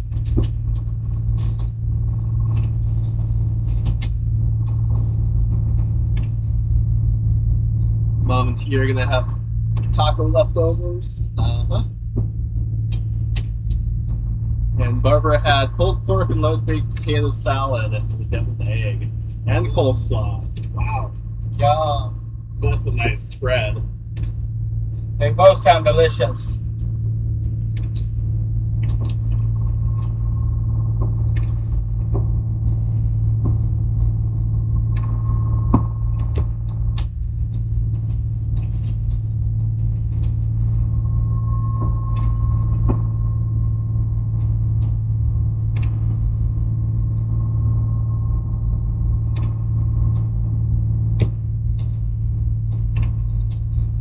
Yeah, I'll have to see what kind of protein I have in the freezer. I forget if we had burger or not. Maybe I'll make beef stroganoff. Yummy. Hungry. Yeah, everyone's talking about food now.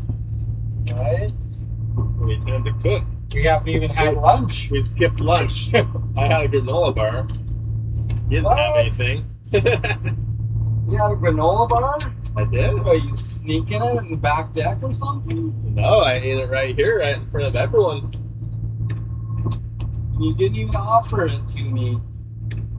Didn't even offer me a bite. It's got me on a diet.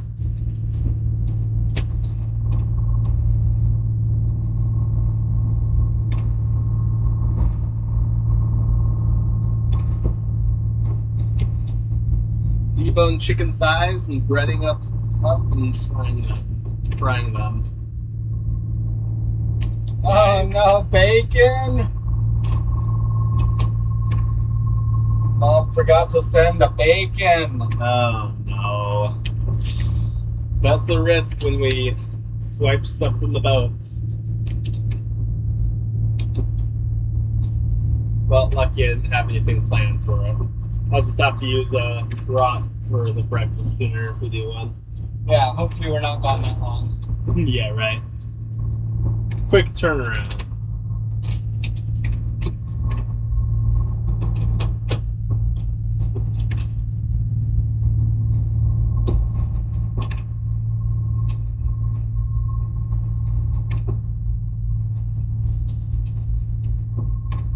Four, yeah?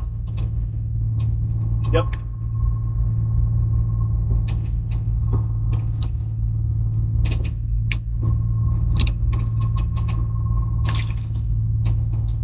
You're supposed to throw it directly to my hand. Toss it.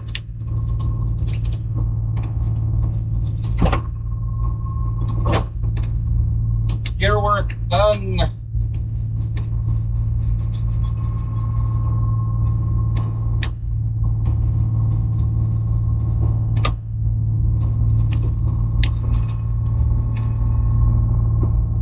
Roasted corn on the grill.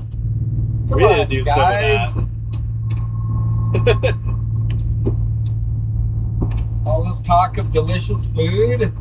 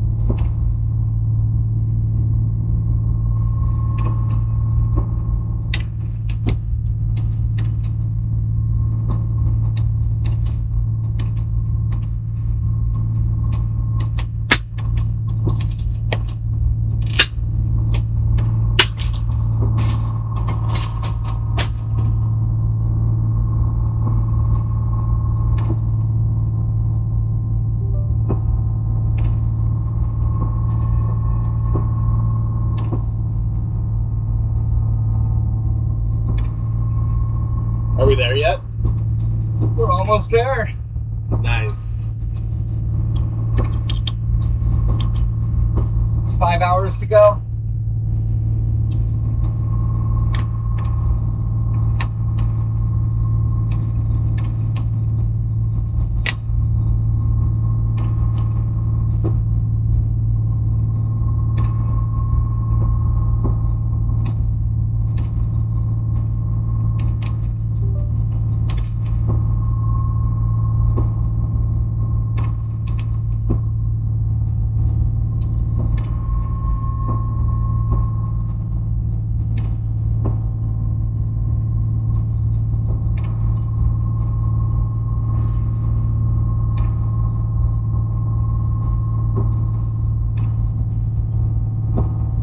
So we were like half a bin over last trip. Is that right? 120 pounds over. Yeah. So that's like A third of a it. bin.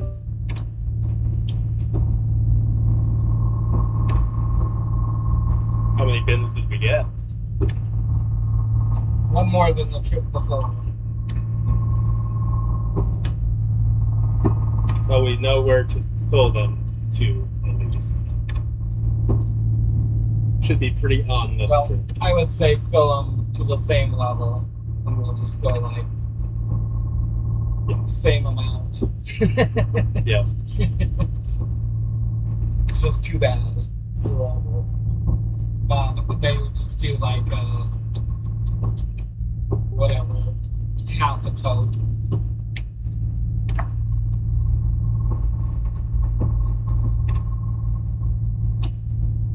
I mean, it's pretty good estimating, really.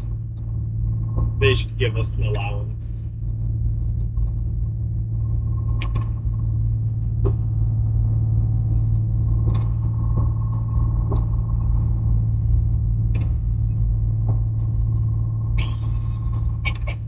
And Ben said he started skinning his sausage and cooking with them after he saw one of our videos. Nice. Says my little brother said it's against the cooking rules. What was that squawk? A radio? It's rude. That's my ear.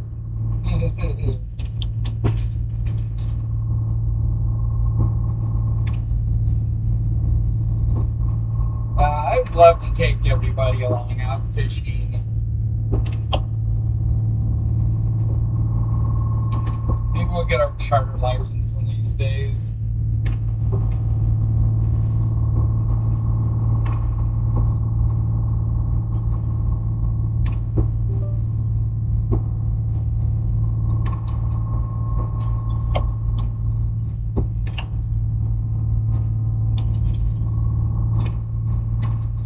Both packages left Anchorage. Oh, good. Yeah.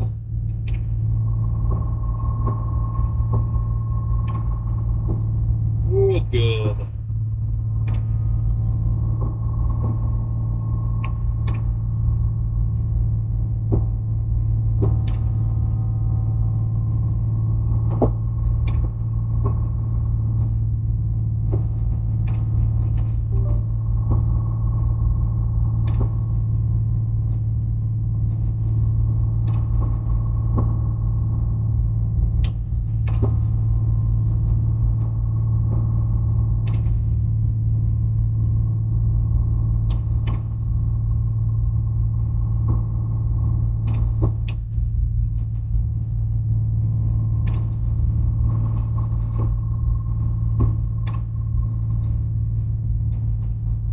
Yeah, we could probably navigate without GPS.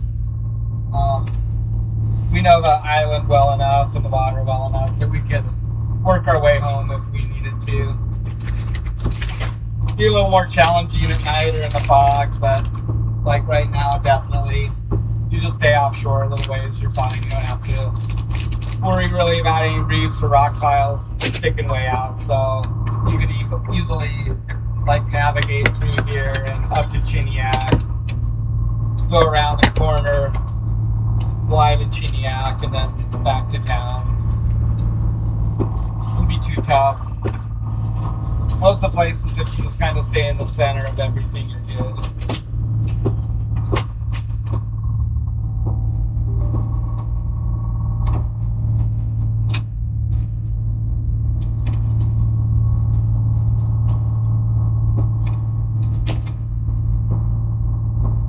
kind of crazy to think that even when I started fishing, we didn't have GPS. Really wasn't a thing yet. Everybody was still using Loran C. Then GPS started coming out a few years later, I guess.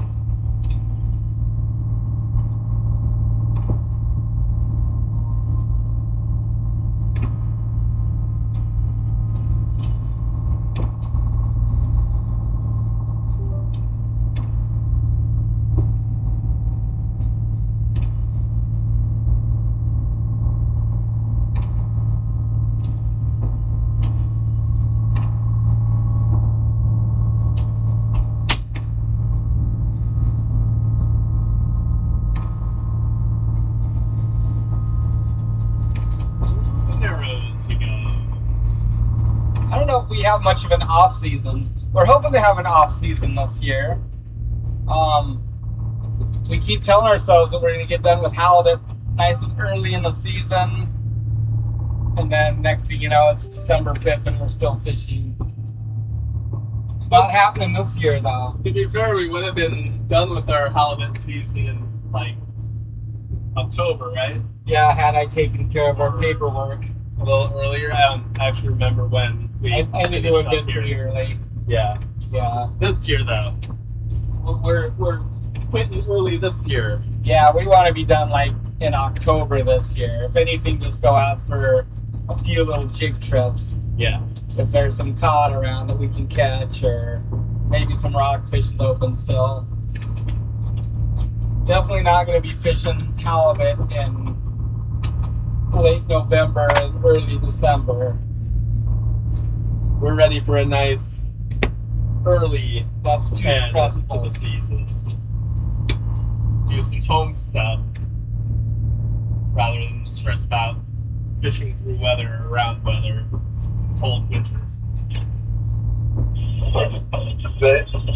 Any concern traffic? Channel 16, 13, such copy. I don't know what they were talking about, because they're half of their broadcast was chopped out. Same as half the transmission. Yes, transmission, that's the word I was looking for.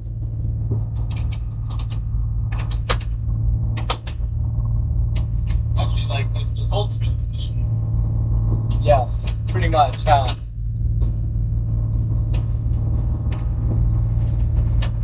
Well, where are we pointed to? Inside or outside? Santa Flavia or Kujuyak?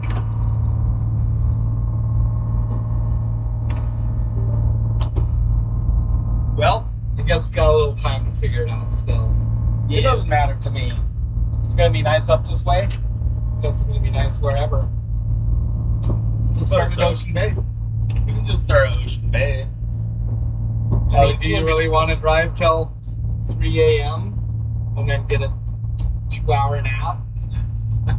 More like a 1-hour nap? Well, I was thinking we could just start a little later too, but then we missed the morning bite, which Can't be missing It's- any fishing time tomorrow. has been happening We lately. need to get this fish on and get back to town. Yeah. I'm kind of leaning towards Santa Flavia. Yeah, let's do that. Start at Ocean Bay. Yeah. Sounds good. All right, we've officially made a plan, subject to change. So gonna run down and anchor up at Santa Flavia tonight, and we'll get up bright and early, and be about a 3-hour run Yeah. down to the line, 2.5, I guess. 2.5-hour run. to get to the fishing grounds. So probably get up about 3 a.m., 3:30 maybe. Run down the rest of the way and we'll just start fishing at Ocean Bay. That's where the north line is for this area that's open. Otherwise, we're pretty much just going to have to run all night and just start fishing. Okay, switch the camera battery out 5%. But slowly drains out on this, I guess. Really? Doesn't charge? It charges, but they're just not enough, I guess. Because Osmos are so awesome that Right? These are good cameras. I'm really pleased with them. I am super pleased. I'm really glad that we made the switch from GoPro. Yeah. We'll have our inside camera back on in a moment here. Maybe I'll swing Do it a around hot and swap. go forward, look forward for a little bit.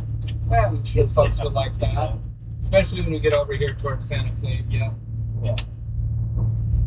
So, Santa Flavia Bay. Beautiful little place.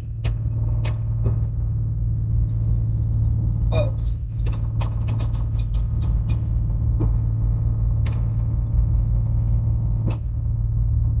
Santa Flavia is... I'm clicking on this to zoom out, it doesn't work. So just kind of down here to Dangerous Cape, and then we come around the corner and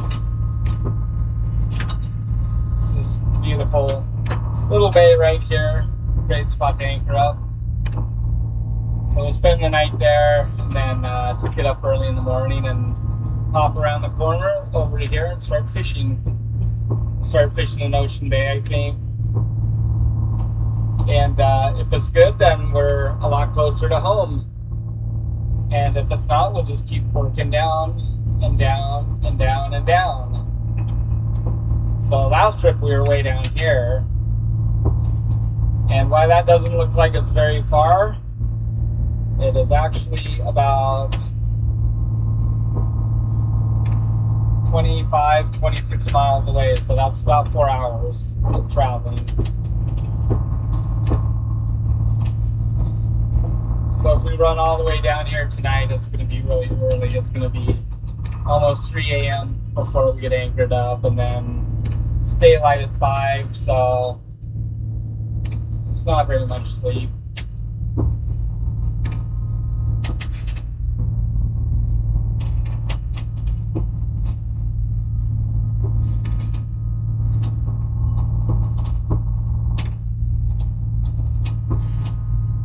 Mom's blowing up my phone. You think it'd be a bad idea to put little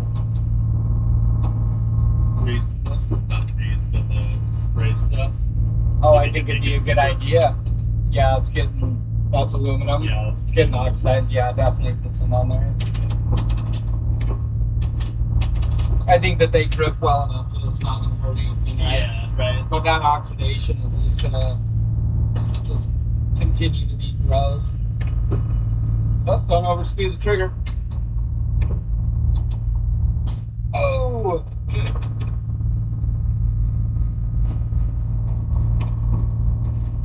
Much. That has the O-ring in there. I'm not really sure how that's made, actually. Oh, you can't see it? No. I guess Like- not, huh? It must have some sort of like push rod in there or something.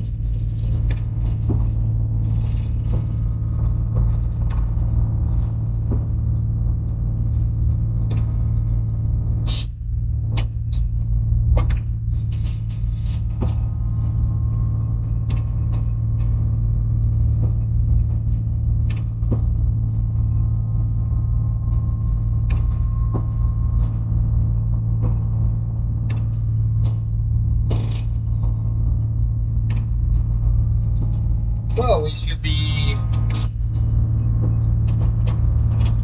to our destination in no time then. 21 miles, maybe 3 hours. That would be a good rest. Yeah.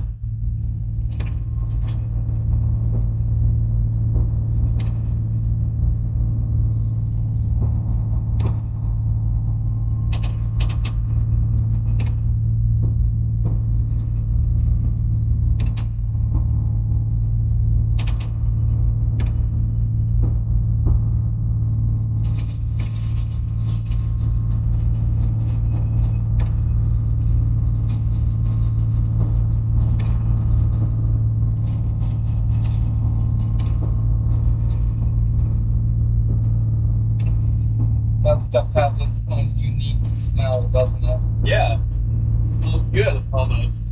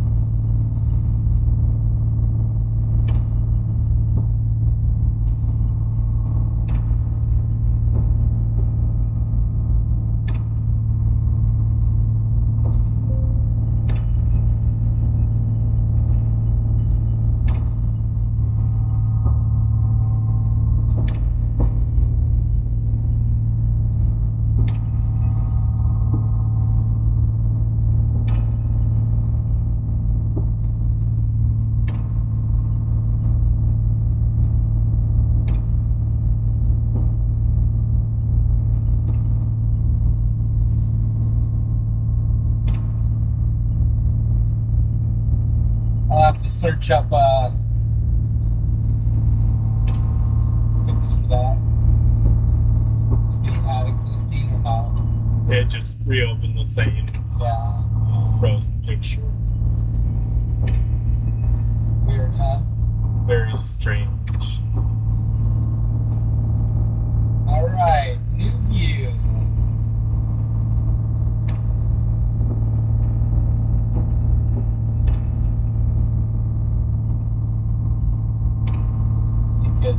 You can reverse the view if you want.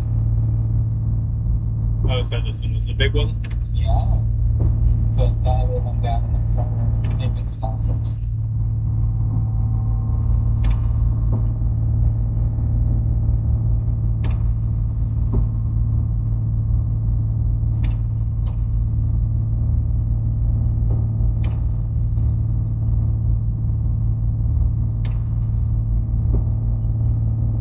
I don't know if you got a snap and just click on it.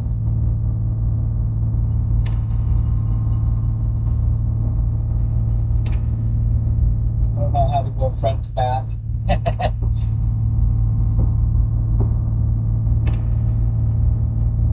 There you go. You got it.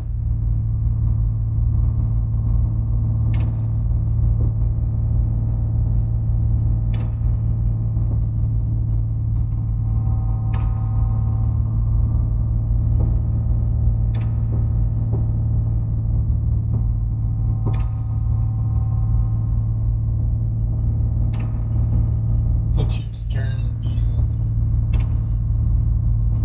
It's the deck cam. Is that how you get it moving? Yeah. You gotta put it above the steady cam, maybe. Oh, there you go.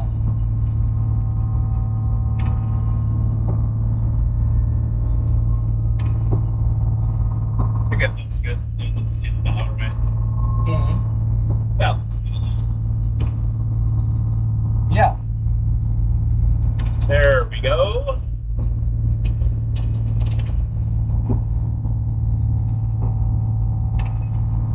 We're making good time, buddy. Right? Didn't even get pressed down going through the arrows. That's nice. Oh, I know. That's a nice change, huh?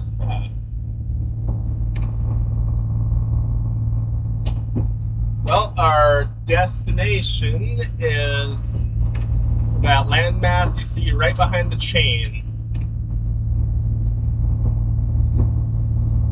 That would be Dangerous Cape.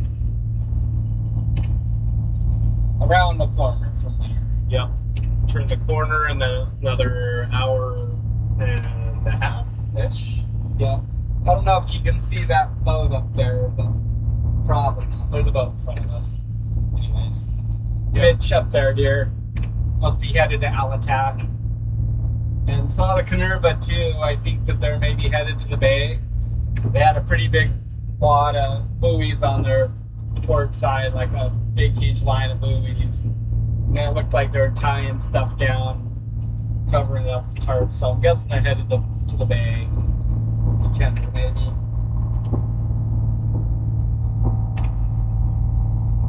Looks like the thing is nice and clean now, huh? Looks like the depth finder is nice and clean, huh? It's way better than it was. I mean, I gotta leave the interference on high, but it's way better.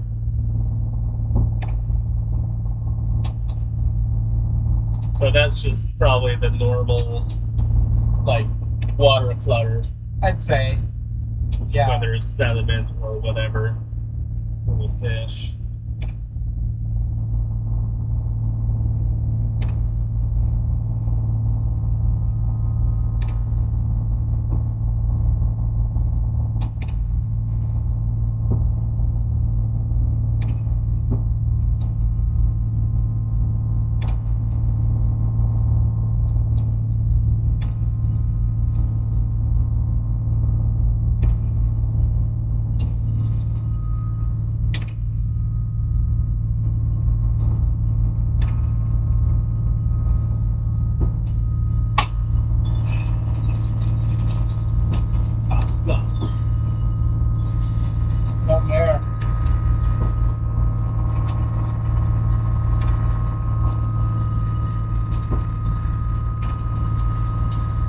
It just can't get much nicer than this. Oh, it's beautiful out here, dude.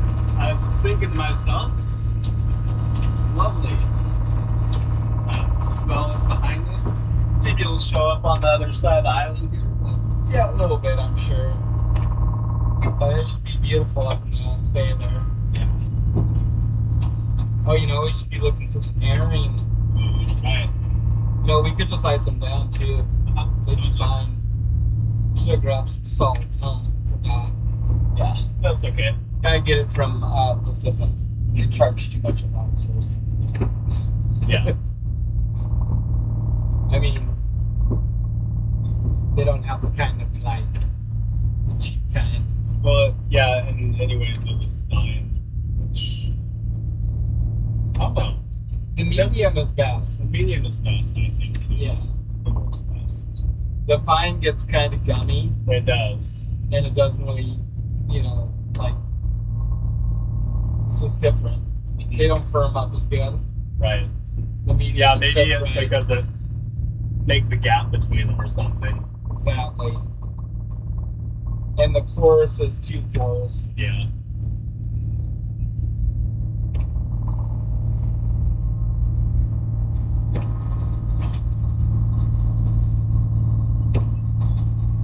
Must put everybody to sleep with the drone of this engine.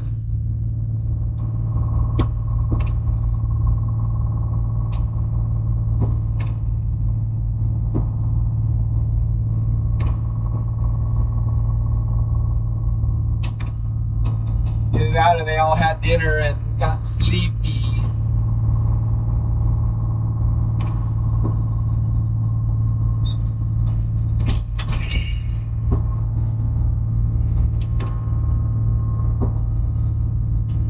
Saying everybody must have gone to sleep. Yeah. Put them to sleep with the drone of the engine. Yeah. It happens. Got quiet in the chat.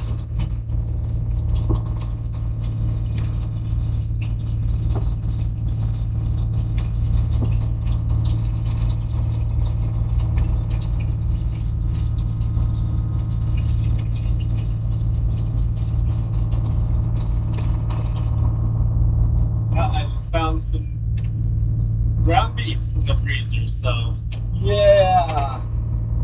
stroganoff it is. Oh, love it. Is it ready yet? Not yet. I'm hungry.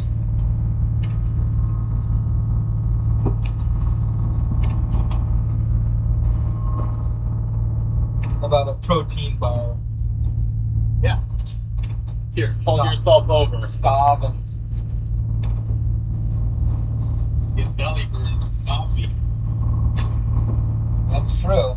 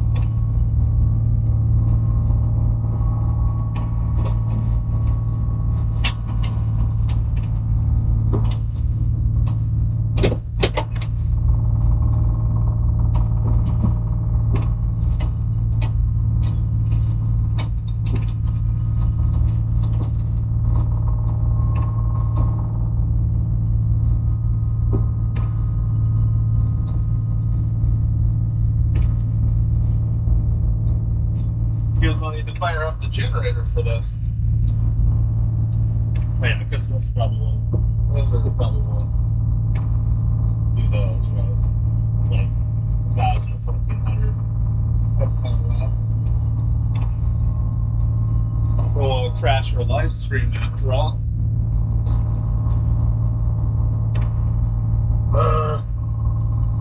It's ready to go. Okay. It's ready to go. I checked the oil and stuff. Okay. Well, I didn't check the water though. Well, I checked the oil but not the water. I want to check the water.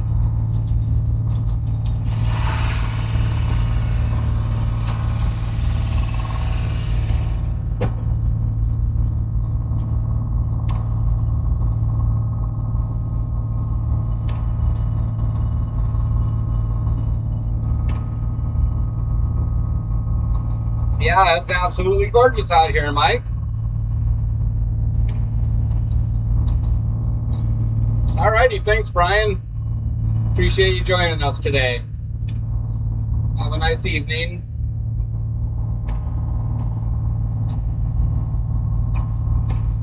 Yeah, we thought we'd switch that camera around a little bit and give you guys a different shot. Oh, looks like it might have froze up though.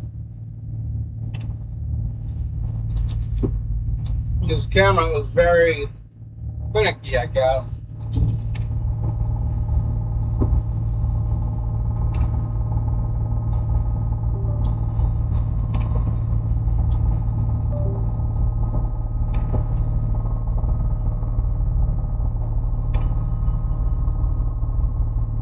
It's like if it gets bumped, the cord, it falls asleep.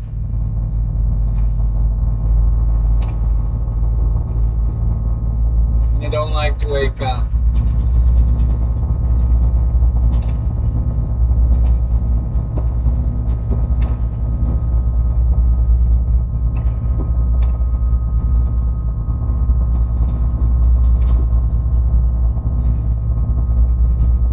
That's not it either.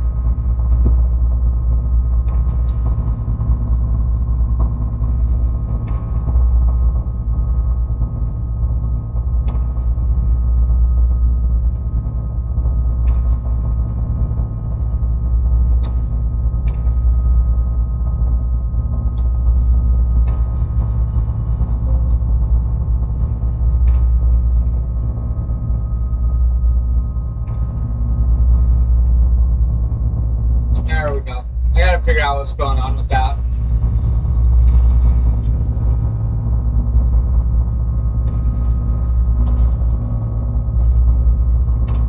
So it's plugged in through the USB. It's like every time the cord gets bumped, it drops the feed. So the other cameras, I can just, well, just turn off the visibility on it and then turn it back on and they reset. But this one doesn't like that. Can't find like a refresh or anything. So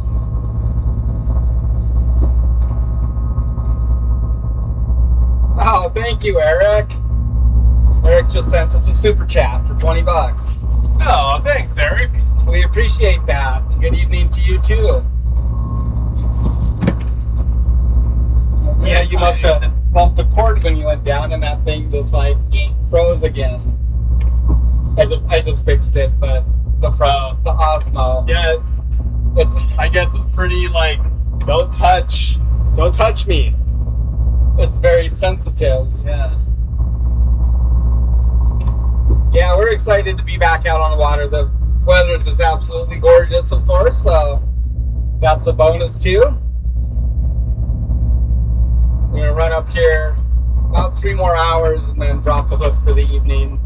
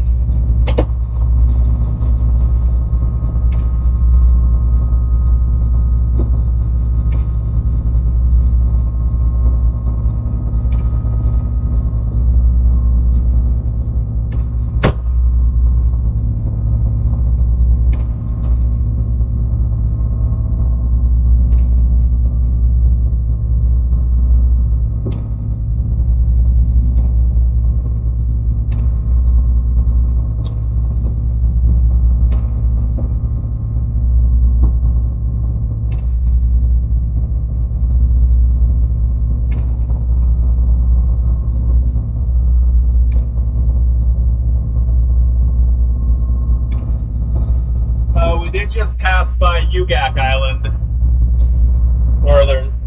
It's on our port side, but I don't see it in the picture yet.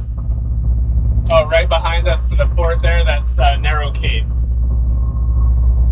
which is part of the main island of Kodiak. Yeah, and up in front of us is just part of the cape over by Ugak Island. It's Narrow Cape and not Narrow Cape, Gold Point, and then a little further down is Dangerous Cape. So that's just all part of Kodiak Island right there.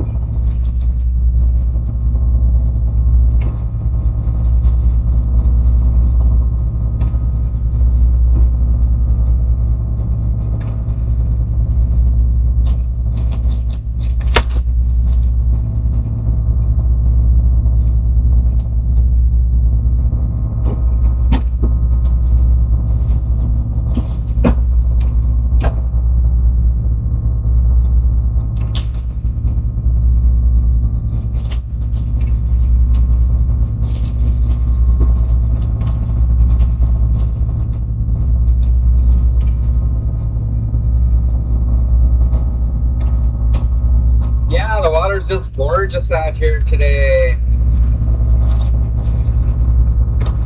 Little swell on the other side and coming around Chiniak, but that's pretty par for the course, I guess.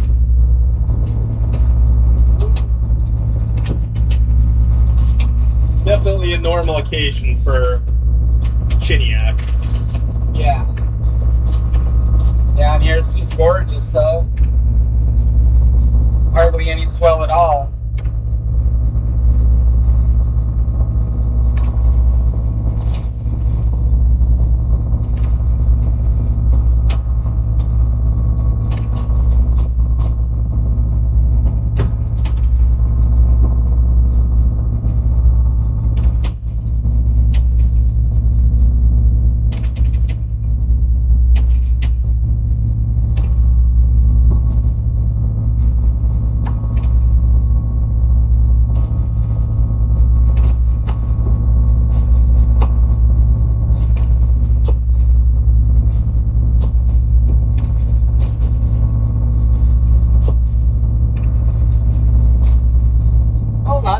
Time, huh? No, actually, down here for it being low tide when we were like in the rock pile, right?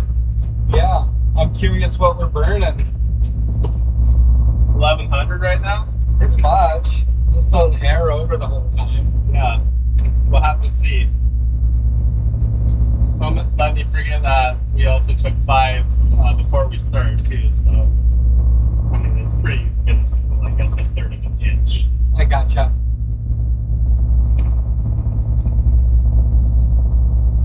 But yeah, I think it was the other day though too. 10. I think it was 2.1 an hour at 1200. At least that was the measurement I took at the time. We'll see after this one if we don't bump her up at all. Mom said the boat got rumbly. Yeah, Matt fired up the generator, sweetheart, so he can cook us some grub. Yeah, when you went to shut down the other day, I saw how you feel. It's like it's weird, huh? It freaks you out, kind of.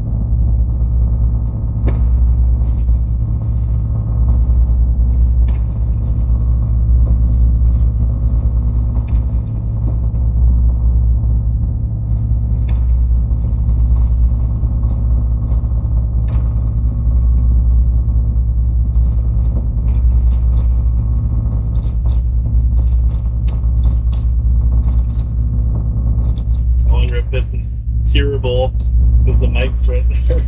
Oh. I wonder if this cutting is audible. Oh, you need some ASMR action? Yeah.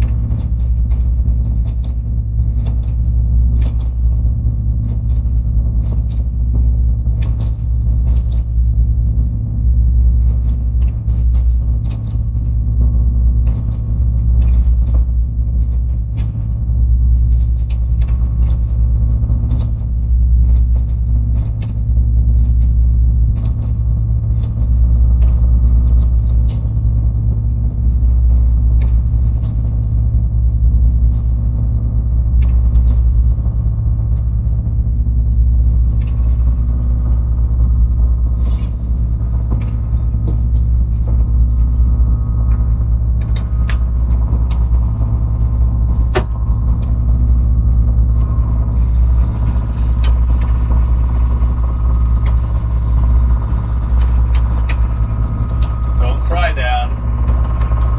These onions might do that.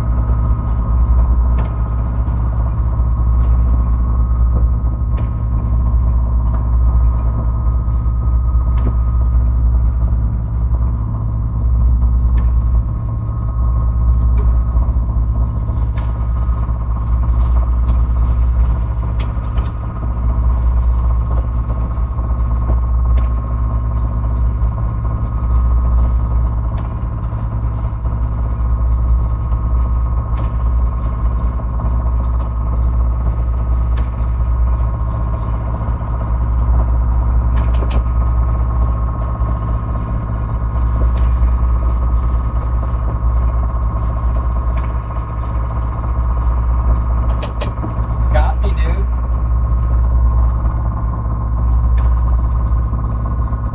It got me. Right? What is it, the garlic? All three. The trifecta.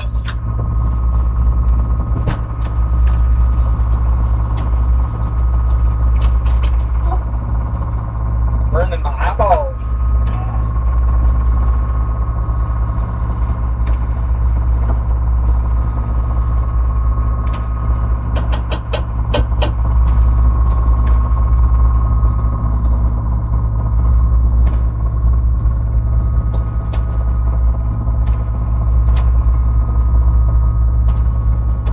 I guess the price of diesel, we got some fuel the other day, Eric. It was, the base price was $5.98, I think. So it has dropped a little bit. I want to say it was like $6.40 a while back. Right? Is that about right? Yeah. On the base price. So, yeah, so like $5.98, and then with our local tax bumps it up quite a bit, 7% tax. So that actually adds like 42 cents a gallon to the price. So I think we're right at $6.40 even, basically with sales tax figured in.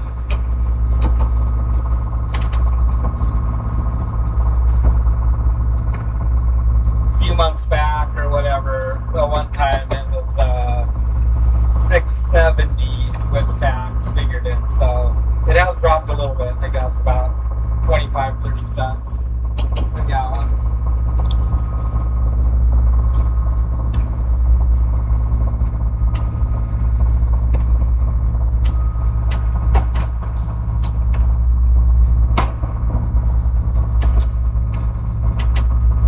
What's cooking?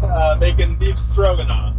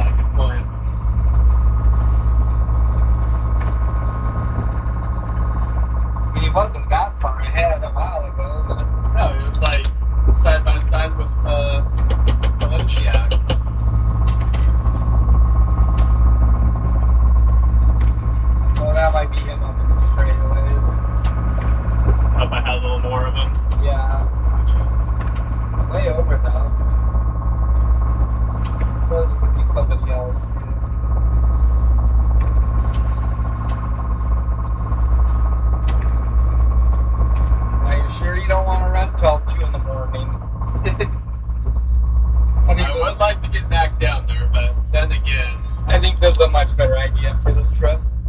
I'm kind of thinking that Ocean Bay's ready to hop off for us. It And should. so many hours of work time too now. Yeah, it'll be fine. If not, we'll just work our way down. No big deal. At the very least, we'll get some more bike catch. You know what?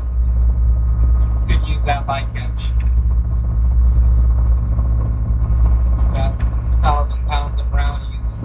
Yeah, That's a lot of it is. dough gravy, That's our fuel. right?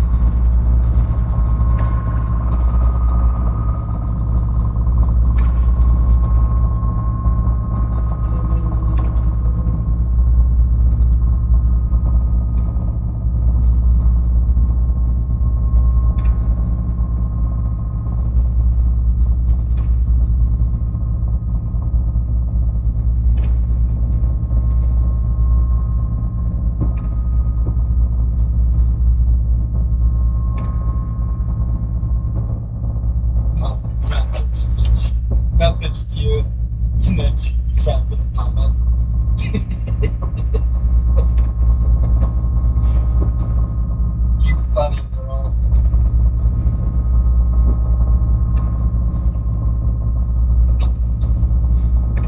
Oh, she sent it in the comments at first. Yeah, and then she retracted it.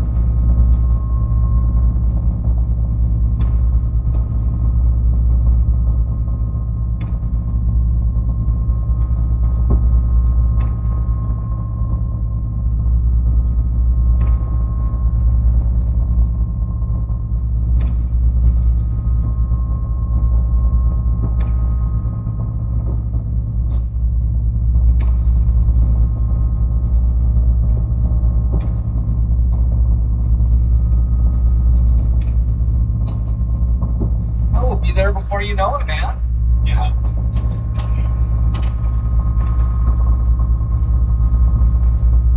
What do we got over the corner here now? 435 to Dangerous Cave. Got another hour-ish over that way.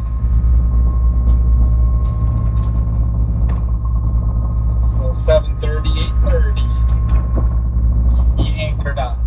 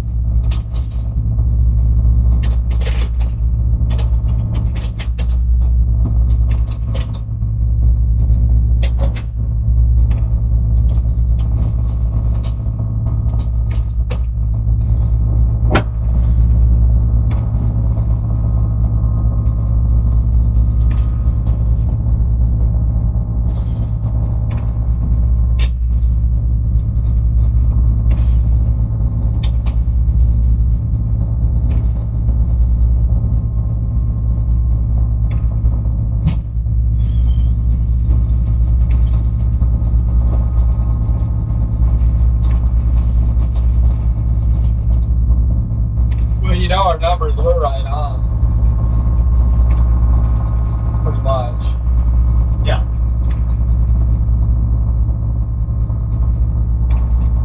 It's not fair that the new administration thinks it's on that 100 pounds. Know what I'm saying? Yeah. I agree. Like, we only did it the other way for 20 years, you know?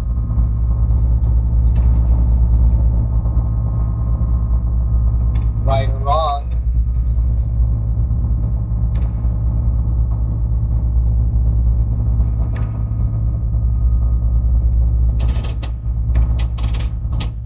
I preferred it the other way. 5K even just sounds nice. It's easy. Yeah, right? It's amazing how quickly you forget how long journeys take and all the hard times.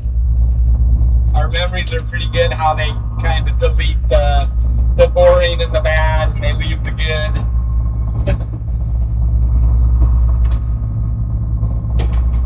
That is a long travel, though.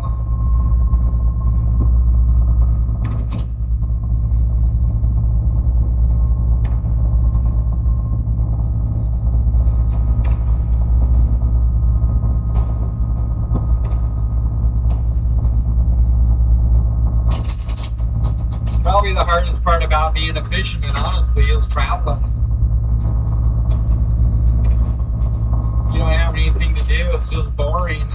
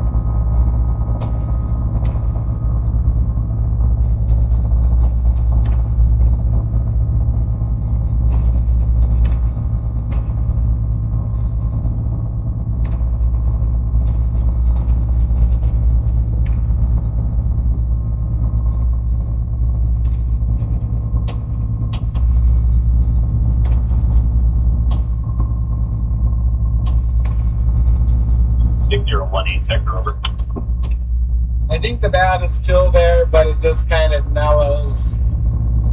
Like the pain Victor and 1 Victor Roger 23 Alpha. how hard it really was.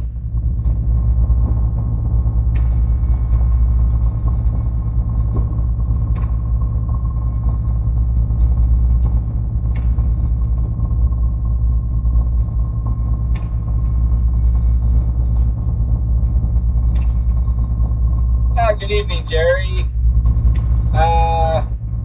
I'd say once a year minimum.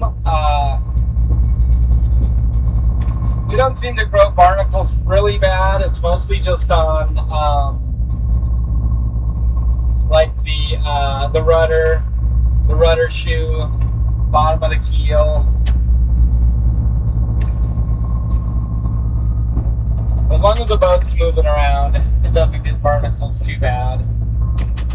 But really, like twice a year is best. Kind of in the spring and in the fall, or somewhere in there, to get on the grid at least and pressure wash the bottom and scrape stuff off.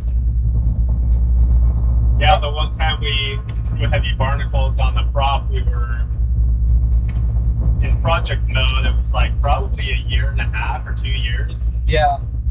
So Yeah. that was, there were some big ones on there actually. Those are big barnacles. There was, yeah. Yeah, so extended period like that, they will definitely kind of get a foothold. Truth be told, our rudder and rudder shoe could use a coat of anti-fouling paint. Yeah. And that would help out. Yeah, we'll do that when we get in the yard. But Get it all cleaned off. it's kind of funny that they usually don't really get on the hull too badly unless your boat doesn't move much. But for some reason they do on the bottom of the keel. It's weird. I don't know why.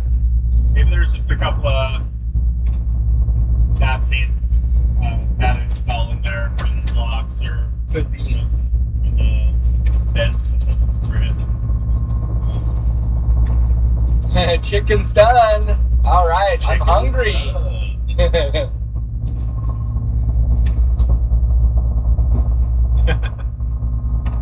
Well, we're just putting along at 6 knots today.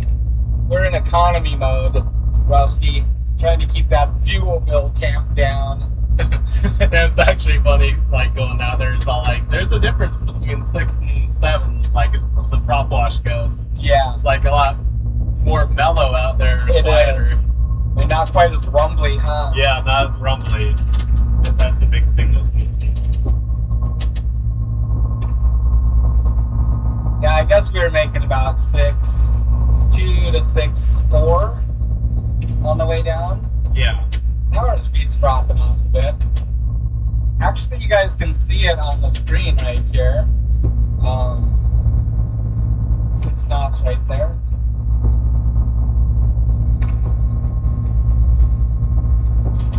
look closely, right above the compass is our speed.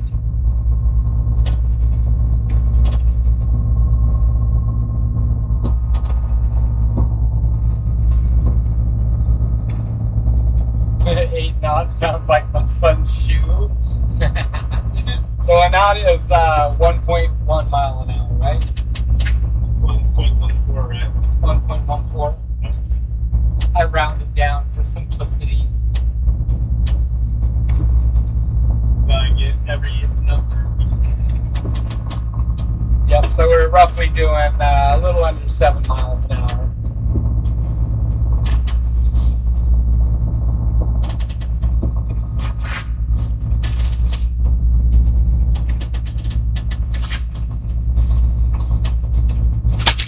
I don't know how that'd work out to be to kilometers per hour, That's above our pay grade. right?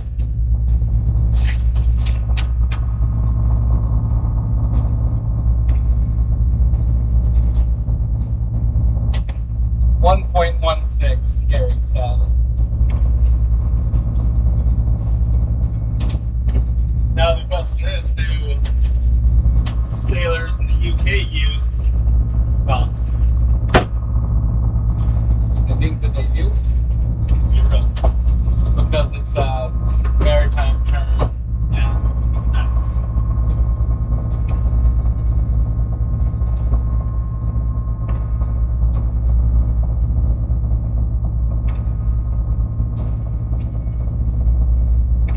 I guess I really should just say everywhere else in the world. Right?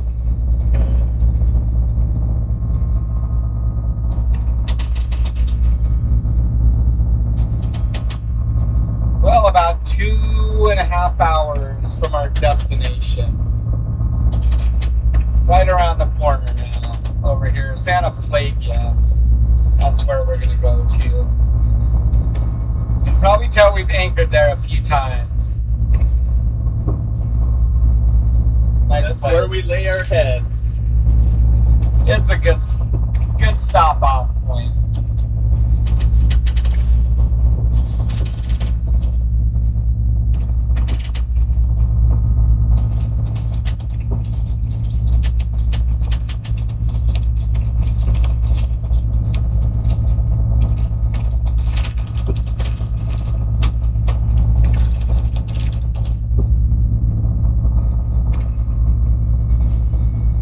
Well, nice traveling weather for the salmon fleet. I wonder how many guys are ready to roll or are rolling. The salmon fleet? Yeah, Yeah, I wonder. probably be a whole bunch of them up there in Inuit Duck Bay, huh? I see one boat behind us.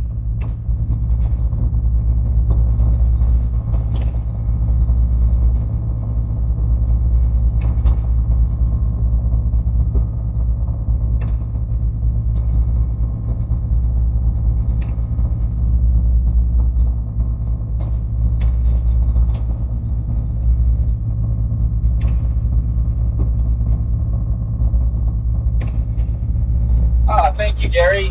Yeah, it looks good up there. Good picture.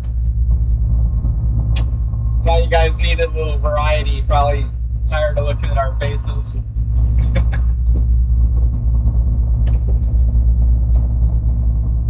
Yeah, the Osmos, they have a great picture quality. Not so great for like close up. Like the minimum distance you can get is like 18 inches away before it gets blurry. They do have like a micro lens, but it's not really worth buying for that. Right. It's actually pretty spendy. It's like a couple $100. But way better quality than the GoPro. Oh yeah. If you go to get an action camera, just get an Osmo. Osmo's the way to go. It has great nighttime or dusk picture quality. And the color is so much better too. Yep. They're just way better. They've really excelled in producing a good product, and GoPro just got insanely popular, but then just sat on their heels, never did anything. Yeah. And it's a shame. I'm glad that we switched cameras, actually. Our GoPros were just breaking down all the time. The batteries just don't hold a charge. The batteries have always been They're thing. horrible. Yeah.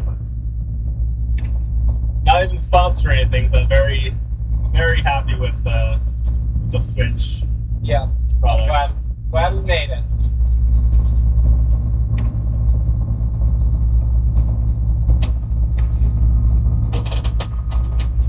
Good evening, Doug. Good evening. Wilsonville, Oregon. I almost thought it said Woodensville for a second. That's where the Emerald Isle was built, was Woodensville. But that's Washington, right? Yeah. So Wilsonville, Oregon. Nice country down there. Hey, yeah, we are in fuel miser mode for sure.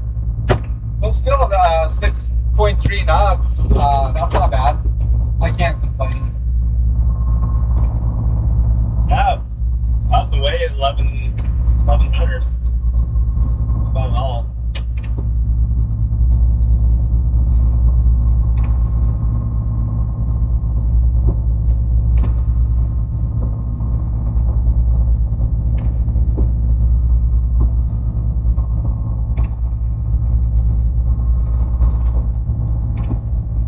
Oh, two whales in front of us. I don't know if you just saw them off our port bow.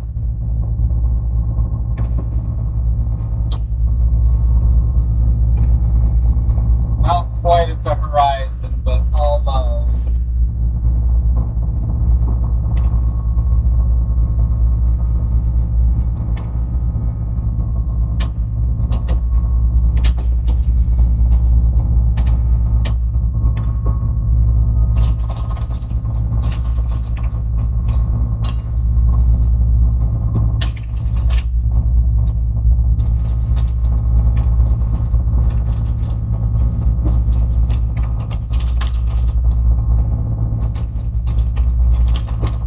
Oh, thanks, Doug. Yeah.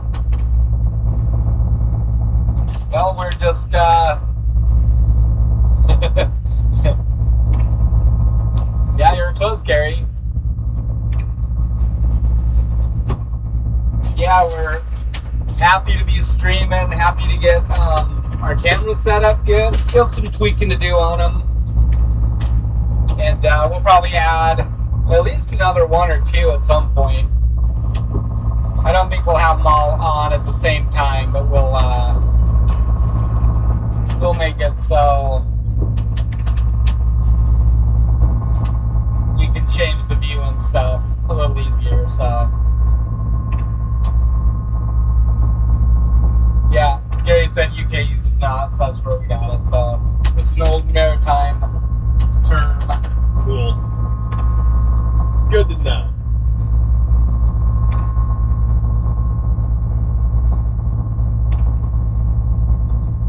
So originally it was when they would determine their speed, it was knots on their their sounding device, not their sounding device, but Right, their measuring gauge thing. yeah, their measuring gauge Line. for speed, and they count That's the knots as they went out. That's right. Like on Determine Master their Commander. speed.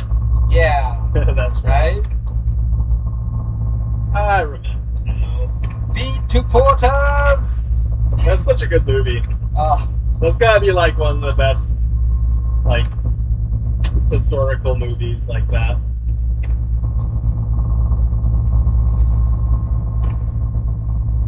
yeah, it's just smooth sailing out here.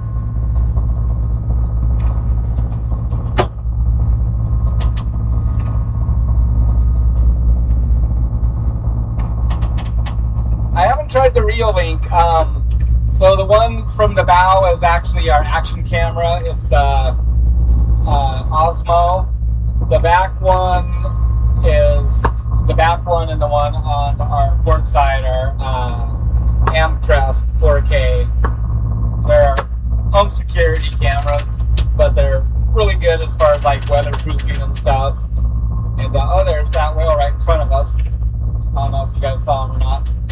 And they're PoE, so it's power over Ethernet, which is good. So we can just wire them solid. There's no Wi-Fi or anything to mess with. But I think I've heard Reolink. I've heard the name before. I've heard good things about it. But they're good cameras too.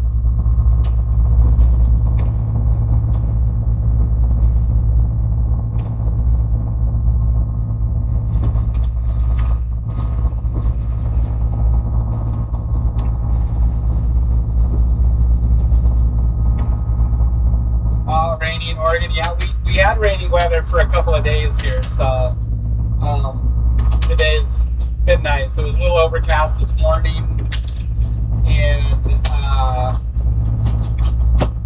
it was nice out to Chiniac, and then it got foggy for a little while, a couple hours, and now we broke out of the fog. It's beautiful. I don't know if you can see, kind of hard to see far away, but it's kind of laying in the valleys over there against the island. A little bit of fog, you can see it laying there.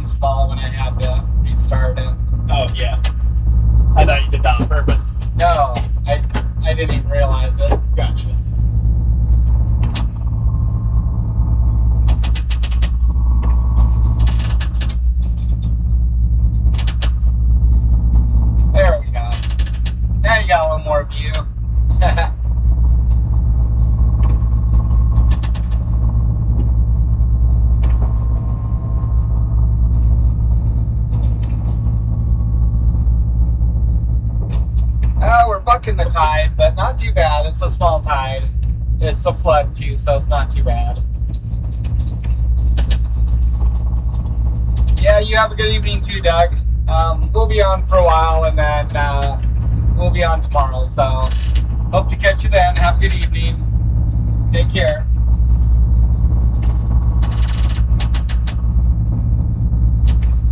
Yeah, the weather looks beautiful through the period, Rusty. Nice spell of good weather, so.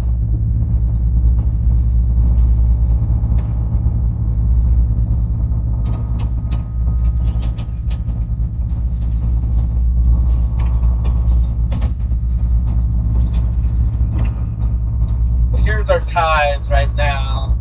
So it's rising right now. Tides aren't real big. It's like really only about 6 foot.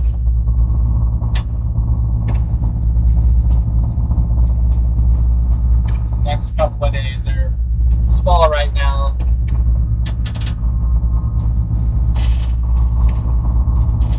Sunrise is at 5:14 a.m. Sunset at 11:07. So it actually gets light probably about 4:45 and dark at 11:30. Somewhere in there. We got long days now.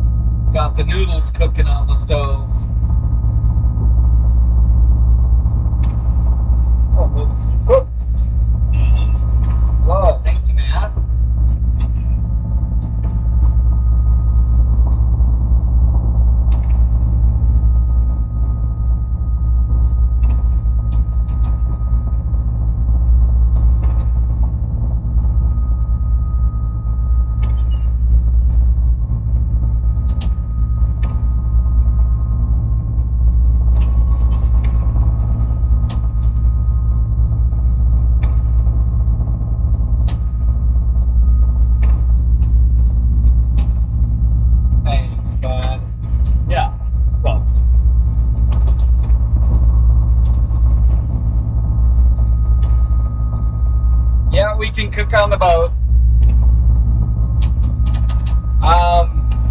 It can sleep as many people you can fit on the deck.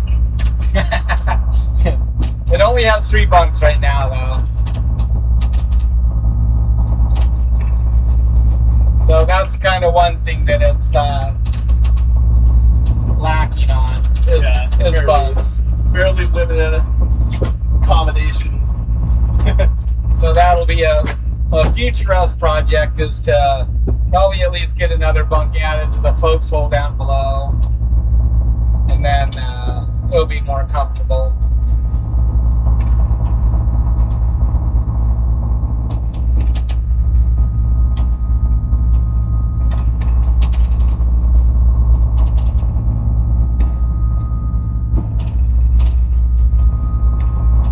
Eventually we'll get a top house put on here, and that'll add a day bunk up there. Get a new cabin put on here and make better use of our space.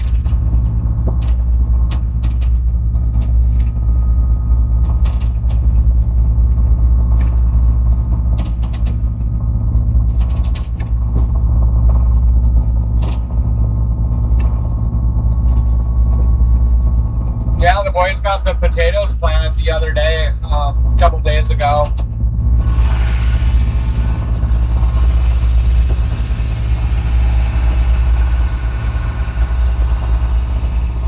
So that was good. Beat the rain.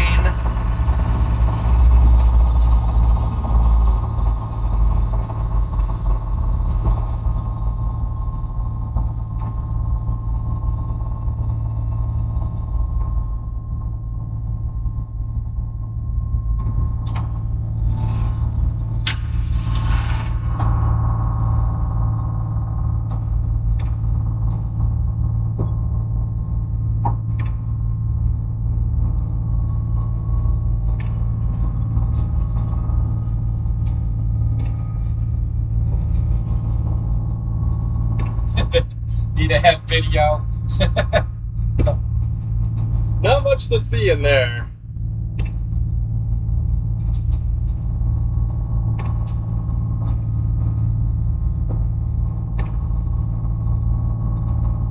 Just the toilet, and we do have a shower head that we took off the winter, so it's nice we'll be able to shower for extended stays out.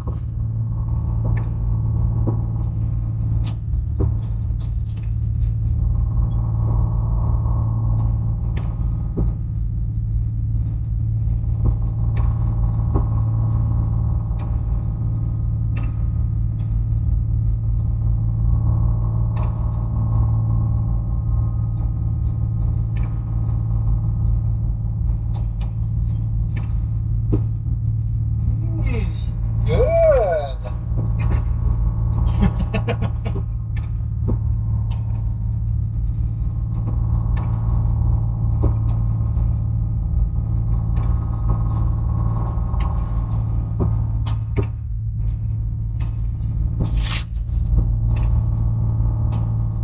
Thanks, man. Oh yeah. It's delish. Really good. Well, there was some ground beef because I was hankering for it. Yeah. Like I got the thought in my head. It's like, ooh.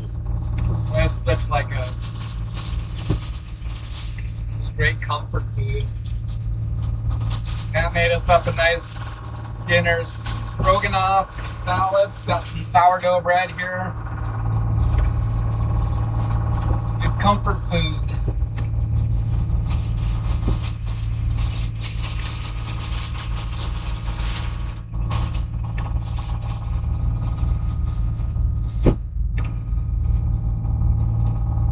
Well, maybe we'll get lucky. There'll be some herring in the bay. If so, we're going to cast our net out, I think, huh? That'd be a good idea. It would be a good idea. Because we probably won't come back in here to finish up tomorrow. Setting my sights Excuse high. me? It's going to happen. You know it. Seen it before. I don't doubt it for a second. Nor do I. See, that's the thing about this time of year is that you just have so many working hours. Yeah. So it is a viable. All it takes is a couple hot drifts to really pump your numbers up.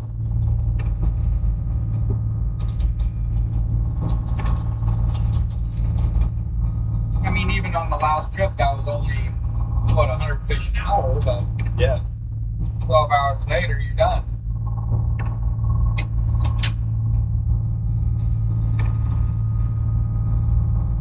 Pasta Monday.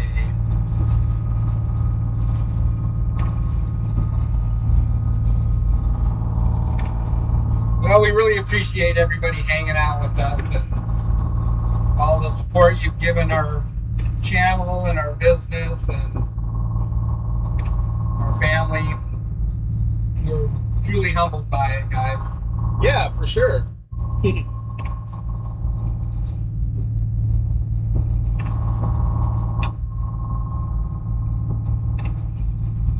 Yeah, we're incredibly thankful for you guys.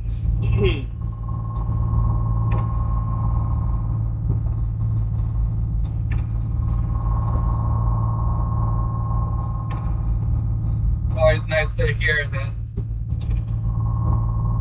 know, you bring joy to other people and you take their minds off some bad times or remind them of some good times.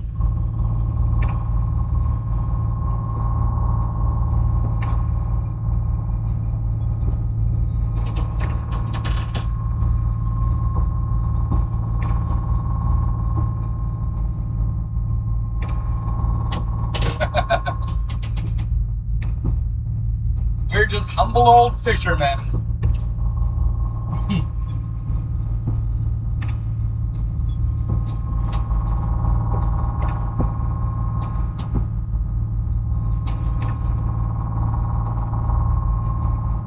Just nobodies, really.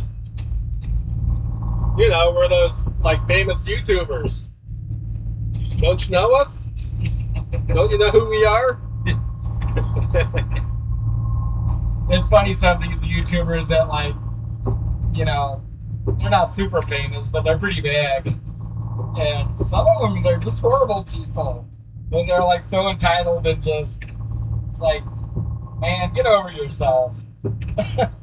You're no different than anybody else, believe me. That's the influencer. Influencers. Yeah. Right? Like the TikTok kids. Yeah. Super influencer.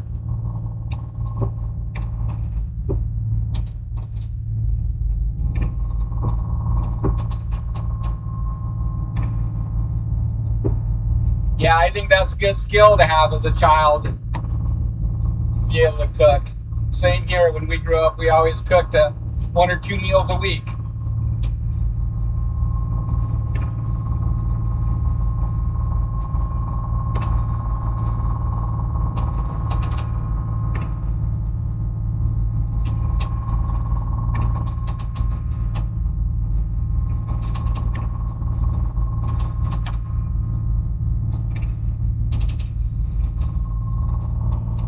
I hope there's some herring in the bay. We've seen it before. We have our This net time of year. and we have our bait permit, so if there's some herring, we're gonna go get them. We got be halibut fishing in a few days anyways, so we'll just take and ice them down in one of our totes here, and they'll be fine for a couple of days. Get back to town, we'll bait them up and go catch some big old fat halibut. Yeah. We got some good herring here. I tell you what, Kodiak herring is probably some of the best herring for bait. Nice and oily and beautiful fish.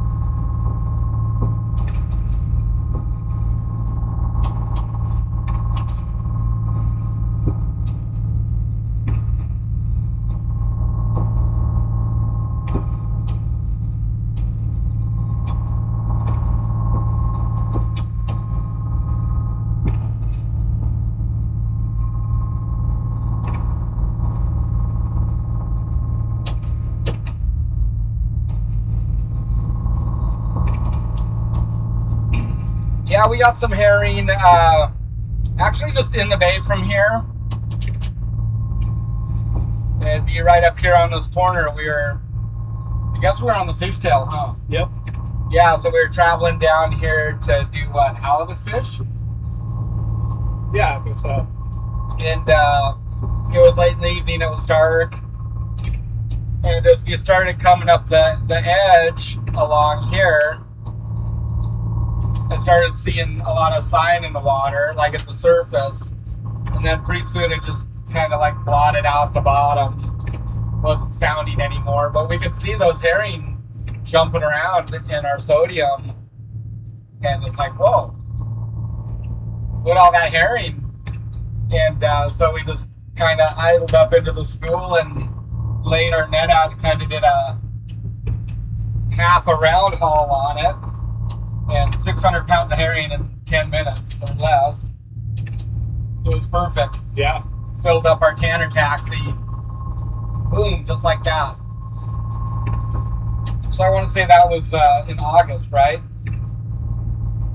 I believe. Yeah, that was like, It's during the summer. yeah, it was around this time of year. A little bit later. Yeah. Yeah, a little bit later.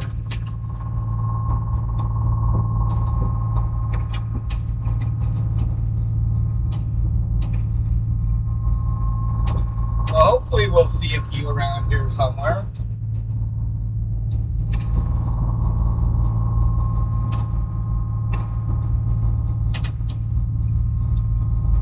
There's always a lot of herring in Kaluta Bay and this whole edge here where we're going. They take a lot of herring, get caught in there every year, and there's just a lot that are there year round. So hopefully we can find them.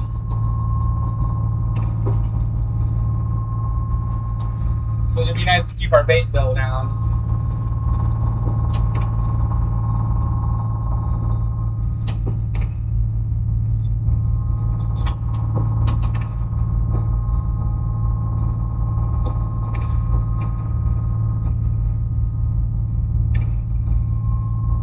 So we're allowed to take 1,000 pounds of herring each for, if you have a commercial fishing permit, you can go in and get a bait herring permit, and you're allowed to take 1,000 pounds of herring.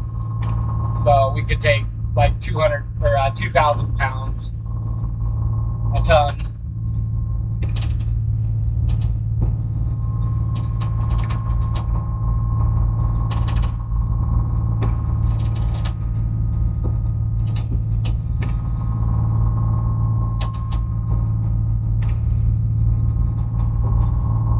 Yeah, I'm not sure what the price of bait is this year, but I think we bought herring for like 85 cents last fall, right? It's usually somewhere in there, 65 to 90. Yeah. 65 if you're lucky. Yep. And But I think 85 is a pretty, realistic price.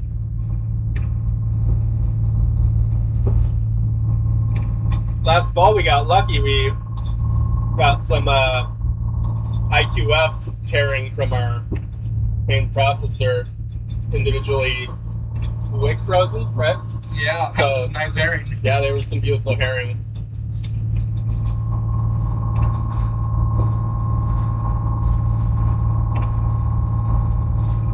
Food grade herring.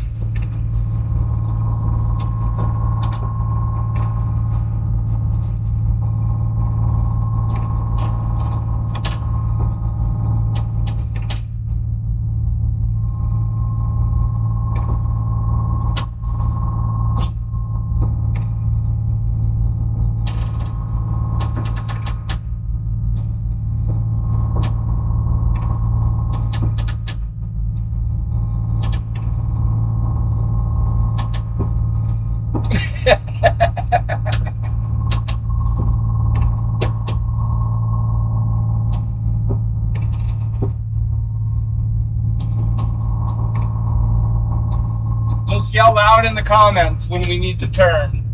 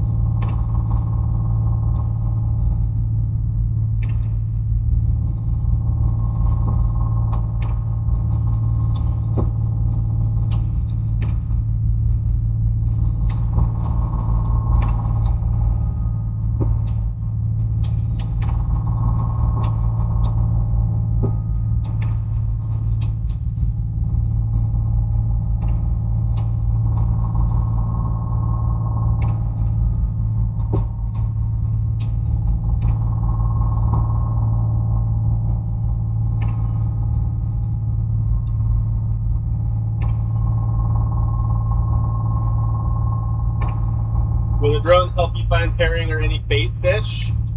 I think the use of a drone to commercially fish is prohibited, right? Generally speaking, yes. Any use of it to help you in the commercial fishing. Yep.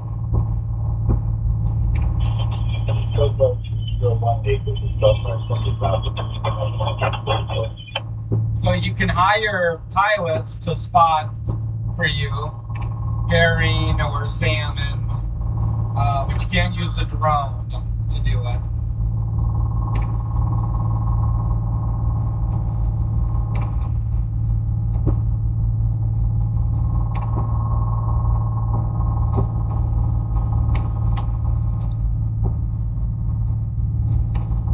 I think it mainly has to do with just protecting their historical participation in the fisheries, because herring spotters have gone hand in hand with most of the herring fisheries for decades, and there's even guys that hire them to go fly for them when they're salmon fishing.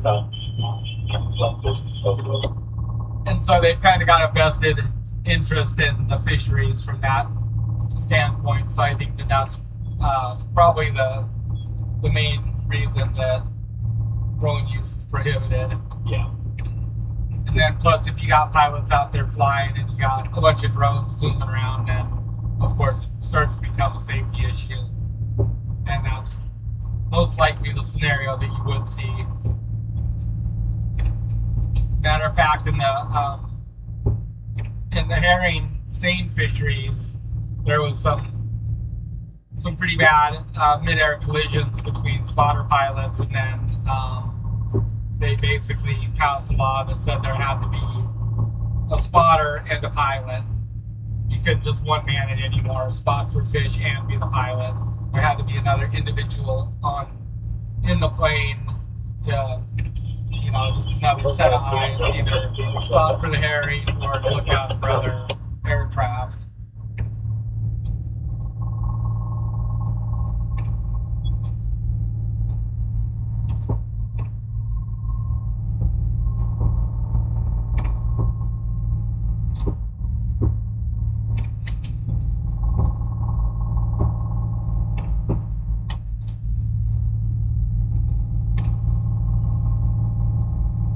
Who was this boat?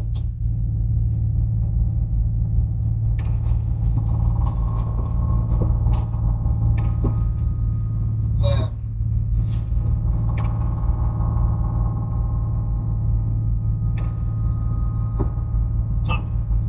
Sneaky.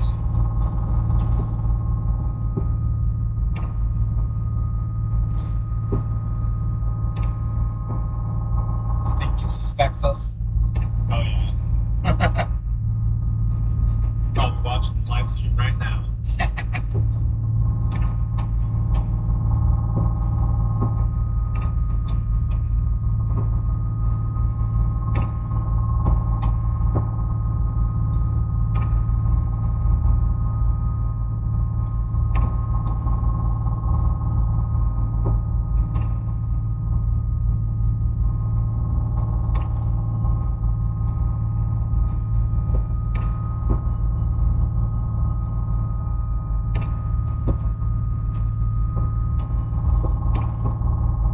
Yeah, thanks for joining us, Advent. Have a nice evening. Take care. Yep. See you later, buddy.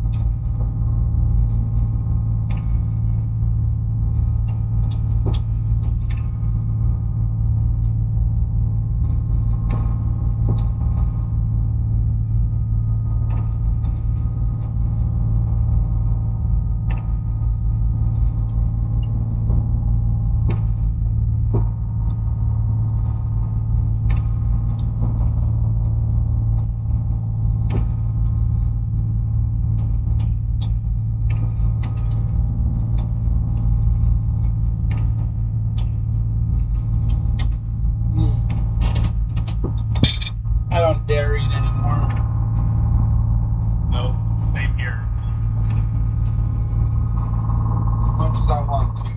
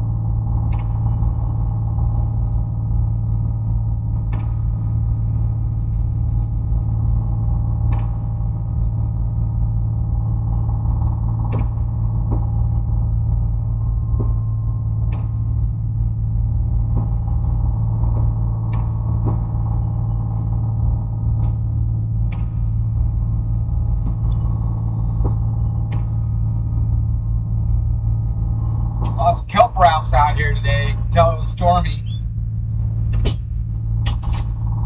Oh man, like kelp rafts out. Yeah, I see that.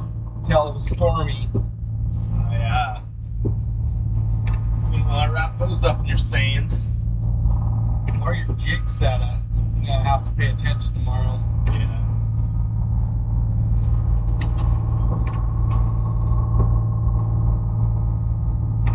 Well, what a nice rundown it's been.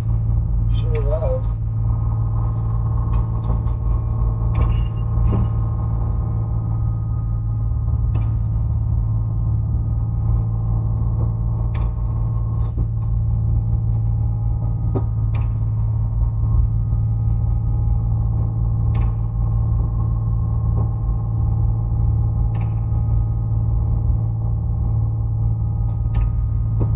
Small will have to grab a bunch of kelp rafts and haul them home to the garden.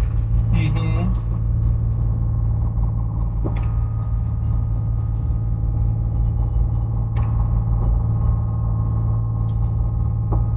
I might have to dodge that one. It's pretty big.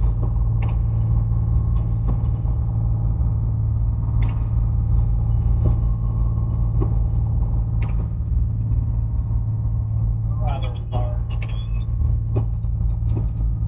It's like we're all over the place. Yeah, there is. There's a whole bunch down here on this edge.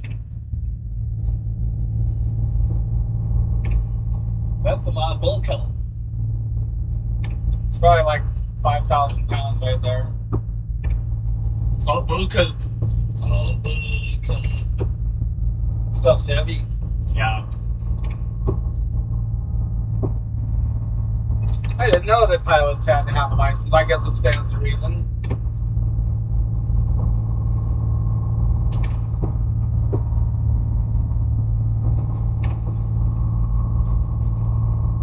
What kind of pilots? Spotter pilots. Commercial fishing license or what? Sounds like it, yeah. Interesting.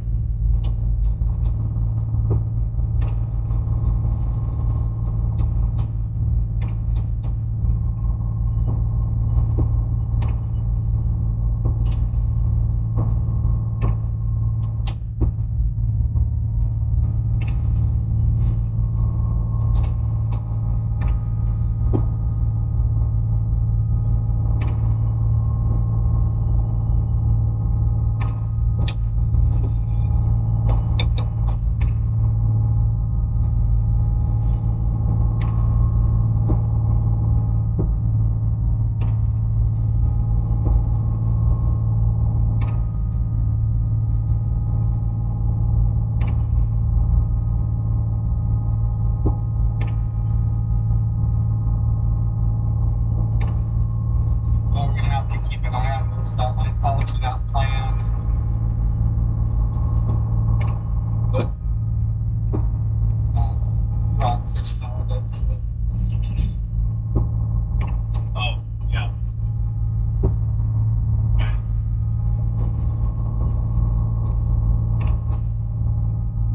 That's I guess we'll see what they need after this. Something. Well, I mean, as far as yeah.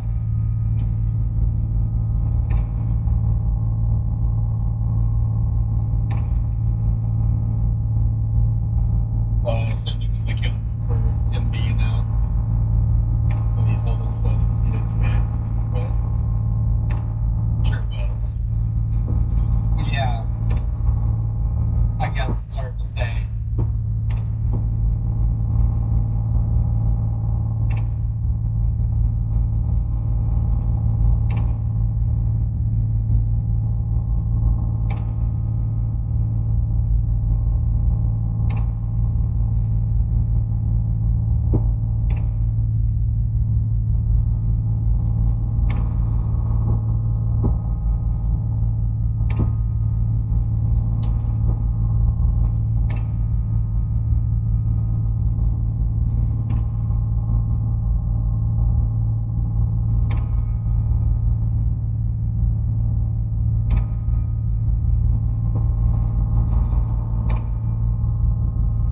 No food comas while driving.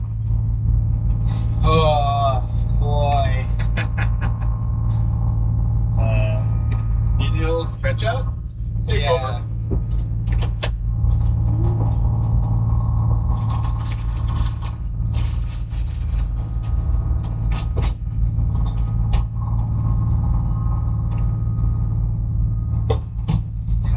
Good.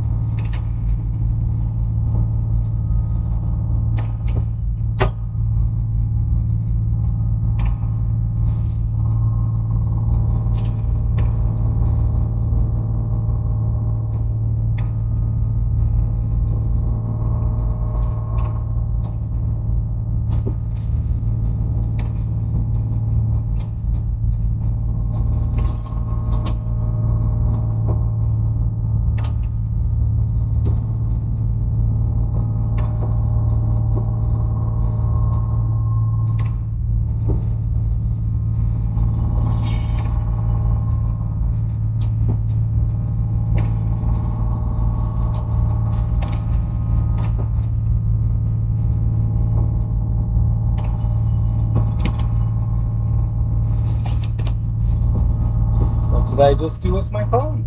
That's right there. I'll grab it.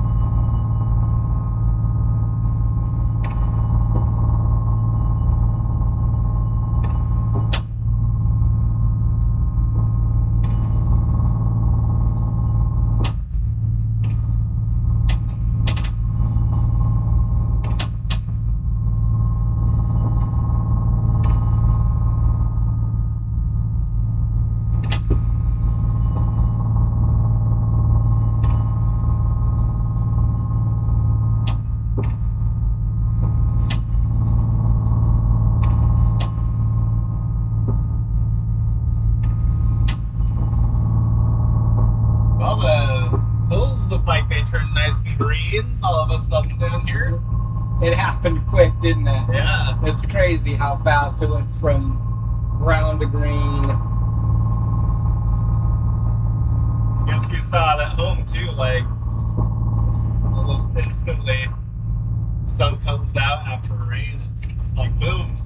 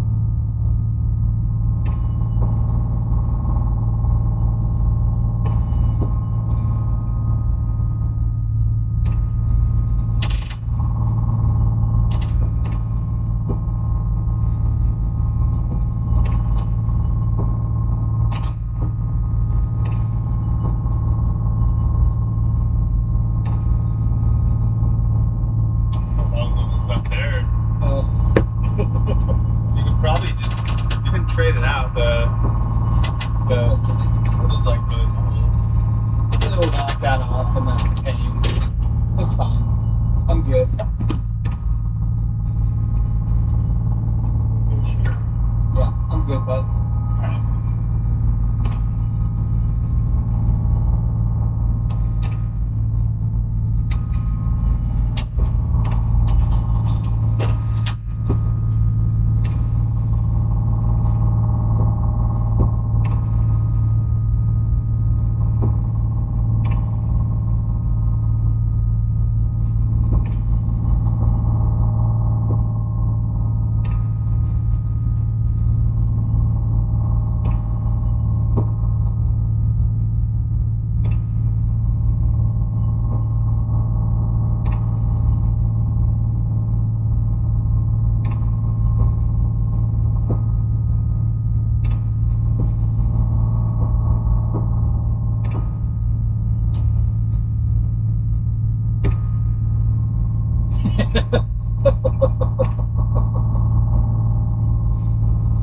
I said you made me mad and all those.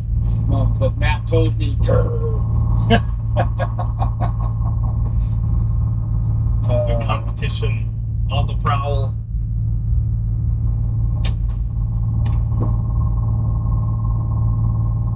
She didn't believe me. She thought I was pulling her leg. Did you give her the receipt? I told her that you spyglassed and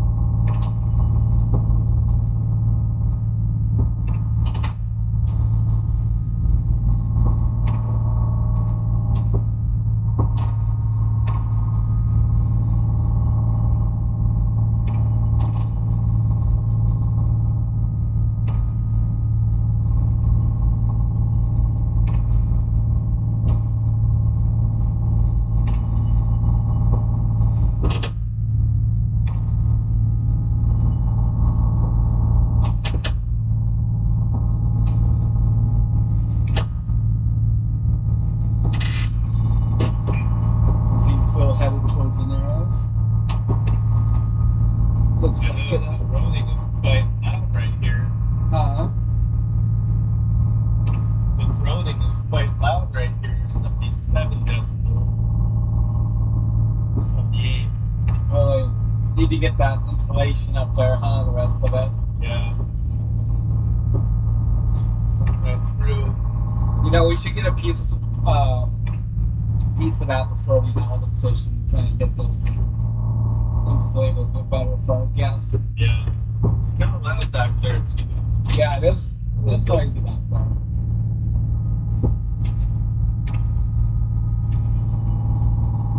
Right here is a loud part. Well, for some whatever reason, 82 right here. 82. Oh. That's bad over here. 66. I don't know, maybe this spins out the whole that direction. Yeah, it just reverberates here. Yeah. There's a lot of leak through on these right here. Yeah, for sure. Yeah, we should pick up a bundle. Yeah, You know, be supplied. yeah.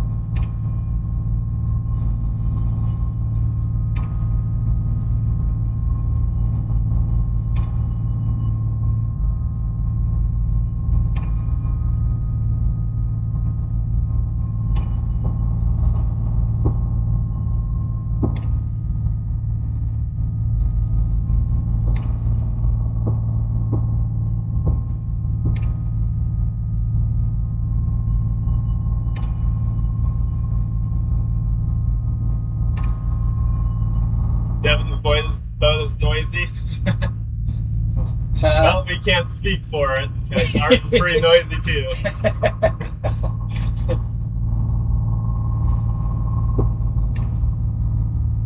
Yeah, we were just talking about getting another bundle of rock wool to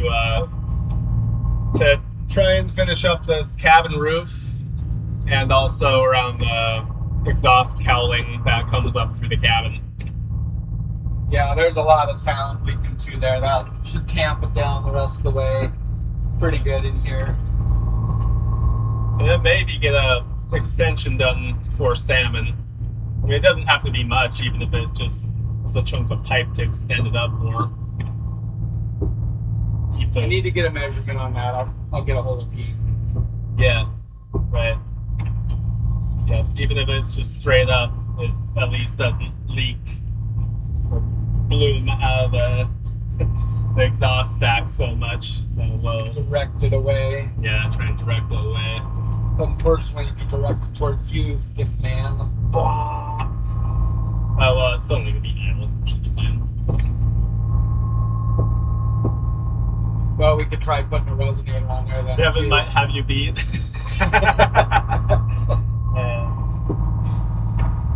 Yeah, I bet he's excited to get a new one in there.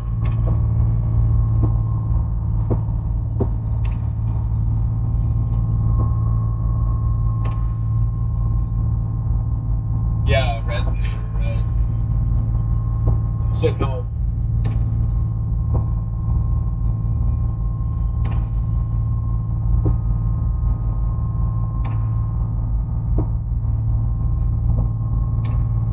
So he said he's launching next week. Is he? Is that what he said in the comments? I don't remember what he said. That's good. That's exciting. Maybe he's finishing it next week.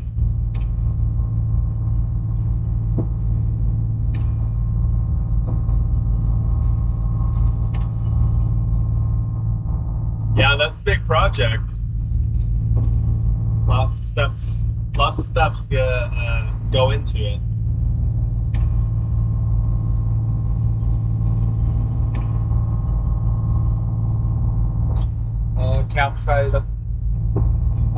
Capsize skiff on the Little Willow River.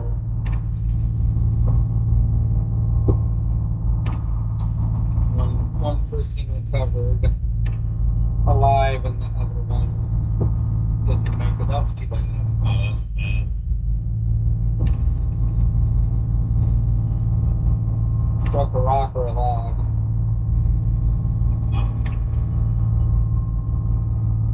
Mostly worried about the downtime. Yeah, is anything open down there, or is he just gonna go into some more halibut or something, or what's his plan after?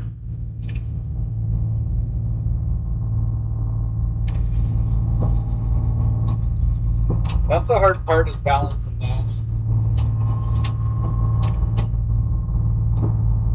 That's why you need like 3 boats. Yeah.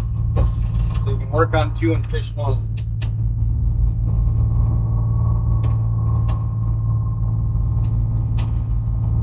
Yeah, cooler would be nice though. At least you won't have to worry about sucking up eelgrass or anything like that.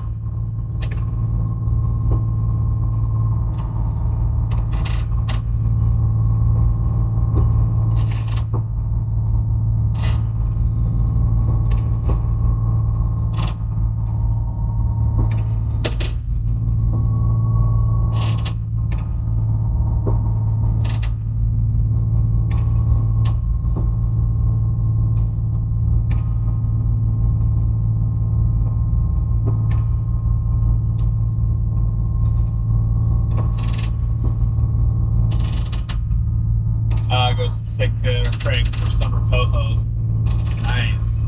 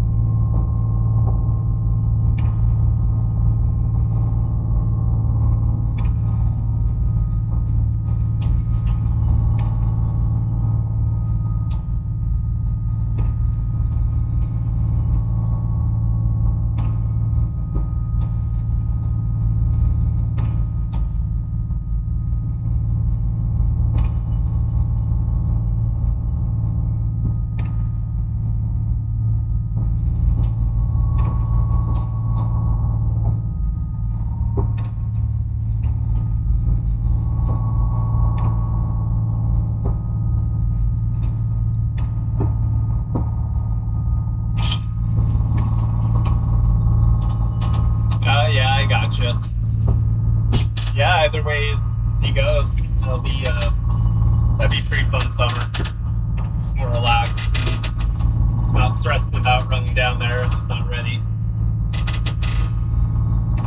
Work the boat a little bit, get used to the new engine, make sure everything works.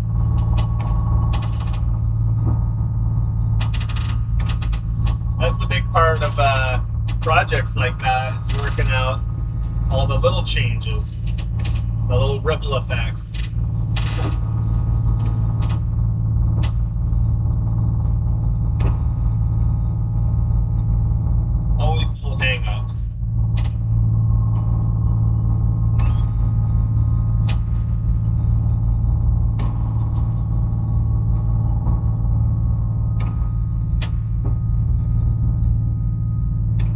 we there yet?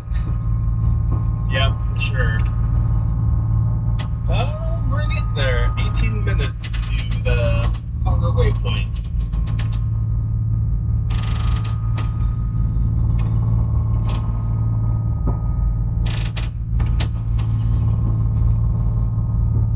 Oh.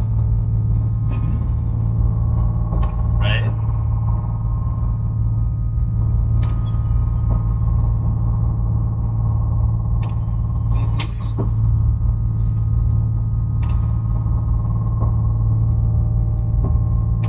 Ah, Shannon. Good evening. Welcome, welcome. You been out halibut fishing, Shannon?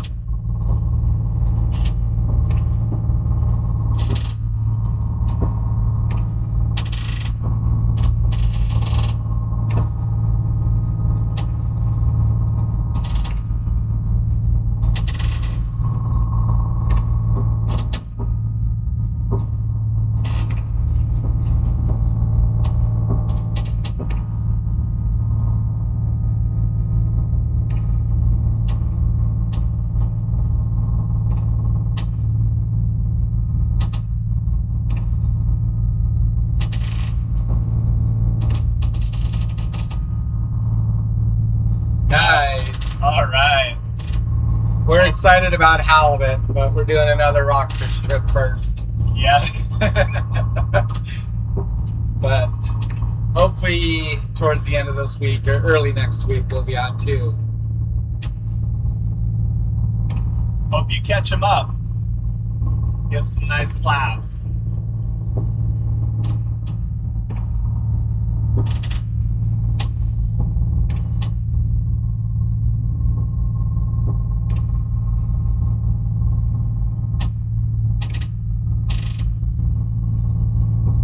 Oh yeah, you guys are open access down there, right?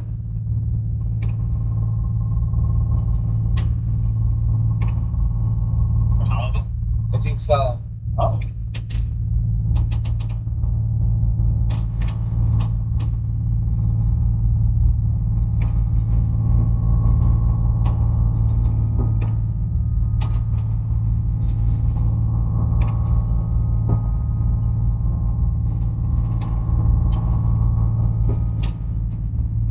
Yeah, we're getting excited about halibut too. I guess we've been jigging since January now. Yeah. Maybe that's why we're so lethargic to start this trip. The last one we went down this side, down this way, 14-hour run, 15-hour run. It's like, I'm tired of this run. Ready for something else, I think. Oh, I see. Okay.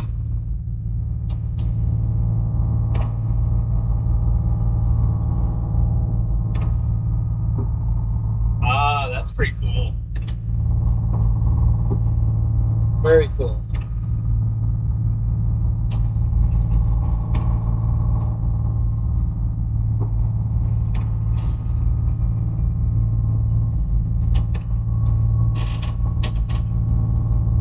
Yeah, it's a beautiful day, Patrick. That was a great run down. A little rocky back at Chiniac, but not too bad overall.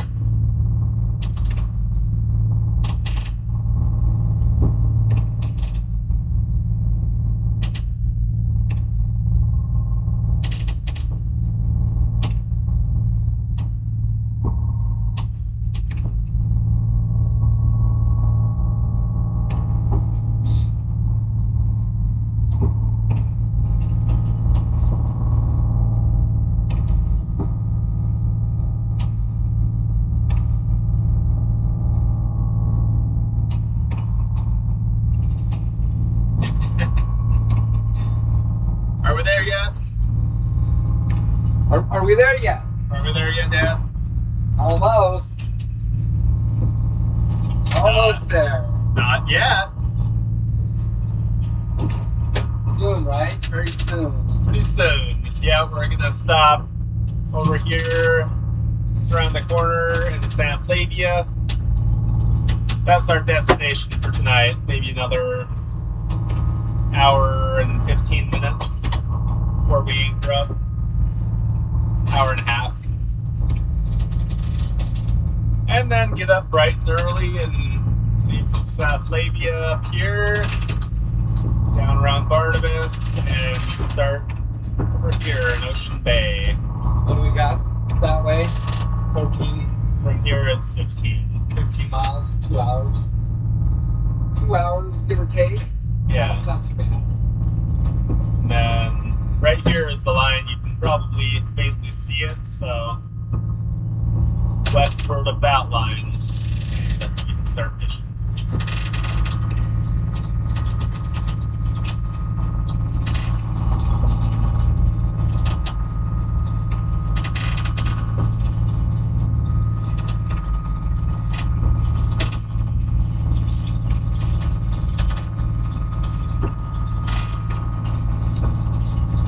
Yeah, that's for sure, Shannon. That's one of the big, like, drawbacks of if we ever fish separate boats. Wouldn't be able to fish with Dad anymore. Wouldn't be able to have the banter. We'd have to get like a Discord call. I can't even fathom it. Yeah. Blasphemy.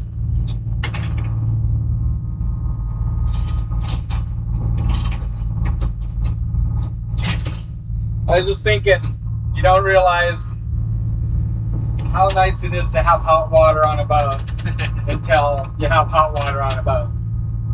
It's so nice. You ever been on a boat where you got to heat up the kettle to do the dishes? You really appreciate having hot water that's coming out of the tap. Alright, let's turn a little bit here. Head in the bay.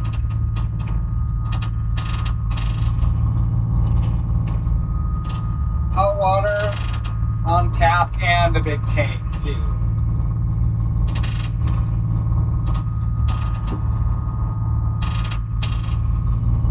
Best of both worlds.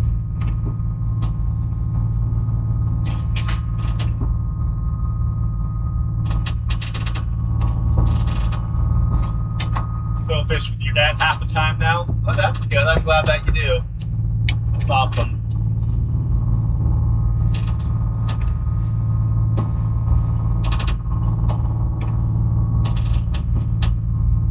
Sorry about that. Bad. Bumped it?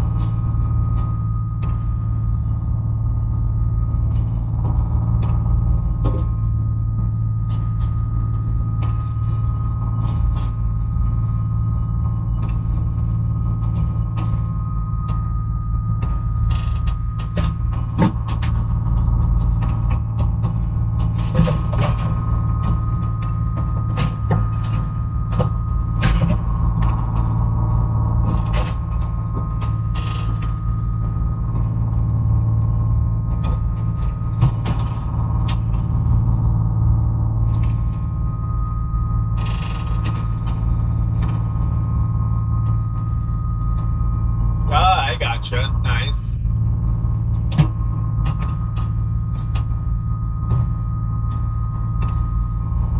You go with him on his boat, or does he go with you on yours?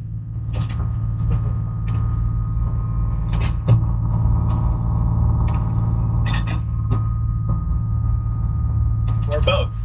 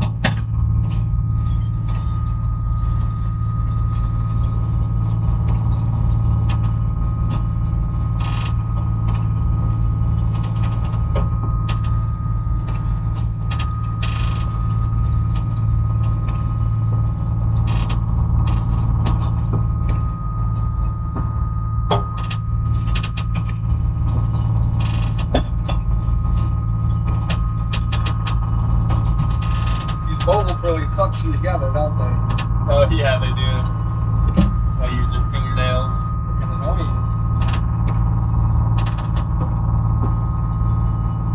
Oh, he won't go on yours.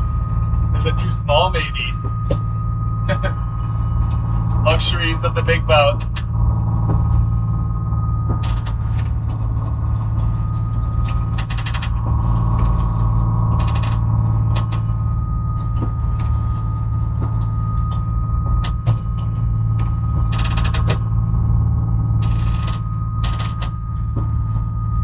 I'm glad you could join us, Money Pit.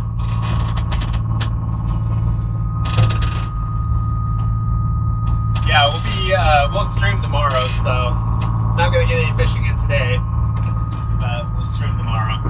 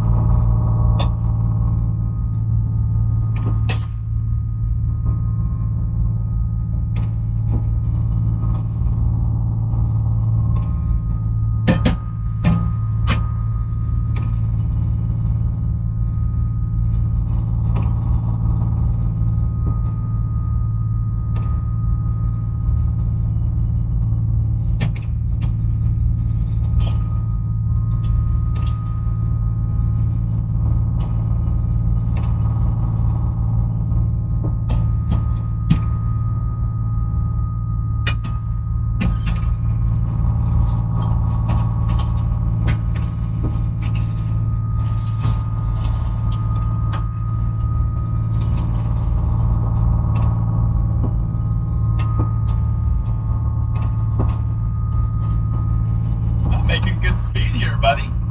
Yeah? 6.5. Keep on going.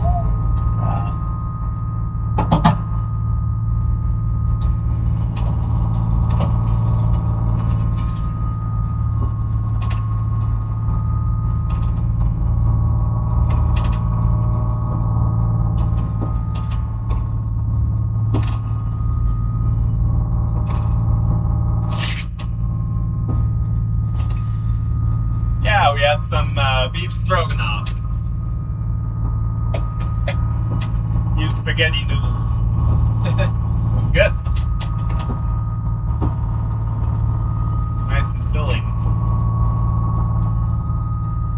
Lemon pepper chicken and green beans for Money Pit. That sounds good.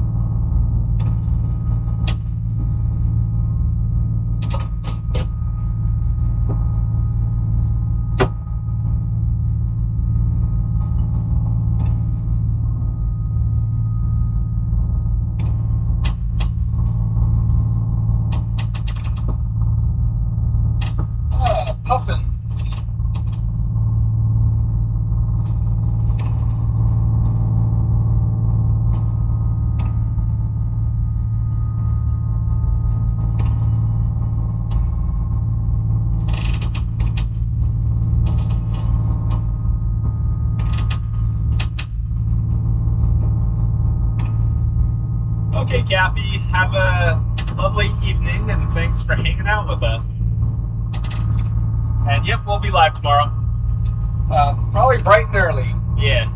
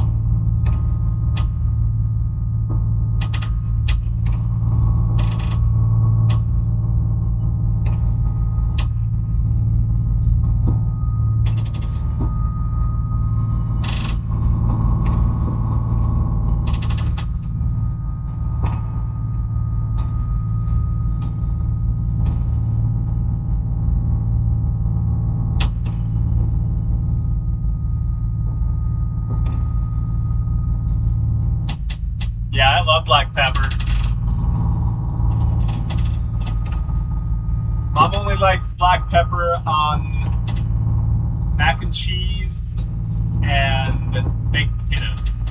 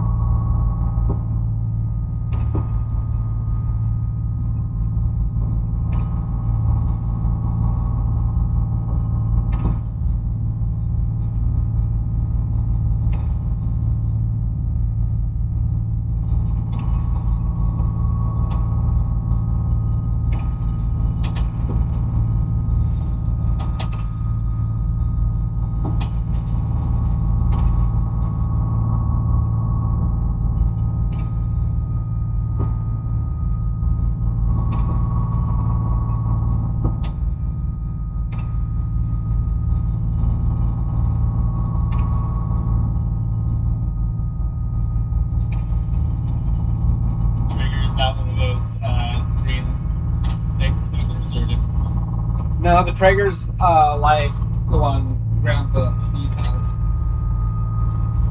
Like the black one with those Oh, okay. with the chips on the end. Gotcha. Yeah, they're pretty sweet. Uh-huh. No, those are the eggs. Okay. Green egg or something. Giant green egg, I don't know.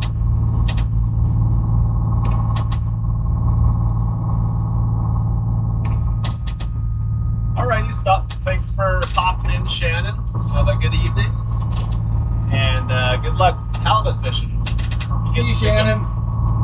Go catch them. Go get them.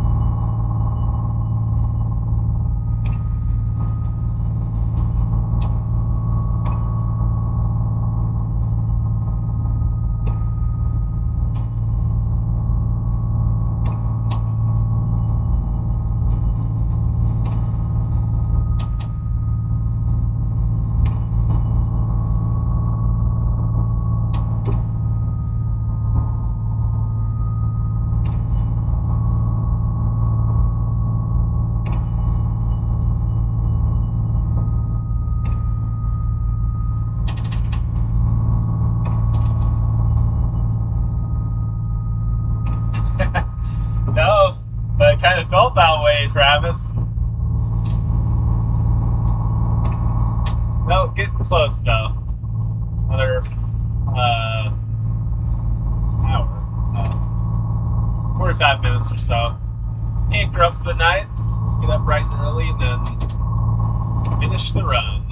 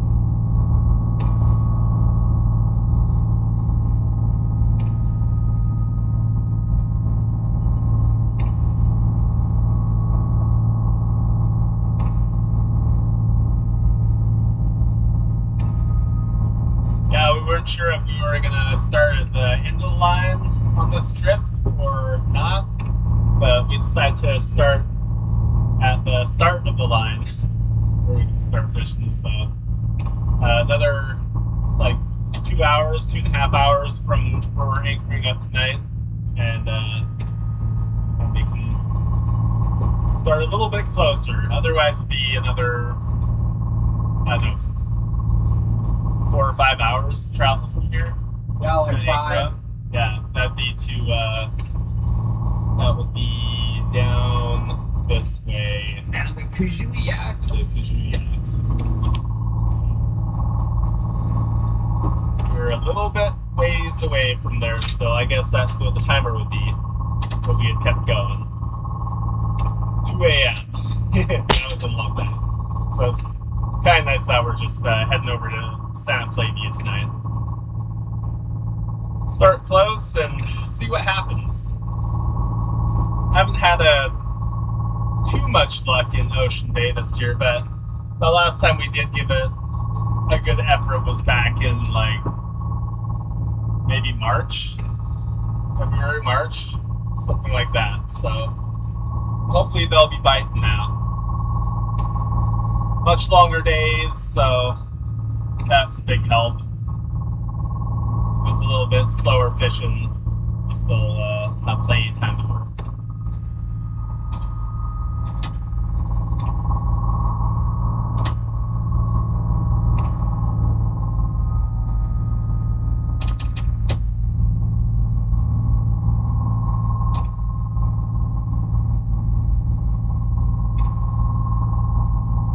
Where's all the herring? Where are the herring? Where's the birds? Where's the birdnadoes? Refresh.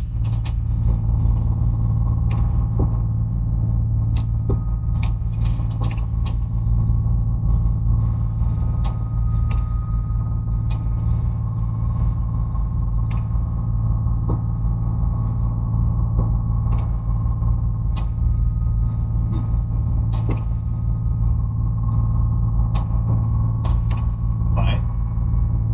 It's the same. Didn't change. So 149 feet of that chain. 49. Yep. They'll have a little bit more on there then. Are we gonna go and get it? I think it'd be good too. I do too. That stuff makes me worry. Not Some gonna of lie. it's kind of thin, Yeah, like half its width. it's time. Yeah. It's time to either dump it and get rid of that really funky stuff and we'll replace it all. I think So, yeah, it looks good. the extra will fit on there. Oh yeah. It's only 2 fathoms, right? Yeah. 2.5 fathoms, so that's nothing. Yeah. Will that sheet stay on it? What's that sheet say on it? 22.5. 123 feet. Yeah. So it's 27 feet. Okay. What's that? Oh, that's like 4 more fathoms. Sweet. Nice. Yeah, so I'm gonna, I guess, ask our buddy to pick it up or something. Ask our buddy to pick it up on the way back. Your grandpa? Grandpa's gonna Grandpa grab go down and get it. it. Okay. Yeah. Because that way we can deal with the cash. Gotcha. We'll just send him the cash or transfer it to their account. And he can go down and get it. We'll just screenshot the Facebook post or something. That would be fine. Yeah, that'll be nice to have switched out. Just a couple of little spots where the gallery's thin. Or it might even just be some staining, some rust staining. Yeah, so it's gonna happen. I told him it's 1,000,000 times better than what we have now. So, The little bit of galvy part we have is just at the very top, and it's very light. is there actually some that's still galvanized down there? It's barely. It's what I use to tell when it's almost at the top. Oh, yeah. Like I can just barely tell that's there. Well, hopefully it's good quality chain. Right? I don't see why it wouldn't be, right? I don't see why it wouldn't be. What are the pictures look like? Some pictures. Looks good.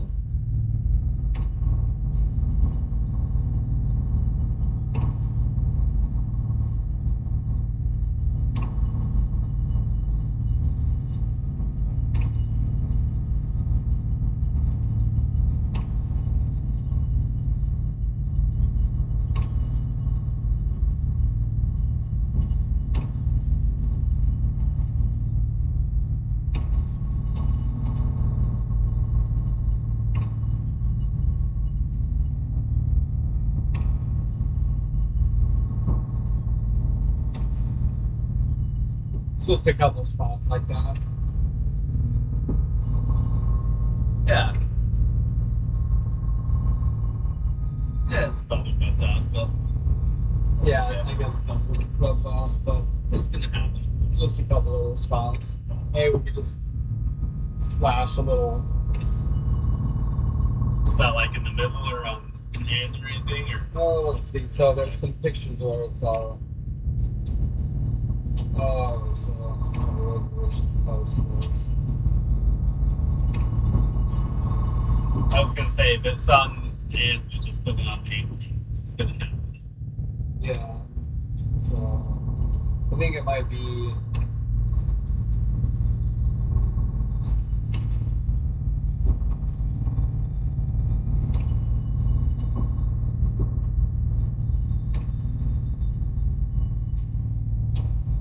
Maybe here. That'll be fine. Price is right. The price is right. $4 a foot.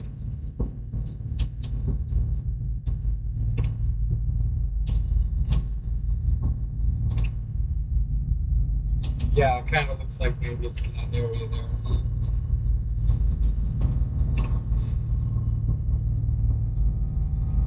yeah. That'll be No worries. You know, maybe we could just hit it with some spray paint too for markers. Yeah. A bad thing to have, especially Yeah, we need a few markers, I think. if that's near the end, so we could put it on the anchor end, where a couple markers would be good. Really, all I need is probably 5 fathom markers. You know, I get it all marked out like those yachties do. 10 fathoms out. Get our perfect scope. 2 more feet. 2 more inches. Right there. It's the perfect ratio. Hey, Alaska Critter Cam. Good to see you. I've seen some little critters coming on your cam lately. Critter cam. Yeah, that's Dangerous Cave right behind us there. Hickus. And dead ahead is a little bit to our starboard there is just Inner Right Cape, which is San Flavia is right around the corner. So that's where we're going tonight. The anchor up.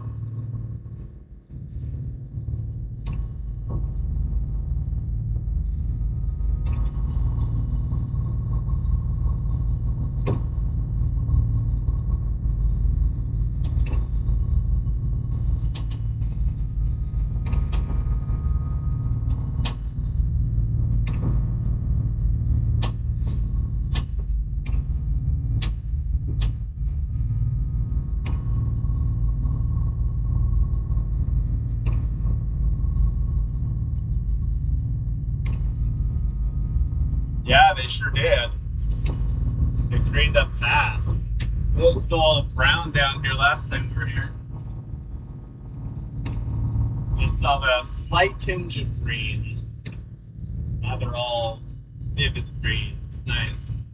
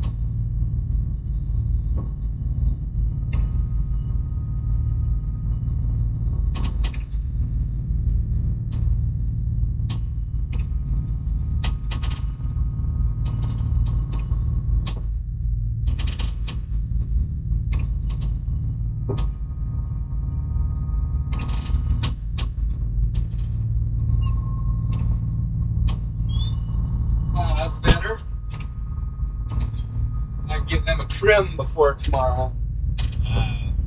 Fingernail. Idea. All right. You're live right now, Googaloo. Thanks for a little while longer.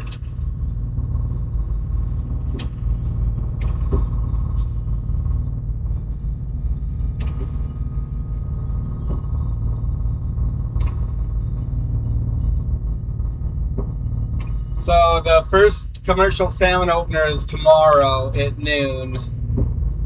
Kind of limited opener. One area north of town, Inuit Bay, inner outer Katoy Bay and Duck Bay, and then the other all the way down at the end of the island, Alatak, Mosier Bay. Foul Bay. Oh yeah, and Foul Bay up north too. So kind of like 3 areas open. And there's been a few getting caught by subsistence guys, like out of the Buskin. Looks like fish coming into a Foknak Lake over there, Litnick. Oh yeah. I haven't heard any reports, but there's fish showing up over there.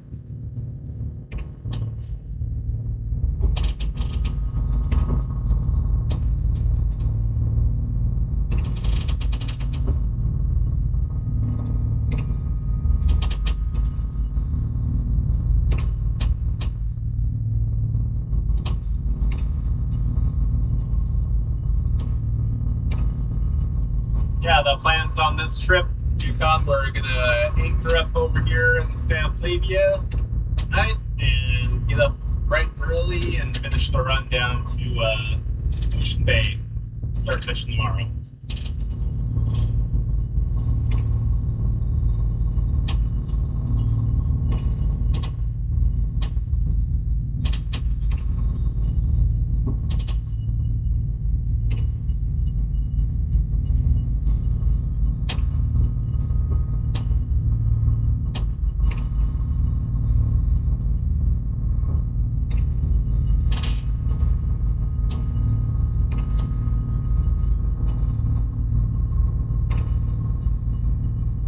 Yeah, I think I saw a video clip yesterday of a guy with his fish wheel. Had it in on the Cop River. A couple nice reds in there. Beautiful reds. Nice. Yeah. Beautiful sockeye over there.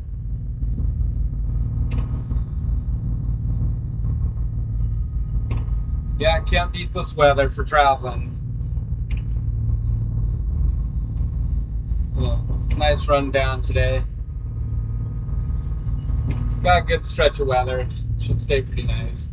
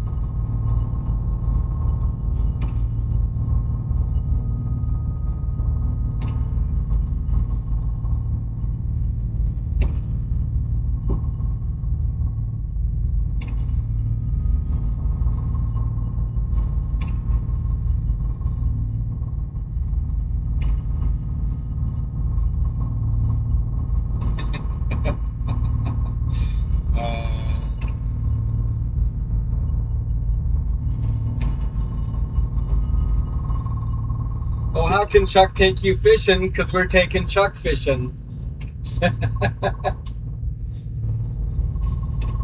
Chuck's a great guy. He's a very, very nice guy.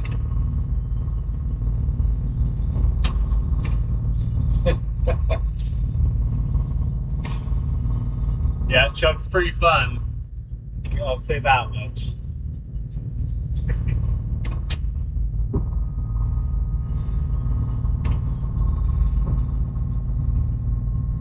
Okay.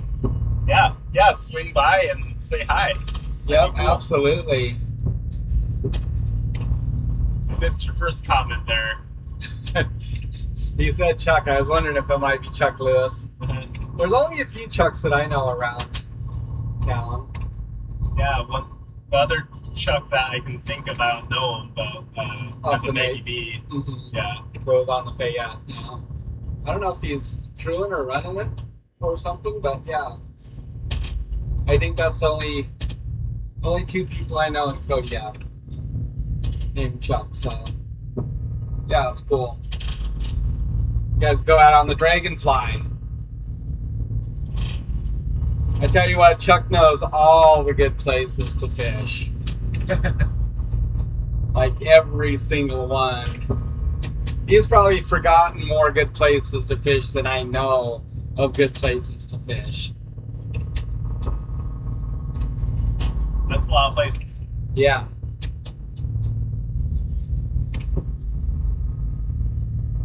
That is a long ways offshore. 84 miles. Dang. Yeah, we had a blast with him fishing. It was really cool to be able to go out with him and for him to come out with us. It was a good time, so.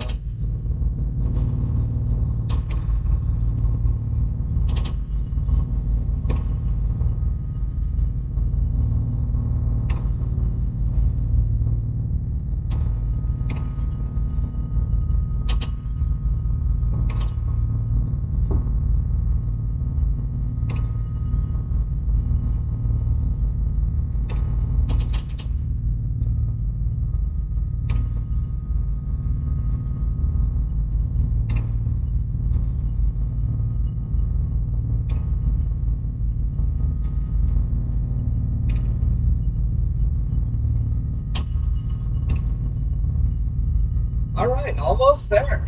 Yeah. Nice. I'm actually kind of glad we're just doing this run. Oh, me too. That's a long haul down there. Yeah. We get like 0 sleep. Just whatever we get taking shifts. This way we'll get rested up, and it doesn't even matter if we have good fishing tomorrow. We do. If not, we just work on down. Yeah. We'll be We should down be there able to by get a the. decent amount of darts, which will be good. Kind of been missing those. It would have been nice to get those on the last trip too.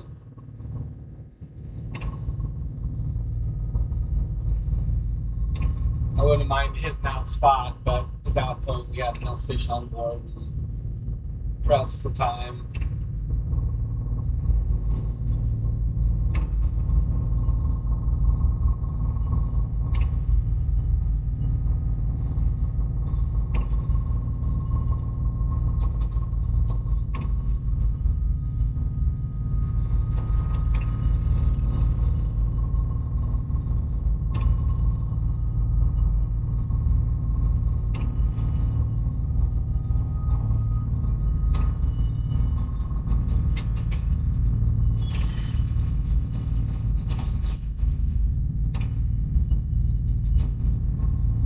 So where was that when we got that carrying? Because I remember we came into the bay, like anchored up and saw these things jumping in. So far by the rock. Was that in here? How we came down to? Where we got carried? We got herring until a point, but then like I remember pulling into one of the bays. Was that like maybe South Arabia? Anchoring up over south.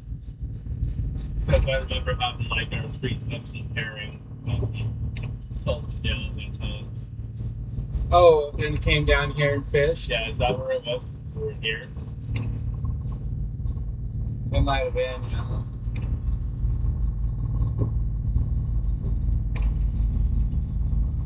Yeah, because we just stopped there for the night, huh? Yeah. And then we ran down further.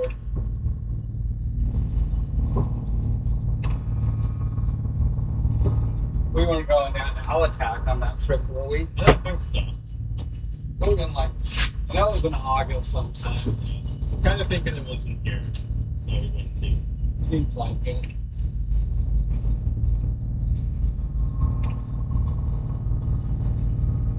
Yeah, you could kill that radar, I suppose.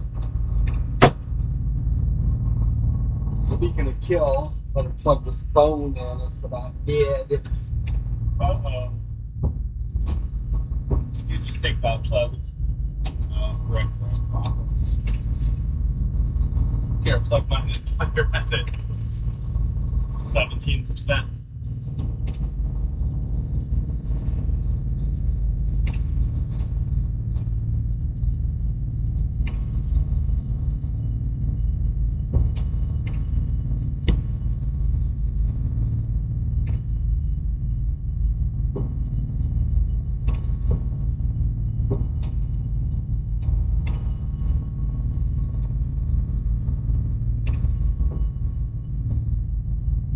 Yeah, it's glassy out here, Gary.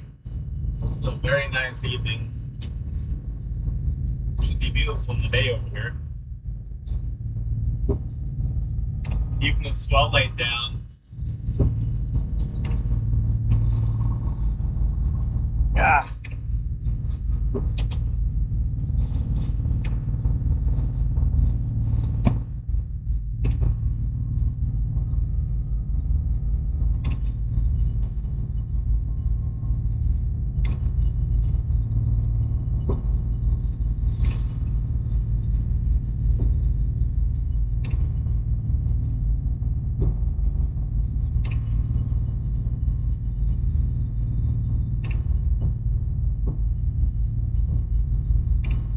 What time did we on time?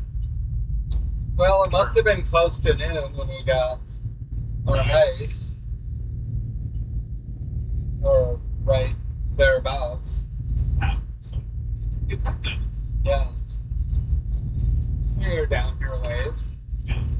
It's not like we probably would have been down here an hour sooner if we'd run a little harder, but That's okay, now we just have less time to waste. While at the same time save you yeah, about good rest and yeah. A full day tomorrow. yeah. Full day of fishing fun. Hopefully those guys are chomping.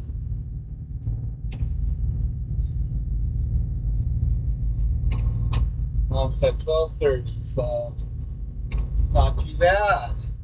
Ah, okay.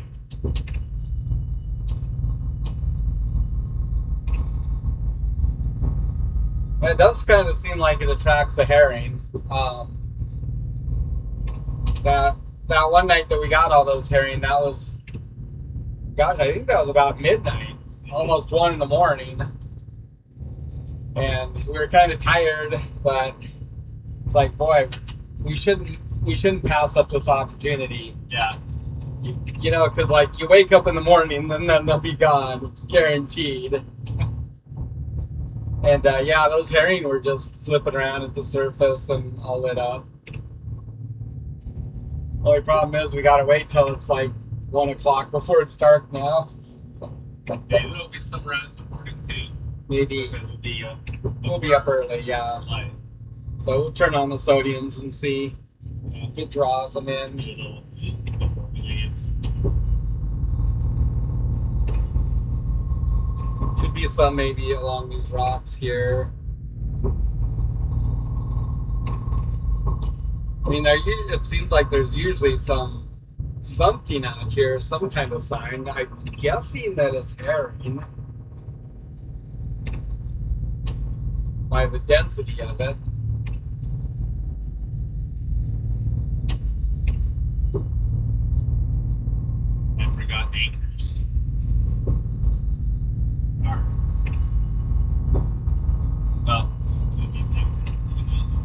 So our crab season opens by regulation January 15th for Tanner crab.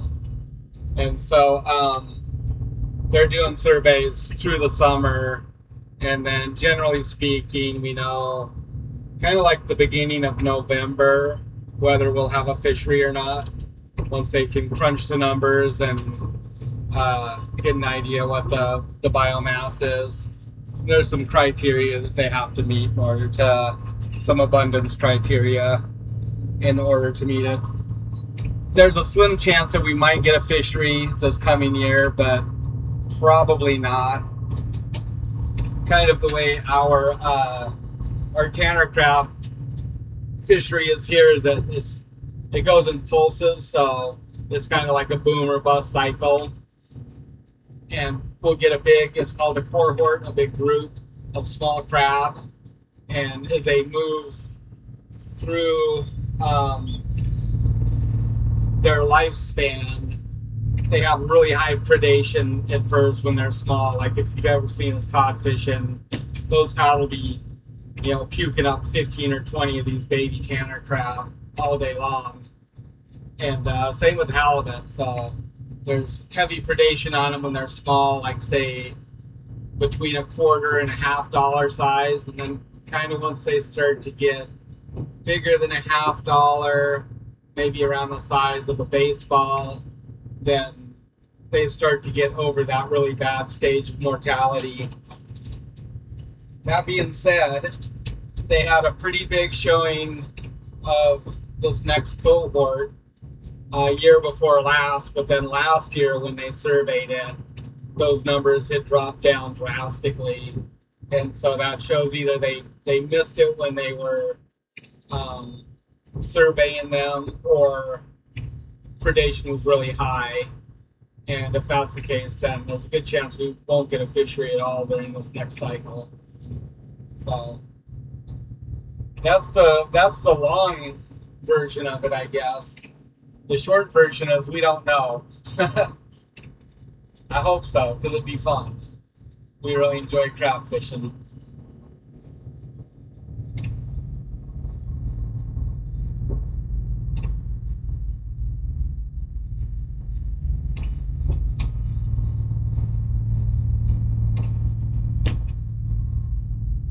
Oh wow, this looks like codfish mountain. It sure does. It's kind of hard bottom, but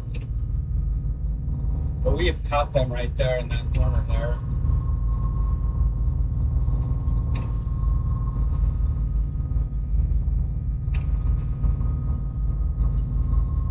Oh, like, don't give away your spots.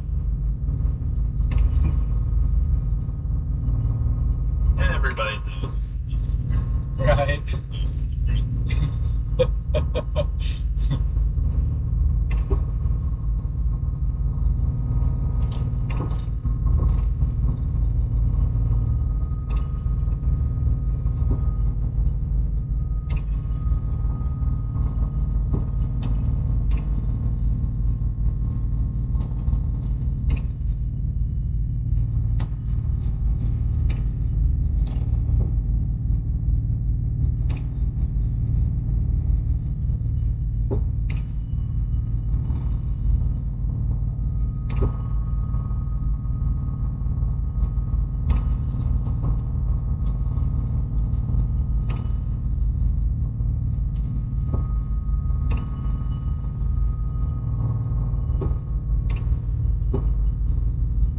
You need that free bait.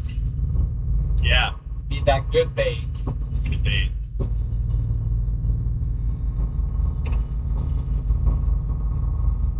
Well, maybe get some up in Carlson there or something.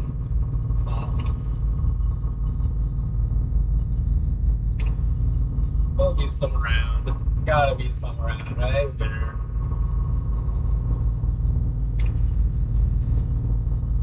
Say if they're not along these edges, they're probably just out in the middle.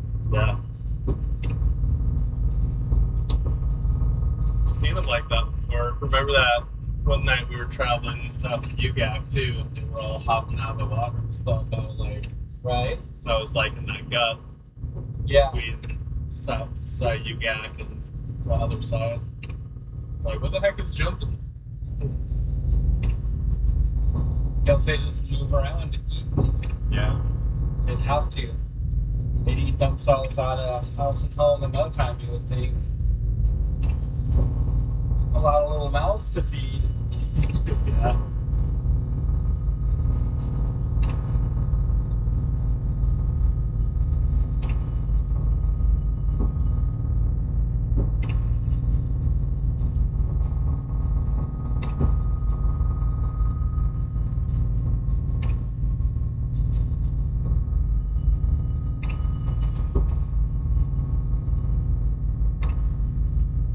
Oh, it's beautiful in here.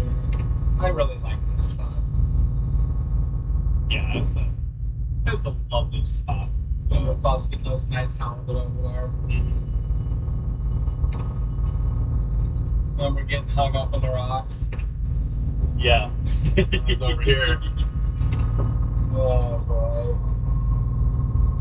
Breaking that set off in the beginning.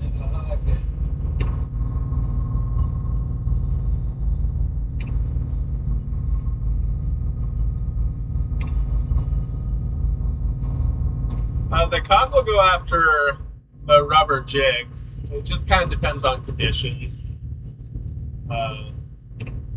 Oftentimes we'll catch them drifting with the rubber jigs, and Yeah. you kind of gotta be moving along too, like drifting. I mean, we've caught a lot of cod on rubber. Yeah. It's just kind of like, it's one of those things that you want to be really flexible in how you fish. Sometimes if cod are schooled up really good, you can anchor up on them and just fish with bait. Just load up. Like catch an incredible amount of fish in no time. And other times, if they're spread out on bottom, it works really good to do drifts with rubber because you're covering a lot of space and you're only picking up 2 or 3 fish at a time, but you're just bringing one up and dropping one down, and it's quick like that. We did a trip earlier this year that was like that, matter of fact. Yeah. Well, it was winter, so it was months ago at this point, but it was exactly like that. We fished with bait that day, and we did some drifts that day, and did really good on both.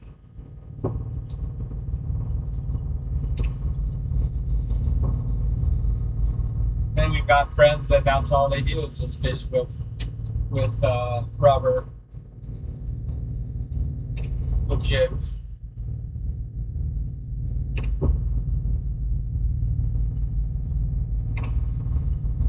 So pretty much, I think there's only maybe just us fishing rockfish now, maybe one other guy. The cod bee season is going to open in 2 days on the 10th, and there's some guys waiting for that.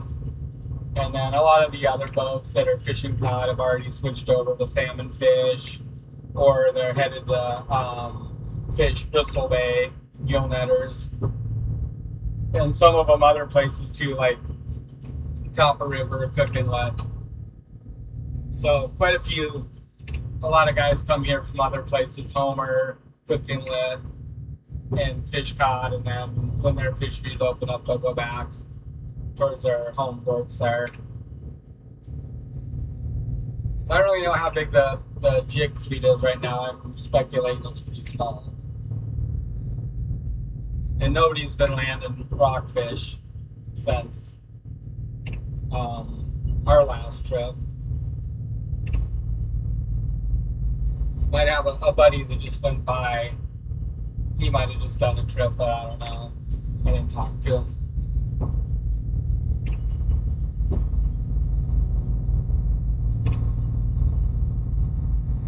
Come on, herring, show yourselves. I know, right?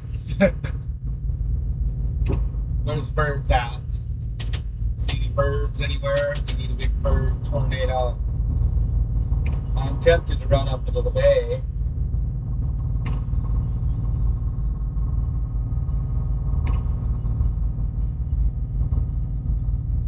There goes a loon.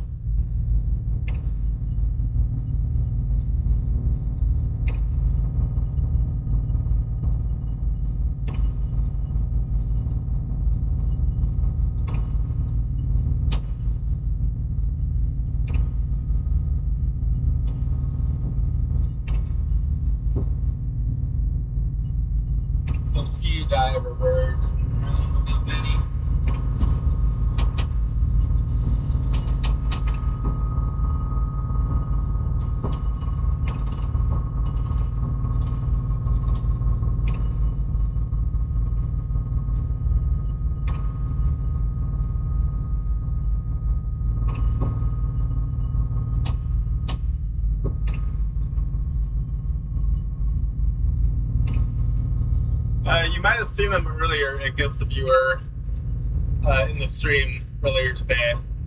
Did some gear work. Those are the rigs we use.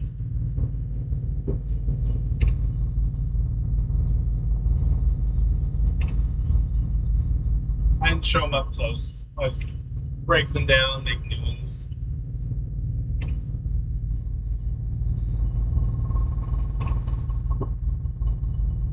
Hopefully that didn't just help it.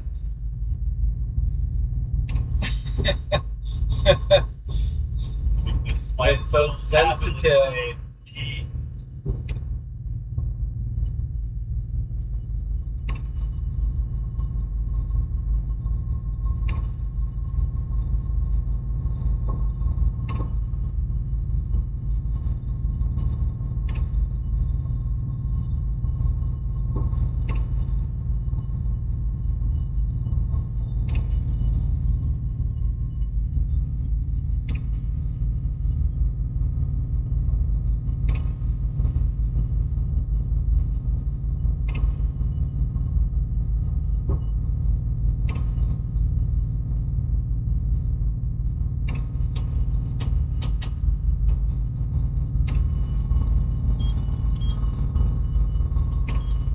Don't see any so far.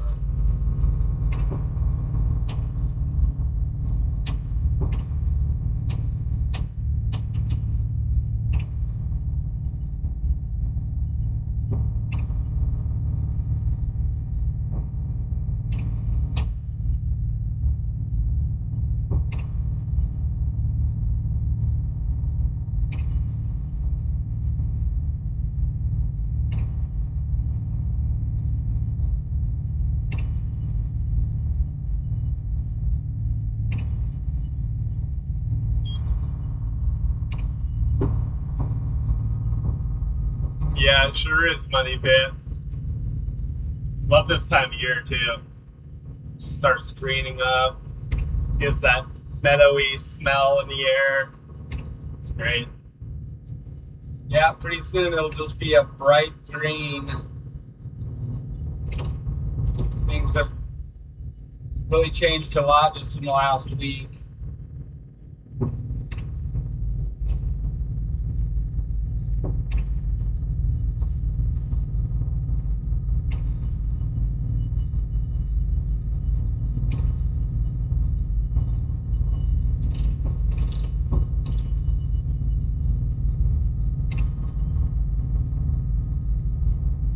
Little divers around.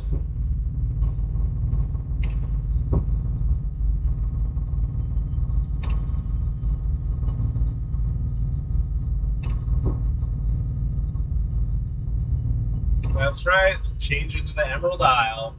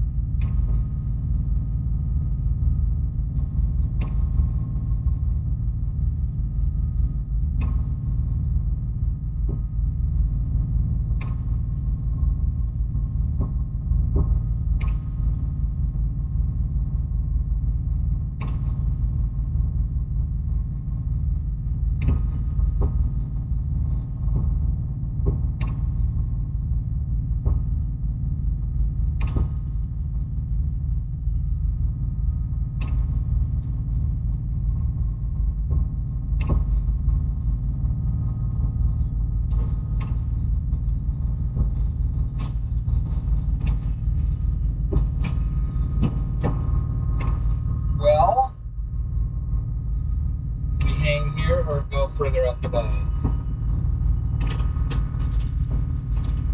I'll probably just hang in here somewhere. Yeah. Yeah. You mean further up the bay, like up there? Yeah. Yeah. Nah. To scope for herring. Probably not. Right. If we don't find much in here, then we'll find some in Constantine. Right. Or something like that.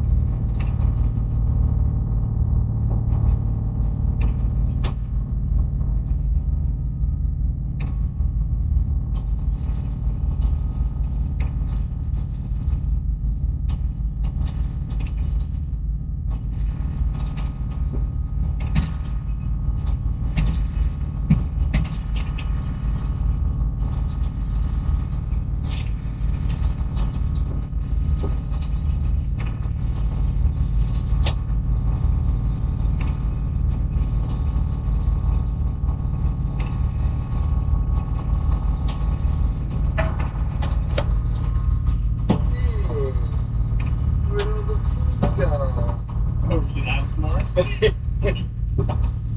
I might in a while. Yeah. I'm gonna wash your hand.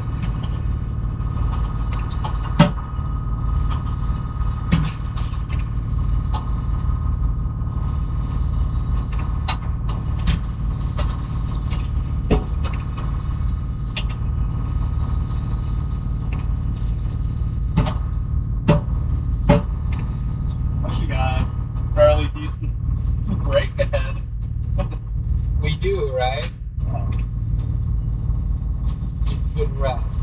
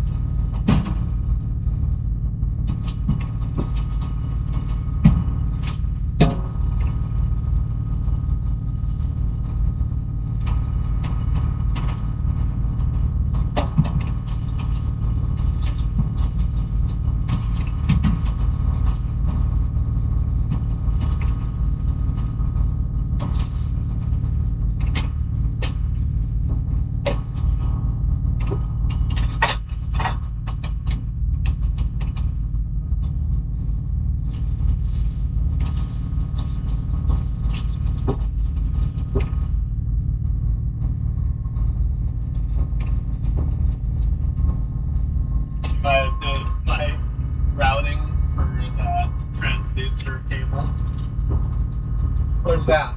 Right here. Oh, I came up through the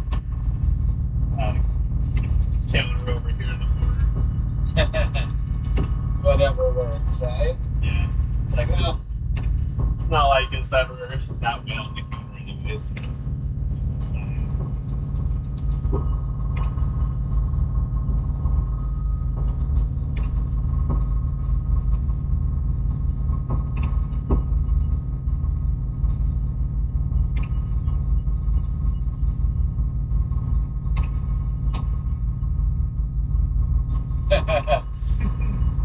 Sunset is 11:06 tonight, Rob. There's a little splash of color, but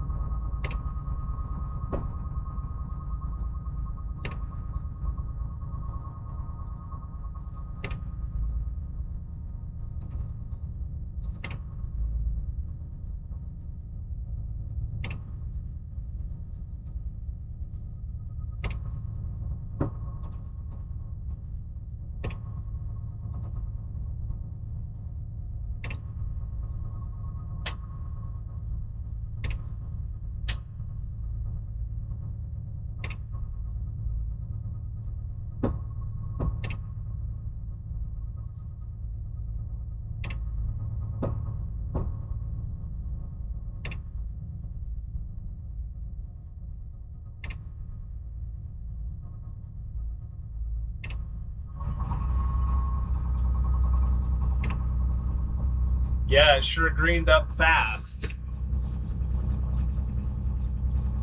And it's not even done yet.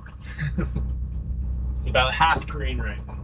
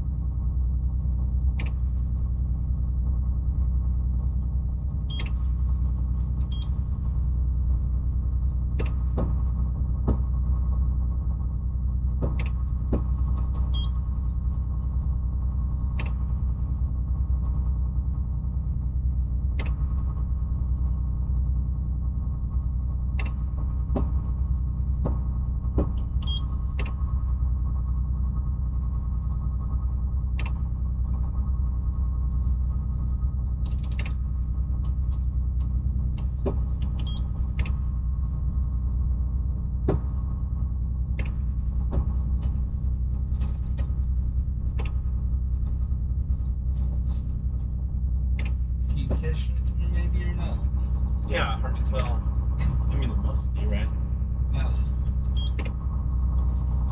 Can you see them out there? Or look up.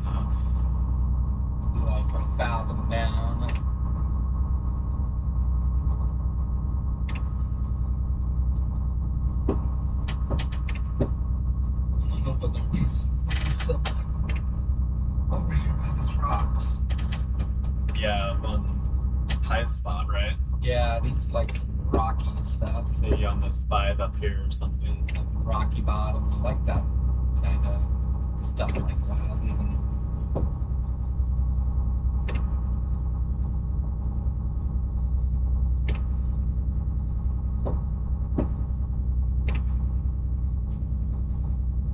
Yeah, so it's too Yeah. long over there, huh?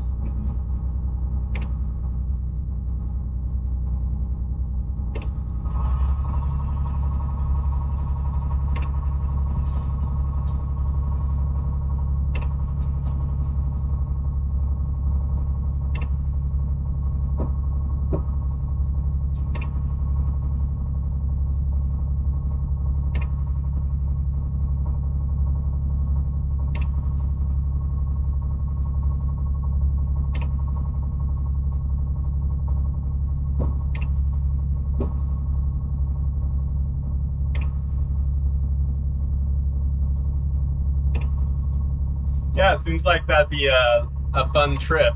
Just get yourself a stateroom on the ferry and just enjoy it. Treat it like a cruise. I wonder how much a ticket would be nowadays. Bellingham to Kodiak.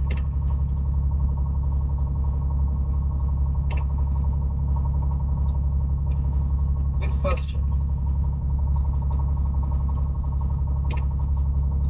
I think it used to be pretty affordable to just walk on. Yeah, Kodiak to Homer now is pretty expensive, right? Like $150. I think it's gotten expensive.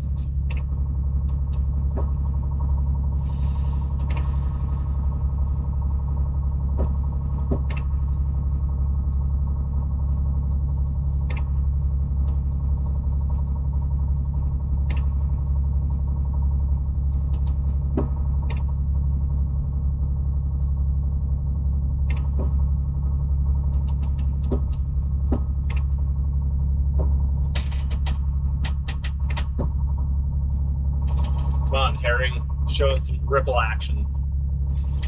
Yeah. Put that drone up. Yeah, is that home? Wow.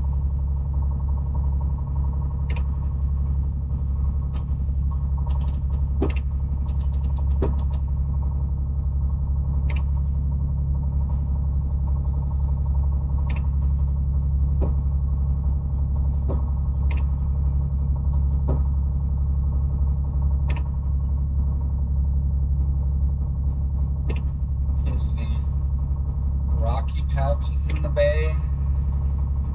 Other than that spot right there. Is that where we got hung up or something? No, that's where we hooked that night when we kept dragging. Oh, We found that little rock pile and oh, that's right. got the anchor hooked on the backside of it and dug in good. It was howling out of here, wasn't It it? was howling that evening. It must have been that like night. 40 or 50 or something. It was cooking.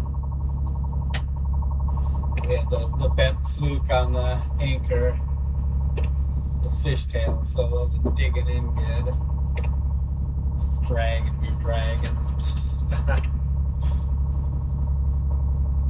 The other guys were dragging too, that Russian. Oh, yeah. Yeah, it was windy that night.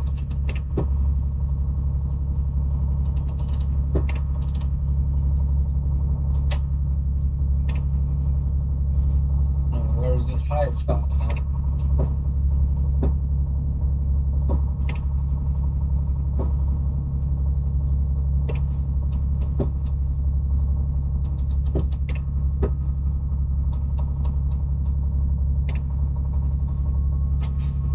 Never know, there might be a few herring in that spot.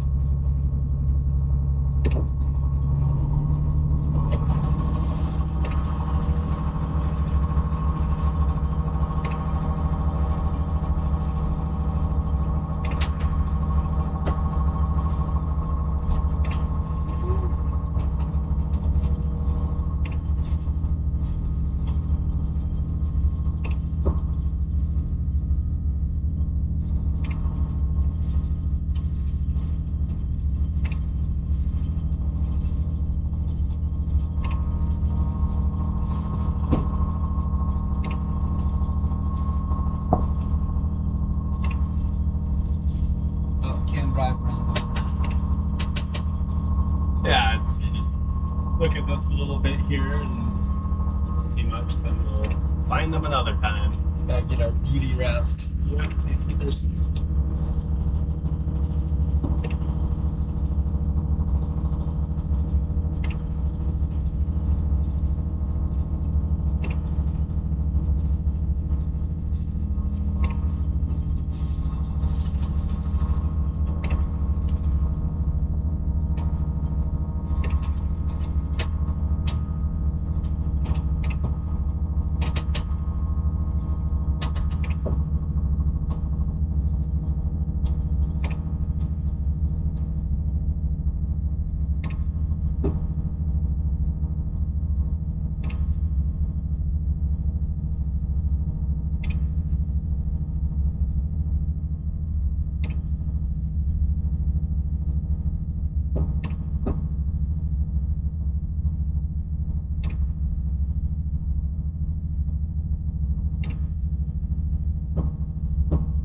Oh, that was a perfect high spot right there. I know, right?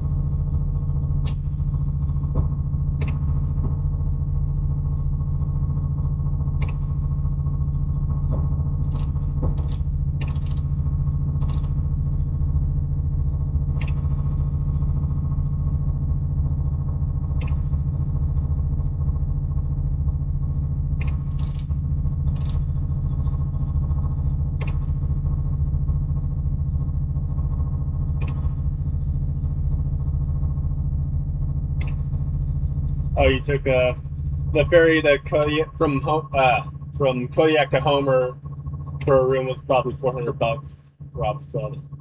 Dang. It's been a long time since we've ridden the ferry. Yeah, that's expensive.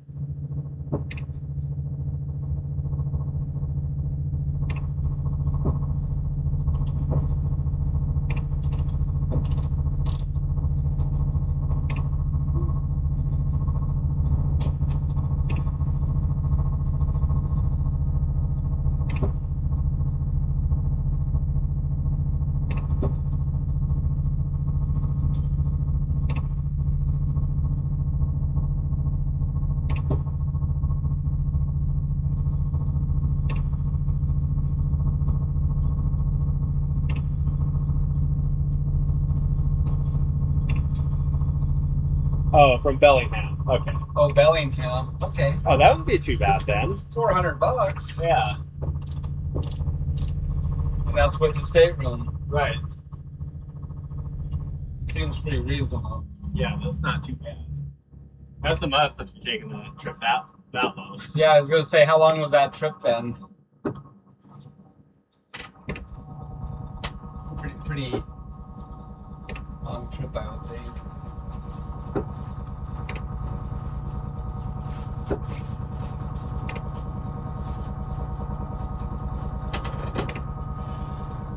Well, I don't see any herring, so Yeah, not much sign coming in here. another time. Just a couple little. Just got to be opportunistic feeders when they show themselves pounce. Oh, we're always carrying our net at least. That's right.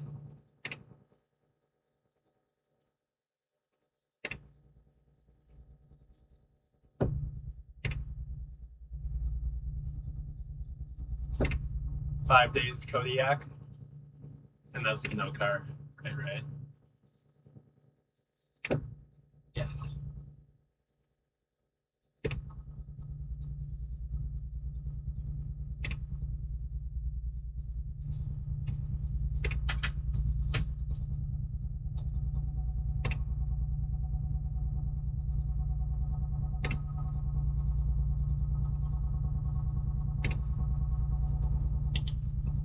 How that rock is just plumped right in the middle. It's crazy. Just, I'm here. Hello. It's me, the rock.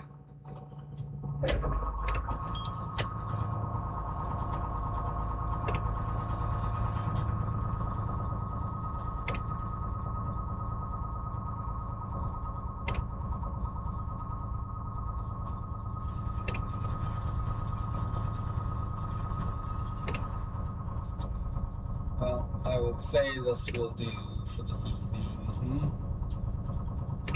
Yeah, I think so. Seems pretty nice.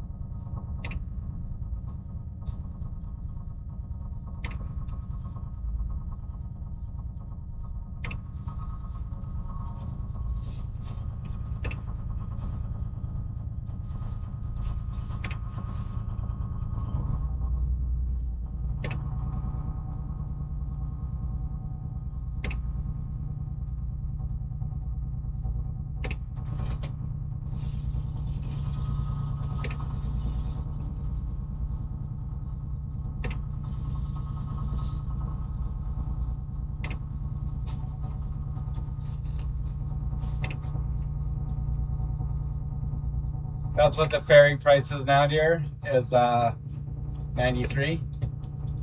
Kodiak to Homer. It's not too bad. No extras though. Yeah. Rob says that was That means you're last. sleeping in the solarium. Rob says that was the last time he looked at the prices a few years ago. Oh yeah.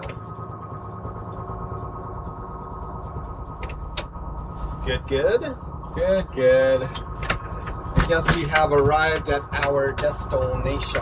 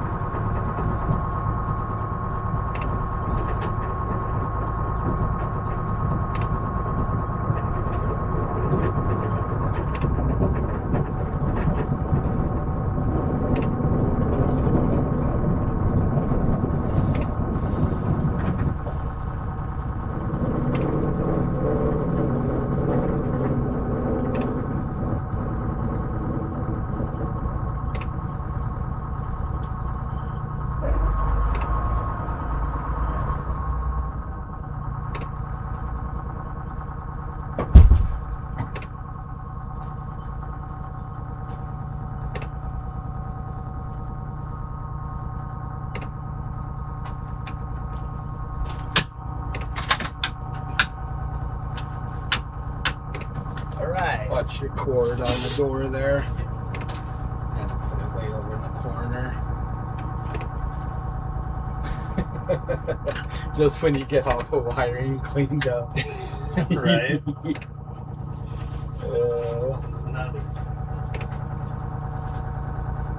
Yeah, that chain. Its time is now. Yeah, it is, right? Yeah.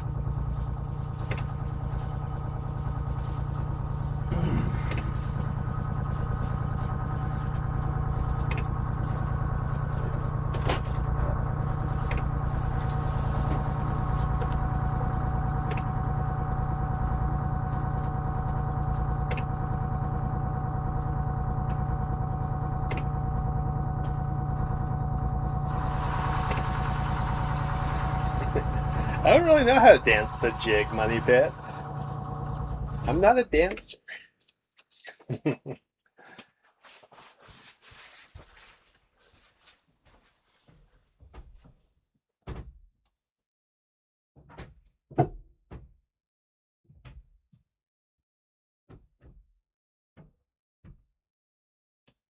Silence.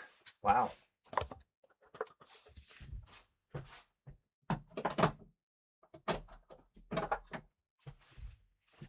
I think that RPM range is a little bit louder than the higher up, though. I think we saw that before.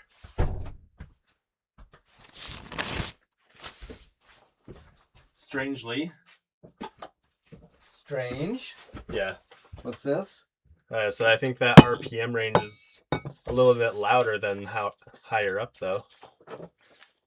I think we saw that before.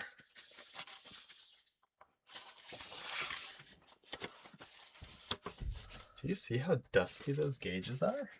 Filthy. Yeah, it is quieter when it's Our normal range. uh-huh.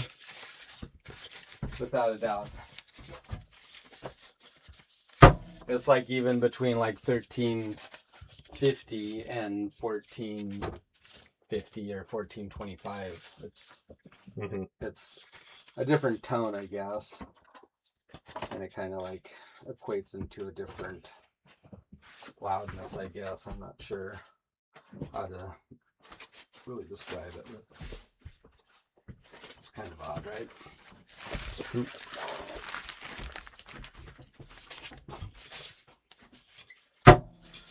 Well, now what? Now we relax for a bit and then go to sleep. What then? Then we wake up, go to work.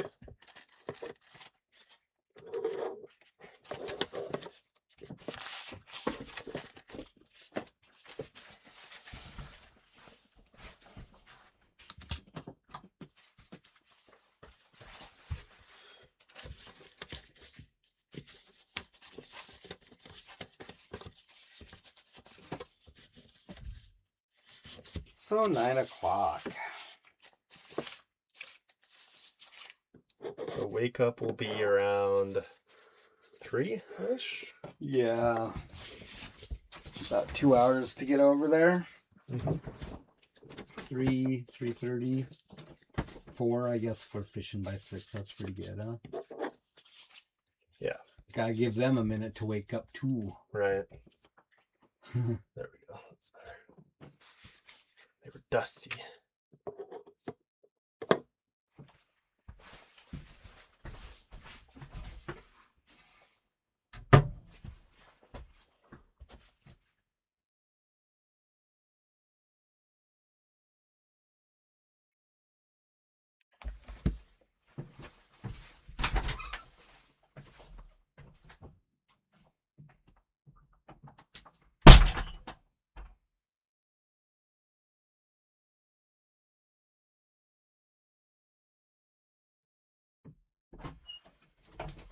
Oh no, someone lost their bag of tools off the back of their truck.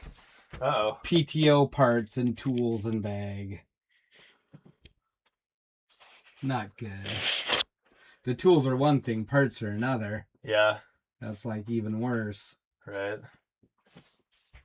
Yeah, can hear the birds outside. I'll see if this microphone can pick it up.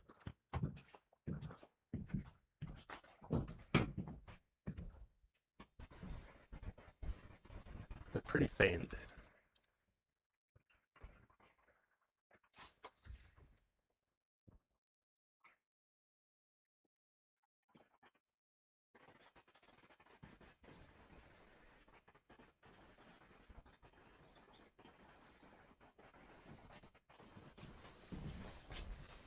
Pretty far away. I'm not sure if you can hear them.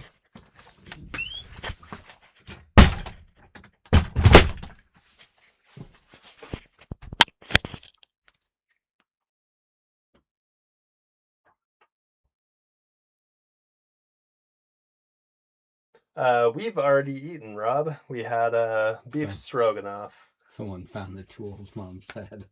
That's good. Oh, that is good. The parts that I like the worst.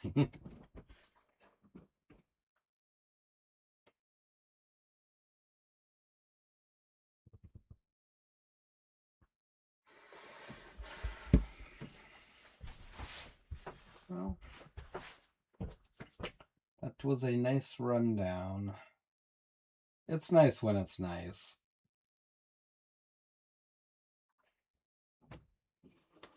See if this thing lets me turn it.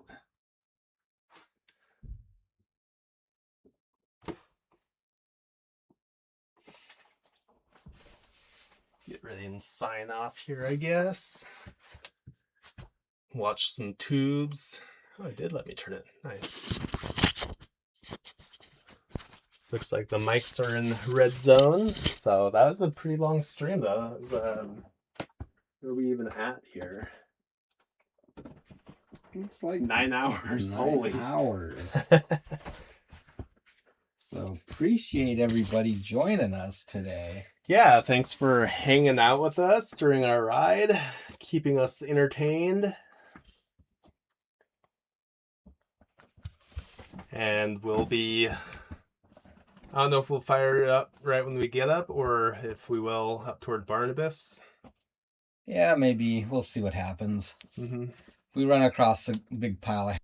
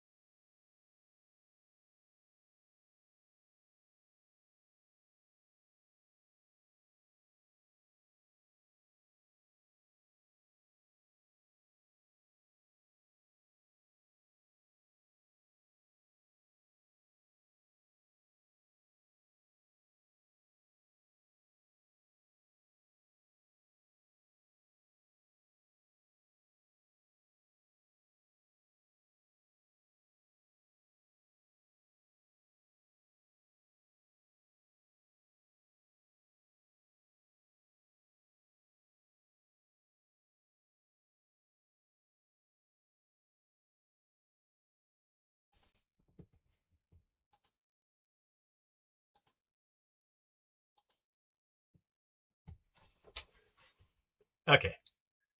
Well, that was ideal timing for the mics to die. So I guess it's about their limit, 9 hours. But as we were saying, you all have a good night. And thanks for hanging out with us. And we'll fire up the stream. If we see herring in the morning, we'll fire it up. But if not, we'll fire it up in a couple hours toward Barnabas. So we'll see you then. All right, folks, have a nice evening. Have a good night. Thanks again for joining us.